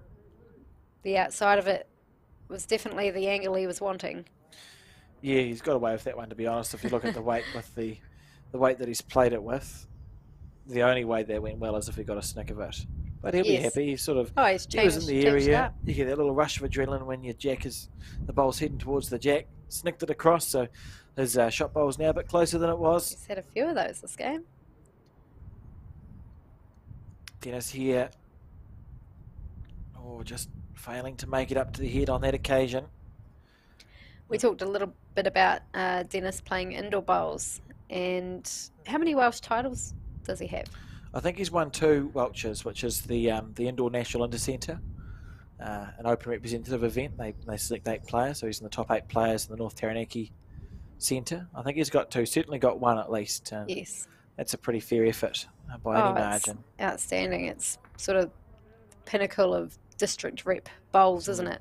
I've often seen that he's won a few centre titles and often goes deep in their open national events. I've lost a Pierce post-section game to Dennis, Behrent, and the very tall man from North Taranaki whose name's just Ross vanished. Wright. Ross Wright was leading, that's right. Well, it was, Yes. wasn't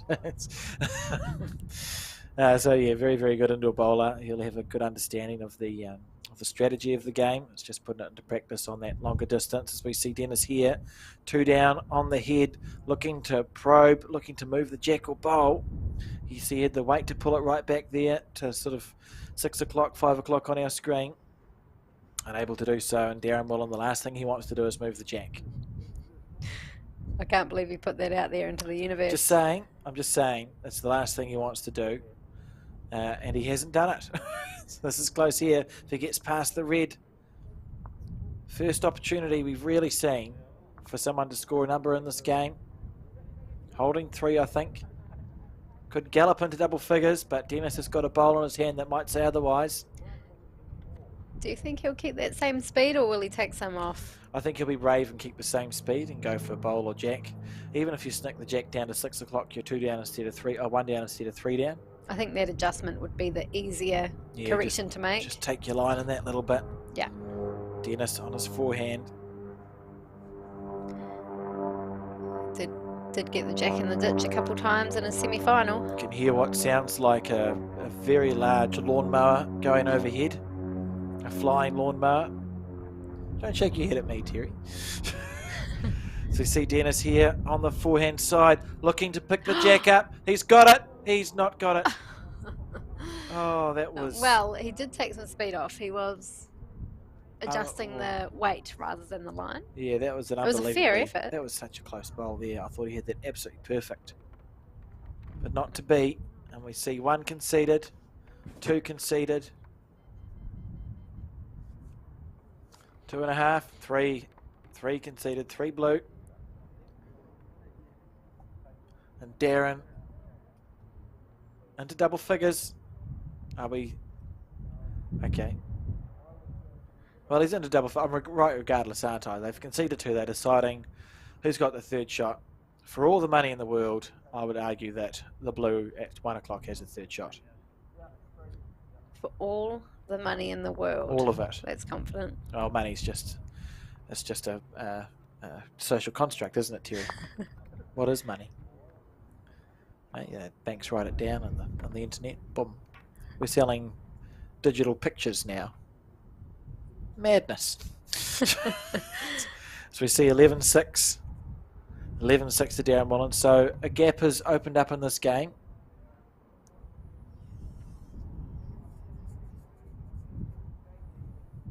The equation is 10 points for Darron.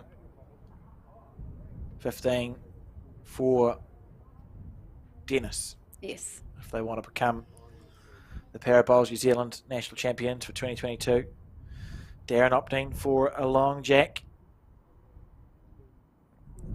When was the first Para Bowls Nationals played? What year?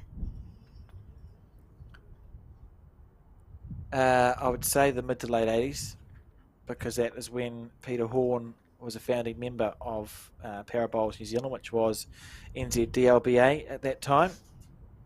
Cool. I will get back to you on that. They've been going for a while. It's a great organisation. Yeah, absolutely.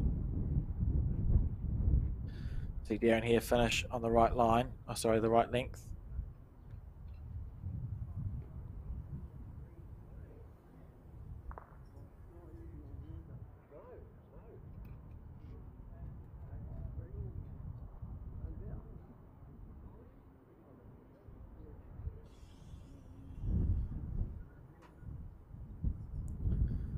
Dennis on the forehand. If the weight's okay, I think it'll finish pretty close. Yeah, good shot there from Dennis. Just looking to settle back down into his rhythm here. Doesn't want to be more than sort of 5 behind.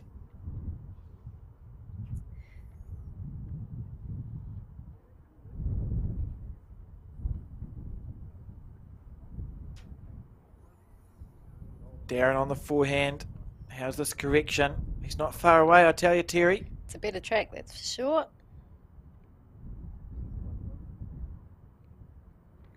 Yep. He's in for one. Be happy with that correction. Dennis on the forehand. He's had a very long week, both of these players. Just getting himself settled right.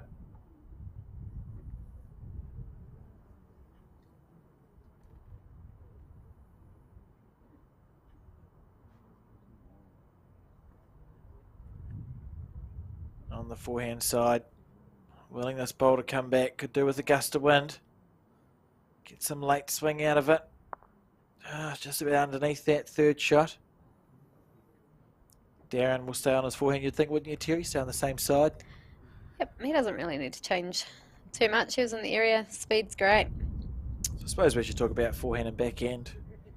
The forehand backhand situation in bowls. Like in most sports, like tennis, you've got a forehand and a backhand. In bowls, we've got a forehand and a backhand. Forehand sort of away from your body. So for a left-handed player like Darron, it is to our right as we see it. It would be his forehand. And for Dennis, that side would be his backhand because it's across your body. Yes. That was another good bowl from Darron. Just sort of it becomes a nice universal way of explaining which side of the rink the bowler's going up, doesn't it? Yes. Dennis on the forehand side. Track's good.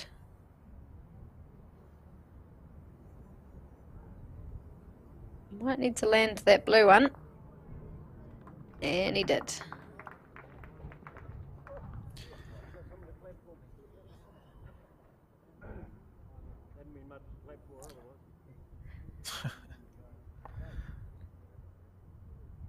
That was an important bowl by Dennis because he does need to score this end, really, just to keep nibbling away. And Darron here just finding fresh air. So there'll be 1 point to Dennis Behrent, at least, on this end.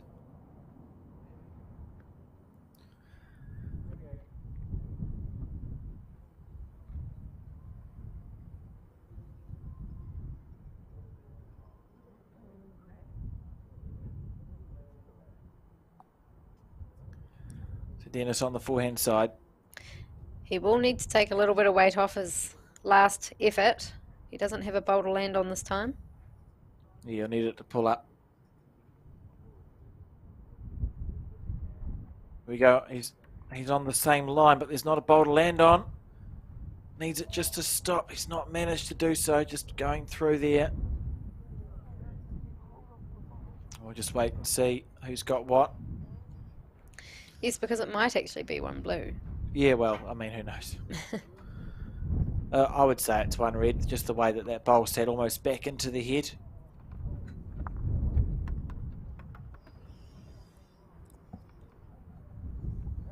But certainly, with para-nationals, of course, there are, as we saw at the Commonwealth Games,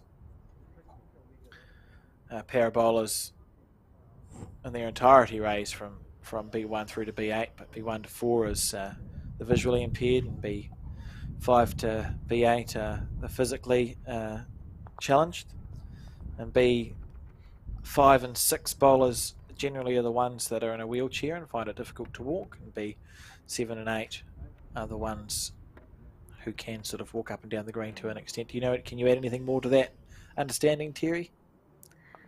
No. Cool, thank you. It's what I got from Grant Edgar, who'll be on the bowls hour tomorrow, actually. Explained it a bit better than me, but that's was the chat I had with him. He was your B5 and 6 players tend to be the ones in wheelchairs. 7 and 8 are the ones that aren't. as a general rule of thumb. Yes.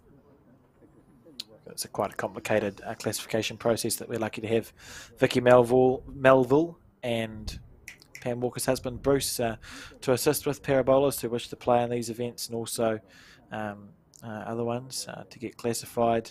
It's quite a lengthy process to go through in a number of different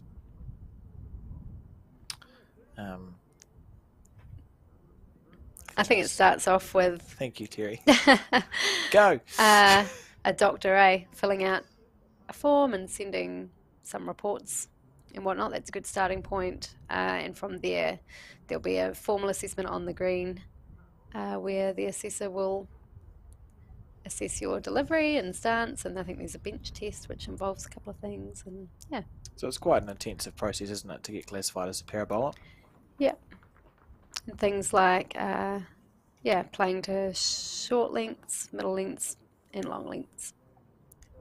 Here we go. Darron on the backhand side. This is a good bowl here. He's got it. Oh. Rested on the red after getting a snick of the jack. He'll be pleased with that.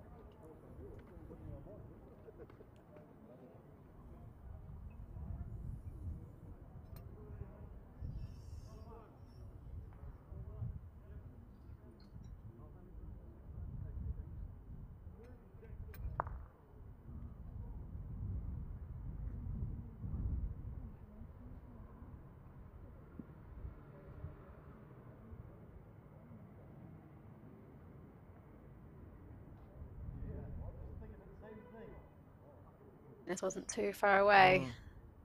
Speed right. That's half of it.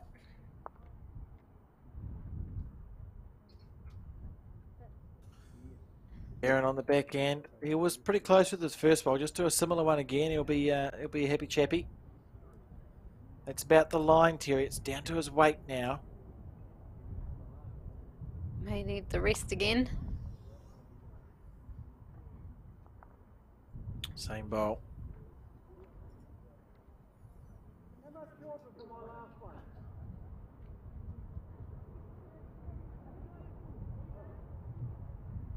Yep, Dennis is trying to gauge.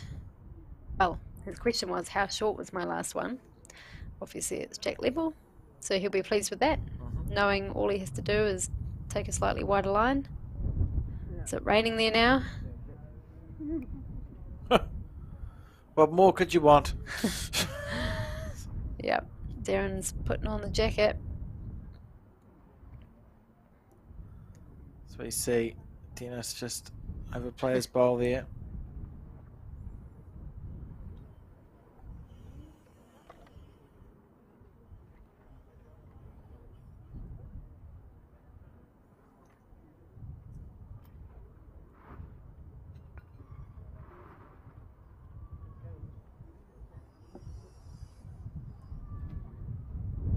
Good crowd of people around the rinks.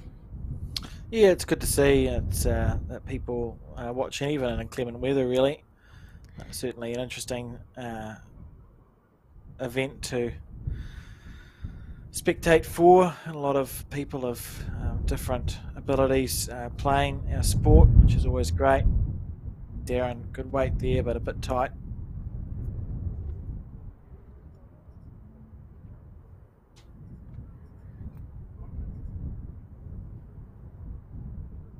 Certainly one of the great things about bowls. I know that other sports can adapt, to include your para-athletes. But obviously our para-athletes can also compete in the open events.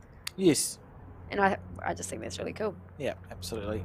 And do well. It's not just about competing, but competing well. Oh, this is a lovely bowl. Never looked like missing. Yeah, good shot there from Dennis. I think we'll see aggression here from Darron. Bowler jack on your backhand.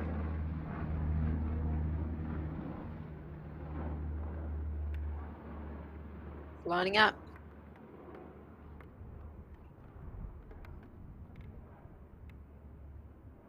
For a draw. I'm a bit confused by that decision.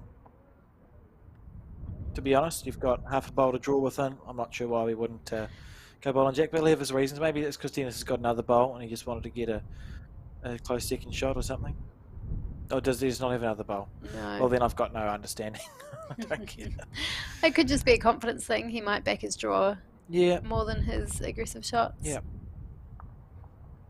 See Tamara there putting rain jackets onto the cameras. Oh, cute. Yeah.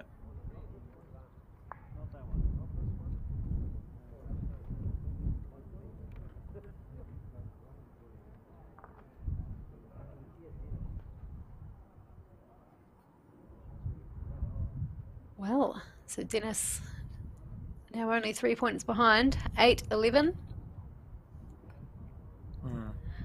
It's been a good game. It's been a war of attrition, really, hasn't it? No player has dominated. It's just been getting ones and twos. We've seen not even really opportunity for. I think there might have been 2 chances for a 3 to be scored. Everything's been ones and twos here. Yeah, that's right. I think both players are more just playing against the conditions, really. Yeah, you'd say it's a challenge to get a bowl close, and it is a challenge with the wind buffeting around those longer ends. Yep. So I think the mentality could just be just to do enough. Yeah, what we've seen is not really many opportunities to build heads because it's hard to get your first ball close anyway. It's Let alone about double sort of up on trying, the. yeah, trying to correct and get one there or thereabouts. Maybe Darron didn't want to upset his draw with his last bowl with the bowl jack target. Thought just look, I'm drawing okay. I'll just keep drawing okay. Dennis on the back end. So he's Shorter changed end. his hand. He has, yeah. It's a shorter end now as well. Probably a good call. That's a good enough bowl to be counting at the end of this end.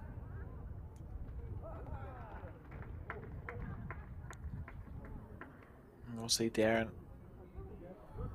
on the forehand now.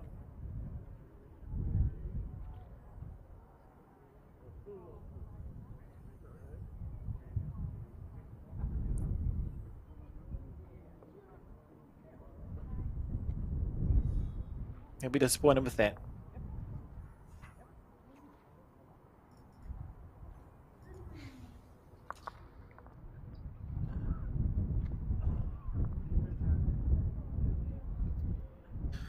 Dennis with an opportunity. Just as I said, it's been hard to get your first ball close. He's got an opportunity to back it up.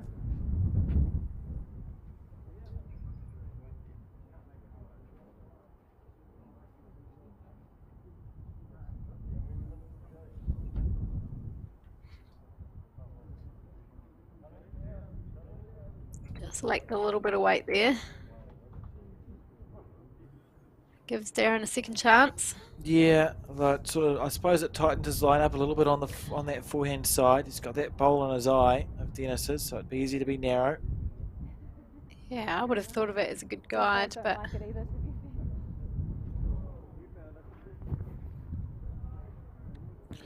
Maybe he was looking to rest the blue over the red bowl or something. Certainly played it with sort of trailing weight. And Dennis with an opportunity just to try and stack the head up, as I said before. He got his first bowl close.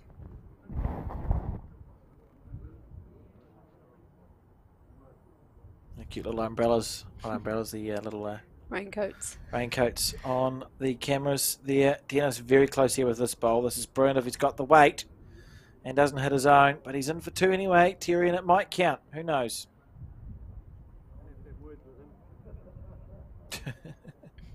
Good there from Dennis. I have to have words with him.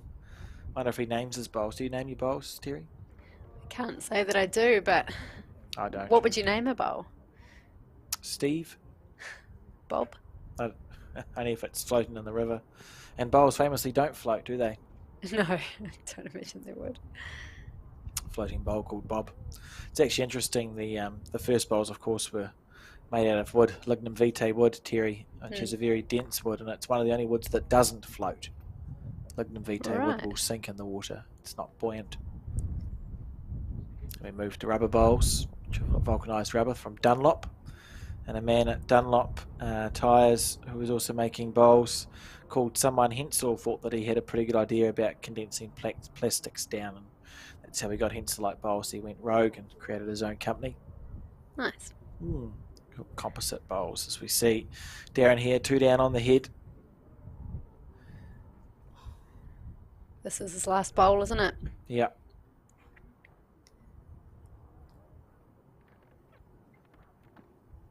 How's this one? As we watch it, it needs to hold a little bit. It's not going to. It's a disappointing effort there from Darron, and 2, I think, to Dennis Behrent to tighten this final right back up again to 11-10 in the race to 21. They've been playing for an hour and 24 minutes. It's interesting because it is only 4 points, but that 4 points feels like a huge difference. It's just that momentum change that we always talk about. Psychological, yeah.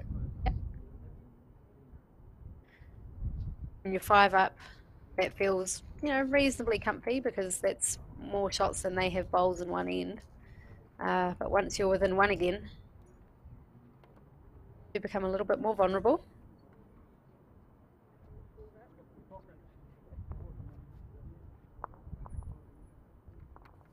So that was the 2 there, I think. I wonder what length end we're going to see here, Terry.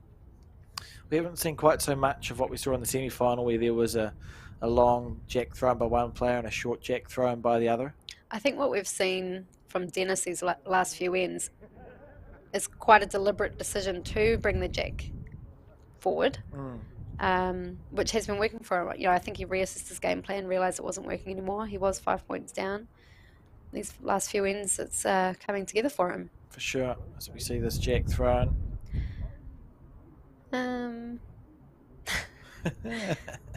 We'll say he was aiming for a short one, overthrown it there. And saying that, it's still not the full lengths that we had been. He was always on the tee just about every time. So I'm going to stick with that and say that he changed his game plan. Rightly or wrongly. I respect you for that, Terry. As 10-11 is the score in this race to 21 points. Does Pauline play bowls? I think she's dabbled. She certainly knows all the bowlers. She said hello to Sandra Keith. First, actually, I was sitting with Lisa White, myself and Sandra, and we said, oh, there's an indoor bowler, Pauline. Oh, look at this. Oh, I spoke too soon. I am looking at it. And Pauline came up and said, hello, Sandra, and she said hello back, and it was a nice little interaction there. How good's... I've always said Sandra Keith. Maybe it is Sandra Keith. No, it is Sandra, Sandra. not Sandra.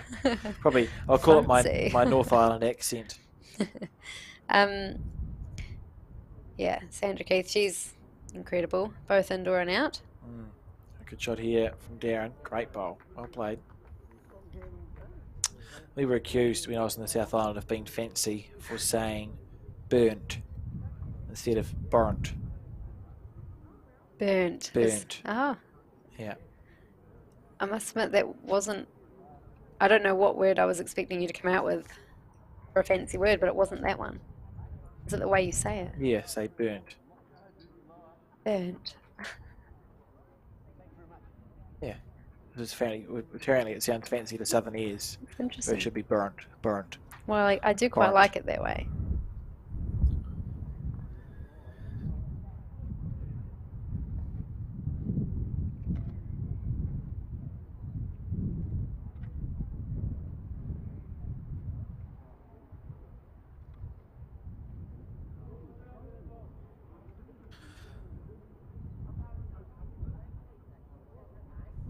I have changed my Google Maps voice to an Irish man. And how's that been going? Is it calmer? Sometimes the kids and I just put Google Maps on for fun just to listen to them. It's quite nice. That's fantastic. As we see 2 absolutely brilliant bowls played by Darron Wolland after a few forgettable ends. To be fair, we're going to very shortly try out some new technology, Terry, and see if we can call in on a phone line to Kevin, who you've spoken to. You spoke to him for a while, so let's just keep it under control. To Kevin Smith, who's our Parabowls lead for New Zealand. See how that goes. Certainly a very knowledgeable man.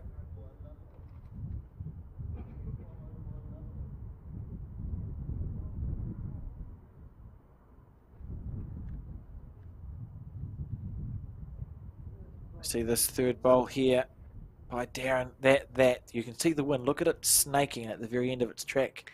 Yeah, that didn't come in at all, did it? No, didn't want to be turning. And his speed was so good again. He's really nailing that this end. Holding those 2 shots. Dennis's final bowl of the end. Don't think he liked it initially. Let's see how much it turns at the end here. Third shot. Not a bad third shot. Yeah, I've seen. Yeah, it'll be fine. Look to make pretty happen here. Darron, get off that 11. Got stuck on 11 for a while. I like his jacket. You like Darren's jacket? Yeah. Okay. Very cool. Oh, this one's going to duck. See, I think potentially was just adjusting from that last bowl that hung out. Maybe you just go again and hope that the wind doesn't hang out again. But not to be. So we see 2 points there.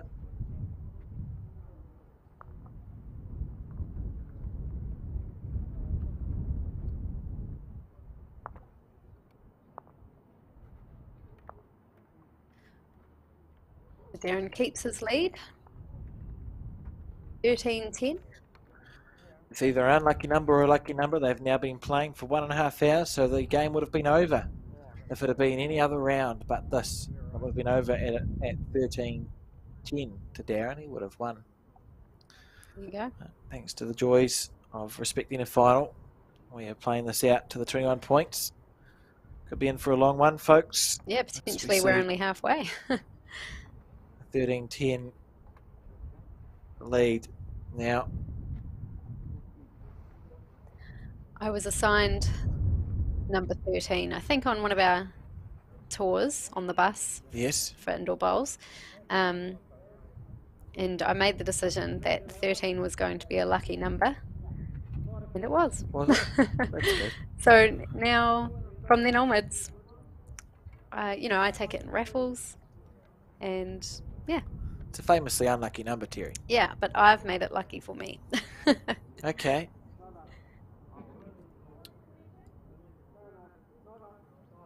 Are they deciding whether this It's is not up? up. It's not up, he says. Sounds like an Abbott and Costello sketch. Oh, we lost the scorecard again, Alex. Who's on first, they say. What's on second, I don't know. Who's on third? Bit of Abbott and Costello, Terry. You're from a different era. They're talking about a baseball team. Okay. Who's on first? Oh, yes. What's on second? Mhm. I don't know who's on third. Just nod and smile. It's a very funny sketch. You should look it up. It's good value. I'm sure you'll send me the link. Probably only about 90 years ago that it was first aired. And the mat being pulled up. This is the most we've seen the mat moved. Yes. Oh, that's very helpful. Bring the bowls up. A good call there from Dennis Behrent, I think. I quite like it. We did talk about this briefly in our first game of the day, so it's quite cool to see it. And what we're going to do now, I'm going to try and use the technology, Terry, as we see. Wow. That's a great bowl there from Darron Wolland, showing some intent. Going to try and use technology, and we're going to call in to Kevin Smith, who is at the Waverley Bowling Club as we speak, and see if we can have a chat to him about para bowls in New Zealand and his role. As the phone call goes through. And hello, Kevin, how are you? I'm very good, sir. How are you doing? Oh, I'm brilliant, and you're live on air, and we've got Terry Blackburn in commentary as well, who I think you know. Hello, Kevin. Yeah. Hello, Terry. How are you doing? Yeah, good, thanks. We can't take an hour and a half this time. Alex has already told me. Terry and I, for people who don't know that, Terry and I had a great introductory conversation recently, and it went on and on and on, and it was very productive. So thanks, Terry. Thank you. How are you finding your week in Invercargill? Hugely busy. It's been really exciting to be down here at the Para Nationals. You're probably aware, maybe you've already mentioned, guys, that of course Mark Cameron is here, Mike Kernahan, the national coach, high performance squad is here. Tamara, of course, is doing all the legwork for you fine people. And I get the privilege to be here as well. So Bowls New Zealand's heavily represented, and local folk have just been very welcoming, and of course the para community loving having Bowls New Zealand support as well. Yeah, it's good to see you there. Are you at the venue, Kev? Can you see the rink? Yes, I am at Waverley. I've actually ducked away into a quiet corner because I just had a glance outside there's probably 80 odd people here watching this singles final. Yeah, we just.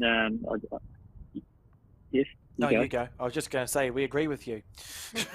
They did an estimation to do, and of course the weather's come and gone a bit. We sprinkled a shower just before, but so I wanted a quiet space. So I've actually come inside the Waverley complex where they've got their indoor green here as well. And it's got a quiet spot. Yes, that large to green. Speak with you. You can listen to a bit of the commentary as just quickly we see Dennis Behrent here. He's 2 down on the head, looking to draw to save, and he's just, I think, millimetres short there, and Darron is holding 2. So Para Bowls New Zealand, Kevin, which I believe is their name now, moved on from the NZDLBA. What can you tell us about them? Well, this Nationals event is a fantastic development. We were just talking last night. About as recent as 5 or 6 years ago, they were down to probably 20, 25 members and participating. And I haven't got the exact numbers, but I think it's over 42 players. 44. 44, well, that was not a bad estimation. That was a for very an old good boy. guess. No, it was an educated guess. I mean, it wasn't a conversation, but I had to pull it out of the trivia. And so they've got a number of new players here that are playing in their first national event. They've also had what just happened there? Jack. Dennis has cannoned his short bowl onto the shot bowl of Darron's for 1 there. Sorry, continue, Kev. The bowls is more important. I heard the crowd go, as well. Couldn't contain myself there. Dennis with weight on his backhand, canning his short bowl through to the shot bowl for 1. It's looking like it was an end that Darron was going to score on, but not to be. As you were, Kevin, we were talking about Para Bowls New Zealand. Yeah, no. So they've been growing in numbers and increasing participation. Vicky Melville is one of the has been the long-standing national person who does classification of assessing people for Para Bowls, and she was here, and I believe that they assessed 8 new players this Sunday and Monday to participate in the nationals. Bruce Walker from Central Otago, who's the husband of Pamela, who went to the Commonwealth Games, he's been at recent training in Australia, and he's also now an international bowls for disabled classifier. And so he was working with Vicky. And so they've been doing that in terms of supporting their members getting the appropriate classification for international bowls, for national bowls. They've just had a very successful event here. I mean, you've seen throughout the streaming that's been occurring in the last couple of days, the standard of play amongst these people is fabulous to watch. And this group of bowlers are loving their event. They have a great time being together as a community. Absolutely. And just lastly, before we bid you adieu, so you can come back outside and watch this exciting singles final. You went inside and missed one of the shots of the game. Can you quickly talk us through what does that assessment process look like for a para bowler? I think the thing that we need to remember is that every single person is unique. Every person has a particular process that affects them in terms of physical health. And so for assessment, it's often around balance and strength, and endurance can play a part in a component. And so it's about what people, and we talk about it in the blind bowling world as well, it's about people's capabilities as much as their disabilities, is what can people do? What is the physical process or physical illness or physical trauma that is impacting upon their ability to play bowls? And they score a range of points to be classified into one of the, generally it's B6 to B8 in the physical disability sector. Different people who might have a single amputee or a double amputee or a wheelchair player, or they might have some other medical disorder where balance is a predominant feature, can be assessed all differently into different groups. But here they play in an open competition against right across that sector. and then they draw partners in this peer competition as well Yeah. that's been taking place. So to try and, this Nationals, whilst they are classified, this Nationals is very much also about participation as a community. And it just really takes me, Alex, might be a nice finish in some ways, is it's been fabulous to be down here amongst the fine folk of Southland, because at Waverley Club here, which is headquarters, at Waihola, which had a day of singles qualifying, and North End had a day of pairs yesterday. The people from the host clubs, like everybody else who watches disability bowls, para bowls, blind bowls, deaf players playing bowls, they're in awe. Spectators are in awe of these people, because this group of people play in spite of what's happening to them in their physical or emotional health, and they don't let it get in the way. They continue to play bowls and enjoy it. And so I've always used the phrases, I think you've heard me talk about it with ad nauseum, really. I talk about these are a courageous, inspirational group of people. That's the fact, really. And they're playing this great game that we all love, and they're playing it with the same courage and enthusiasm and passion that we all enjoy, and they're having great championships. Brilliant. That's Yeah. brilliant.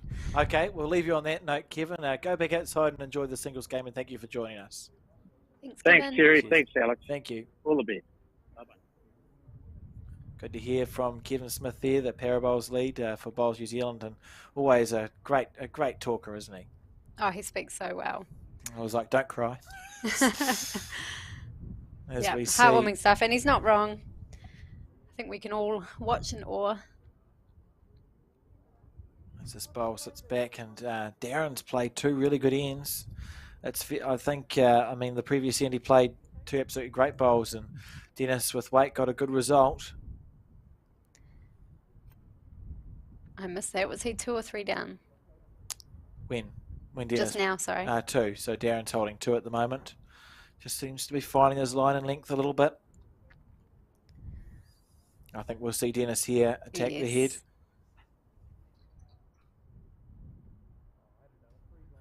On the forehand side, how long is it going to hold on for? He Enough. needs another little bit of fortune. It's not going to happen. Sitting 2 down, and Darron will be looking to make that 3.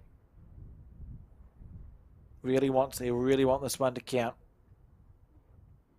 Talk about those bonus bowls. Yep, this is where he wouldn't want to move the jack. I said that once, and you told me off. Darron here, look at this stuff here. This is great bowl.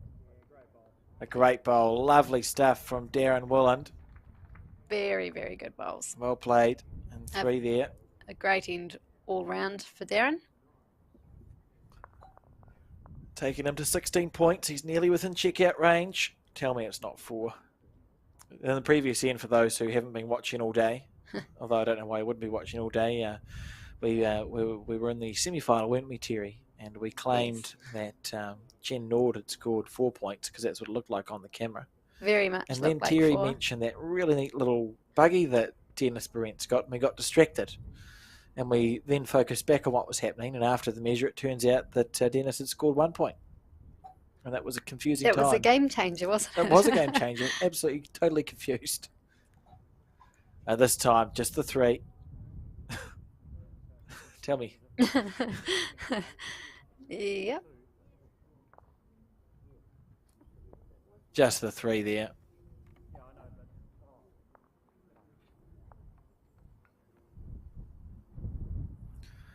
So a 16-11 lead now to Darron Wolland in this race to 21 points.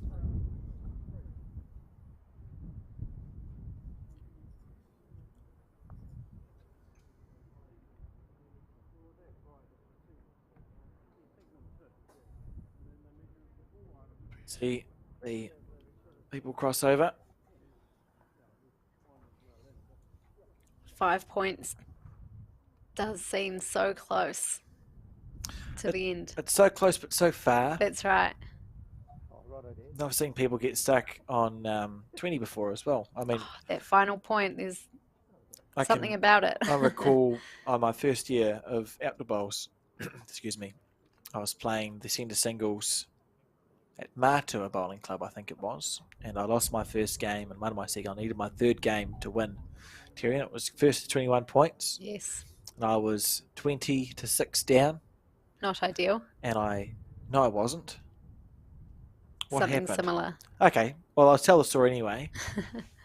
I was 17, 5 or 6 down, so they're in checkout range, and I clawed my way back to be 20-17 up, and I dropped a 4 to lose. Oh, I thought your story was going to go the other way, Dropped a 4. where you were 20-6 down but came back and won. Well, I came back to 20-17 But up and dropped a 4 to lose. you came back to lose. 21-20. The jack got trailed near the ditch, and I was 3 down. There was a wall of bowls, and I tried to hit any of the bowl. I tried to hit anything. There was a wall, and I went through a bowl-sized gap, and they added a 4th bowl. That is crushing. It was now some time ago, and it stuck with me. But my point was, the numbers can do funny things to your brain. You know, you're so close when you're going to a point target instead of an Imagine amount of coming back ends. all that way just to drop a 4. It did happen. I was there. Oh, I'm sure you're not the only one. Oh dear. Just ruined my day. Right. Let it go, Alex. He was a nice guy, so it's not too bad, but goodness gracious. Good weight. So we see the win there, because perfect weight there for Darron, both his bowls, and one wide and one narrow. Can affect the green that your bowl takes. He has been picking his weight quite well in these last few ends. I feel like Darron settled into his work a little bit in the last few ends.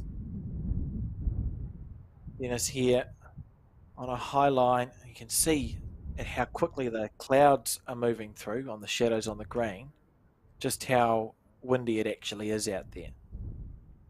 I hadn't noticed, but I watch the shadows pass. And it's just they're not there at the moment, Terry. They were. okay. Here we go.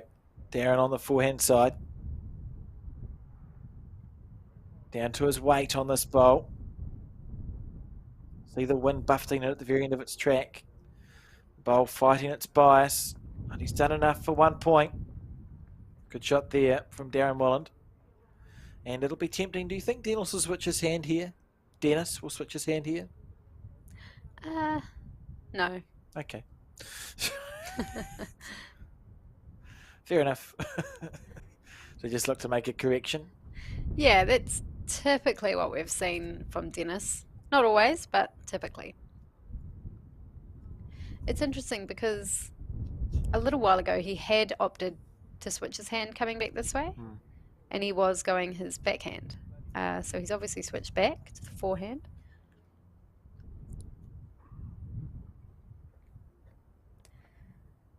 Darron will be looking to add another shot, and if he were to hold on to those two, he's only 3 points away.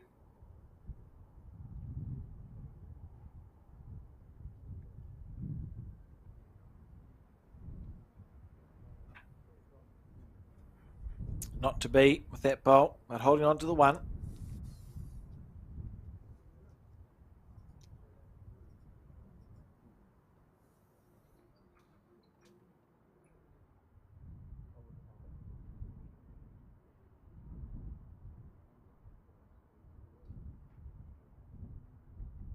Dennis here on the forehand side. He is very close.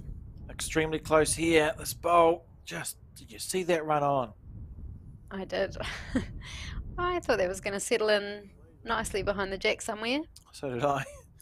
But not to be. I think one here to Darron. So it's going to be 17-11. So a little bit more pressure on Dennis now, just to keep scoring. It doesn't have to be big numbers, just ones. We talk about it being in checkout range, don't we? We talk about within that 4 points that if a calamity happened, you could get 4 and win or lose depending on your perspective.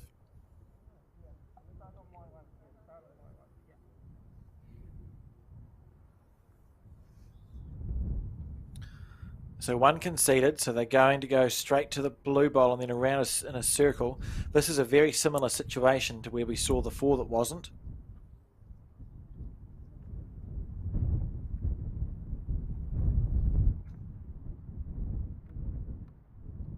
on the blue and then to the red, and that one looks closer.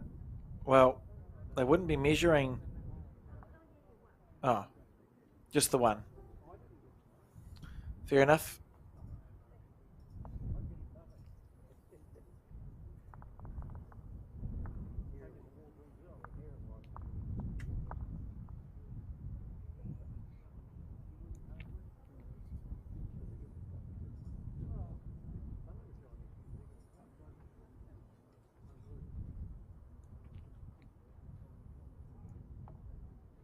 There was one end where the mat had come up quite a way and the jack was on the tee, the 2 metre mark, I should say.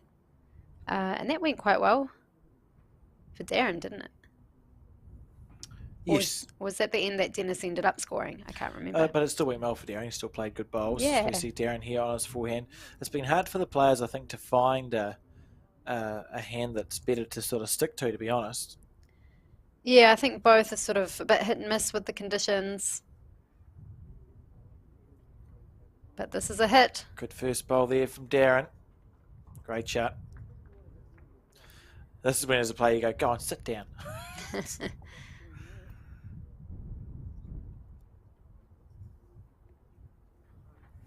It's a really good opener, though. It just emphasises pressure, doesn't it? It's hard. I mean, it's hard out there. As we see Dennis play the backhand.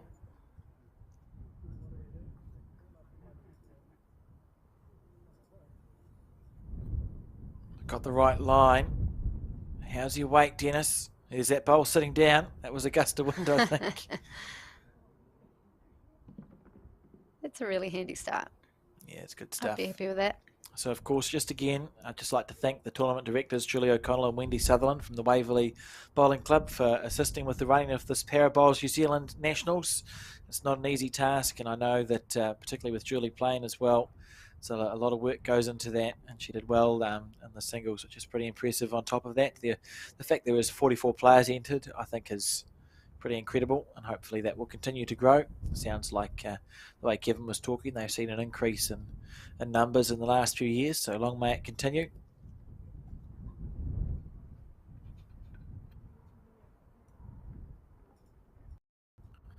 Yes. See, Pauline's hoodie has a picture of Mount Taranaki on it. Pretty recognisable landmark. It is. I suppose.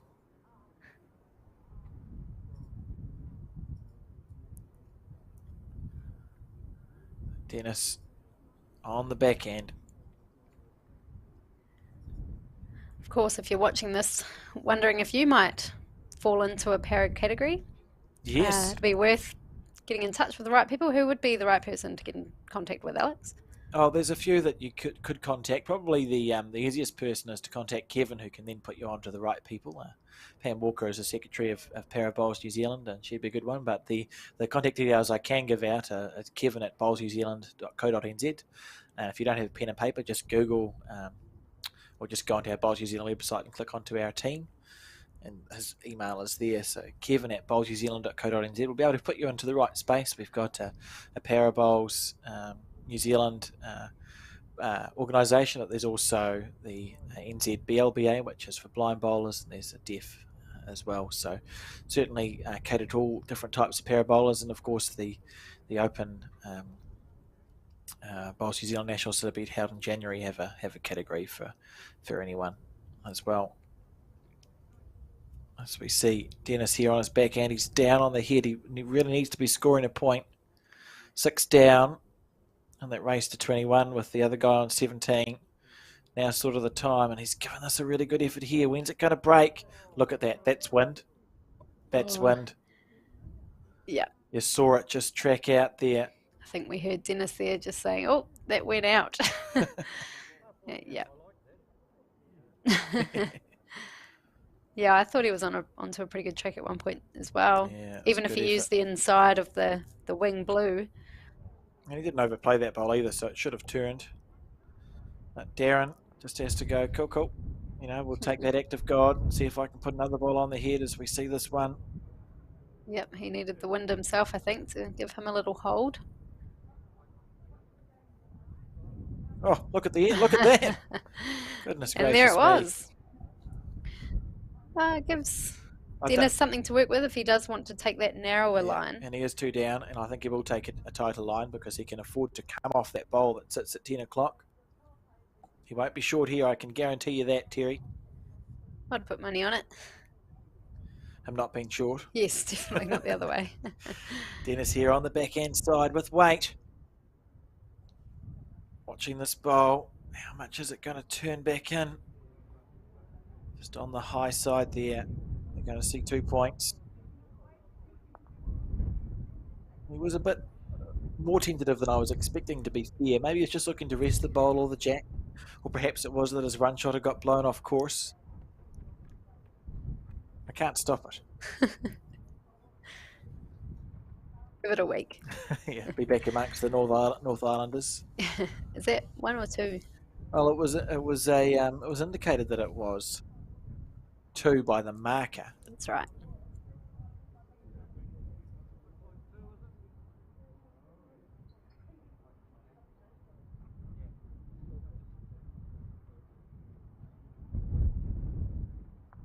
So I think 2. We'll just look for the lollipop man.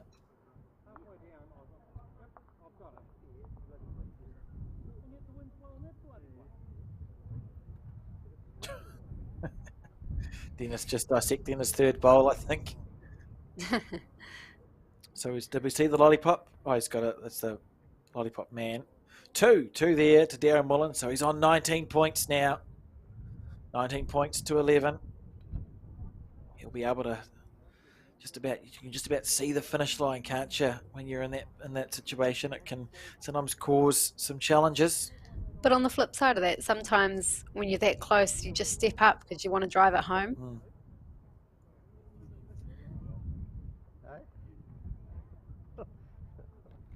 Darron on the backhand here. You know, sometimes being 2 points away might just give that player confidence, you know. I've almost got it. I'm going to grab it with both hands. Absolutely. And that's sort of the signs that Darren's been showing. Yeah, he sort of switched it on. I think he's probably picked the conditions slightly better than Dennis in the last 4 or 5 ends. We've seen his head sort of tighten up a little bit. Yeah, I think he's typically getting at least 2 of his bowls within range. Dennis taking off his hat.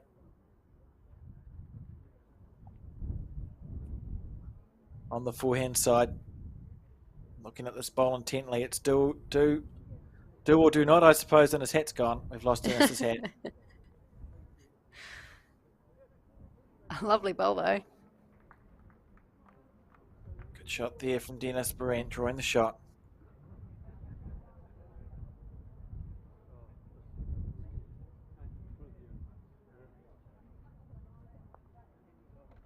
Behrent on the backhand here. How's his weight here, Terry? Pretty good. He's not far away. Willing it to run on. He's made it. Made it for 1. He's certainly not making it easy for Dennis. Dennis is going to have to work hard if he wants to get back in the game. For sure, and that starts with scoring on this end, doesn't it, really? You want your opposition to have to score 2 points, I suppose. Sort of an individual ends.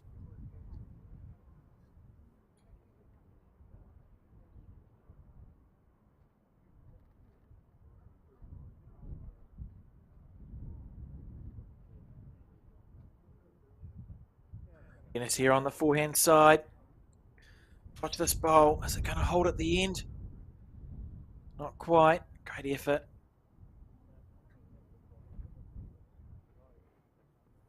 Thanks also to Tamara and her helpers for their efforts on the last day at the Waverley Bowling Club covering the Para Bowls New Zealand Nationals. It's not an easy job. And we saw, of course, Tamara having to put out all the rain jackets as we watch this bowl here. He's now holding the championship. Big Darron claps from the Wolland crowd. stepped up as you suggested he might. And only one option here for Dennis Behrent, and that is to score. 19-11 down, 2 down on the head. Big bowl. He's Are done you it thinking before. some weight this time? I think now is the hour. Nicely out of the hand. Dennis opting just for the dead draw here. If he goes past, this is good. If he swings, what's happening? Oh, not ideal. He almost could have got the inside edge of that and come back up the rink, Terry. They are big old swinging bowls. Do you even put another one close here? Would you go around the If back? I was Darron, I'd go past the rink here. I think he'll know that. He's holding the championship. He's holding the championship, and surely he's going past. You wouldn't want any jack movement. Okay, He Darron. won't though, so that's You do you. That's fine. If it swings across, well, that's fine. That's good. I would not have been brave enough to put my bowl close. I'd be tempted to change hands if I was Dennis. Yeah, well, what you need is a connection for certain. And Yeah, he Darron, is. It's actually worked out well for Darron because he's now got 3 bowls close. So even if Dennis gets rid of 1 bowl, he actually needs. He's looking for jack movement here, isn't he? He probably has played that quite well then, for that reason. Here we go. Dennis on the back end. He needs this one to make a connection. He's game down. Watching the bowl. When's it going to turn? It's coming back into the head. What a shot there from Dennis Behrent. You can see the deflation in Darren's body language. He thought, Saved the game. yep. Oh, that was an incredible shot. Looked good all the way. I was holding my breath. I couldn't commentate. That was brilliant. Meanwhile, Alex sounded like And we watch it again. Here we go. a racing commentator. This bowl here on the back end, square through. Absolutely beautiful. Perfect. Lovely. I've got no more superlatives to say about that shot. It couldn't have been better. Saved the game.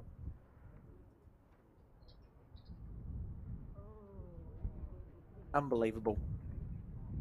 Brilliant stuff there from Dennis Behrent. Kept this game alive.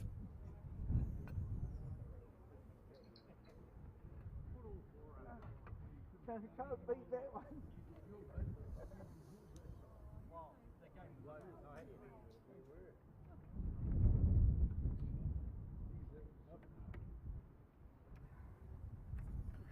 Well, psychologically, what's this going to do you think? I think Dennis is feeling pretty good, to be honest. Great stuff.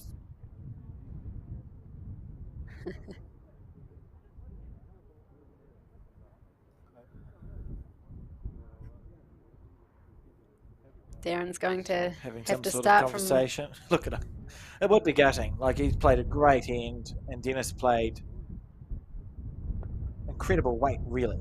You know, the speed that Dennis played that bowl with, I was surprised at, because it's perfect to sit and rest.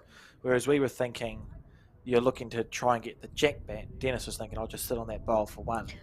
Well, he had the speed that if he got the jack, I mean, that would have got 2 shots. Yeah, I suppose. He could be gutted. It was just a brilliant bowl, and switching to that hand as well. Yes. I think just shows the tenacity that we know Dennis has, and still in this game. 19-12 down in this race to 21. Darren will be starting from scratch.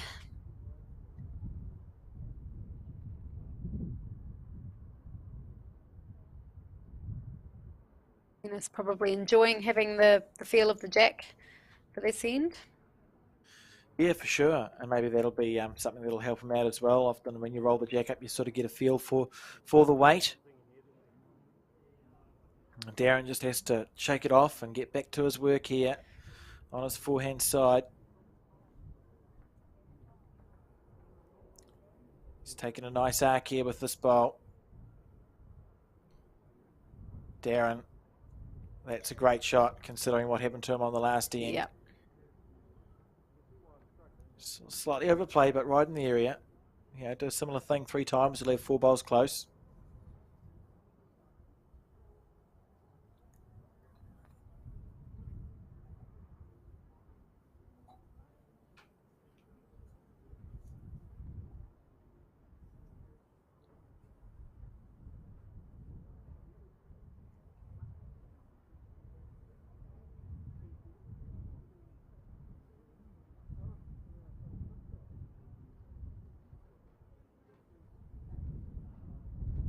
Here we go, an opportunity for Darron.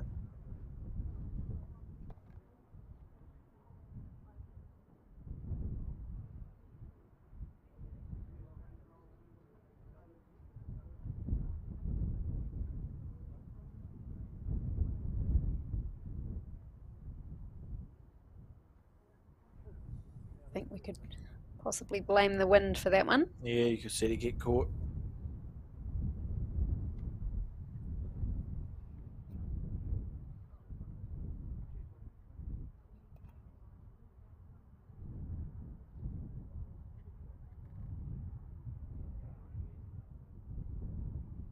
Dennis on the back end too, on a high line.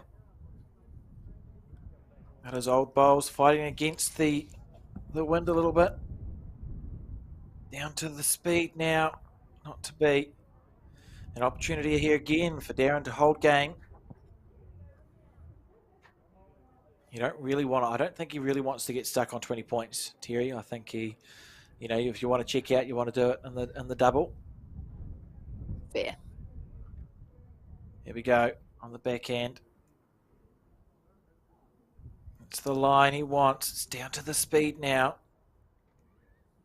He's thinking to himself, when is this bowl going to stop? In time would be the answer. It's done it. And again, Terry, he holds the championship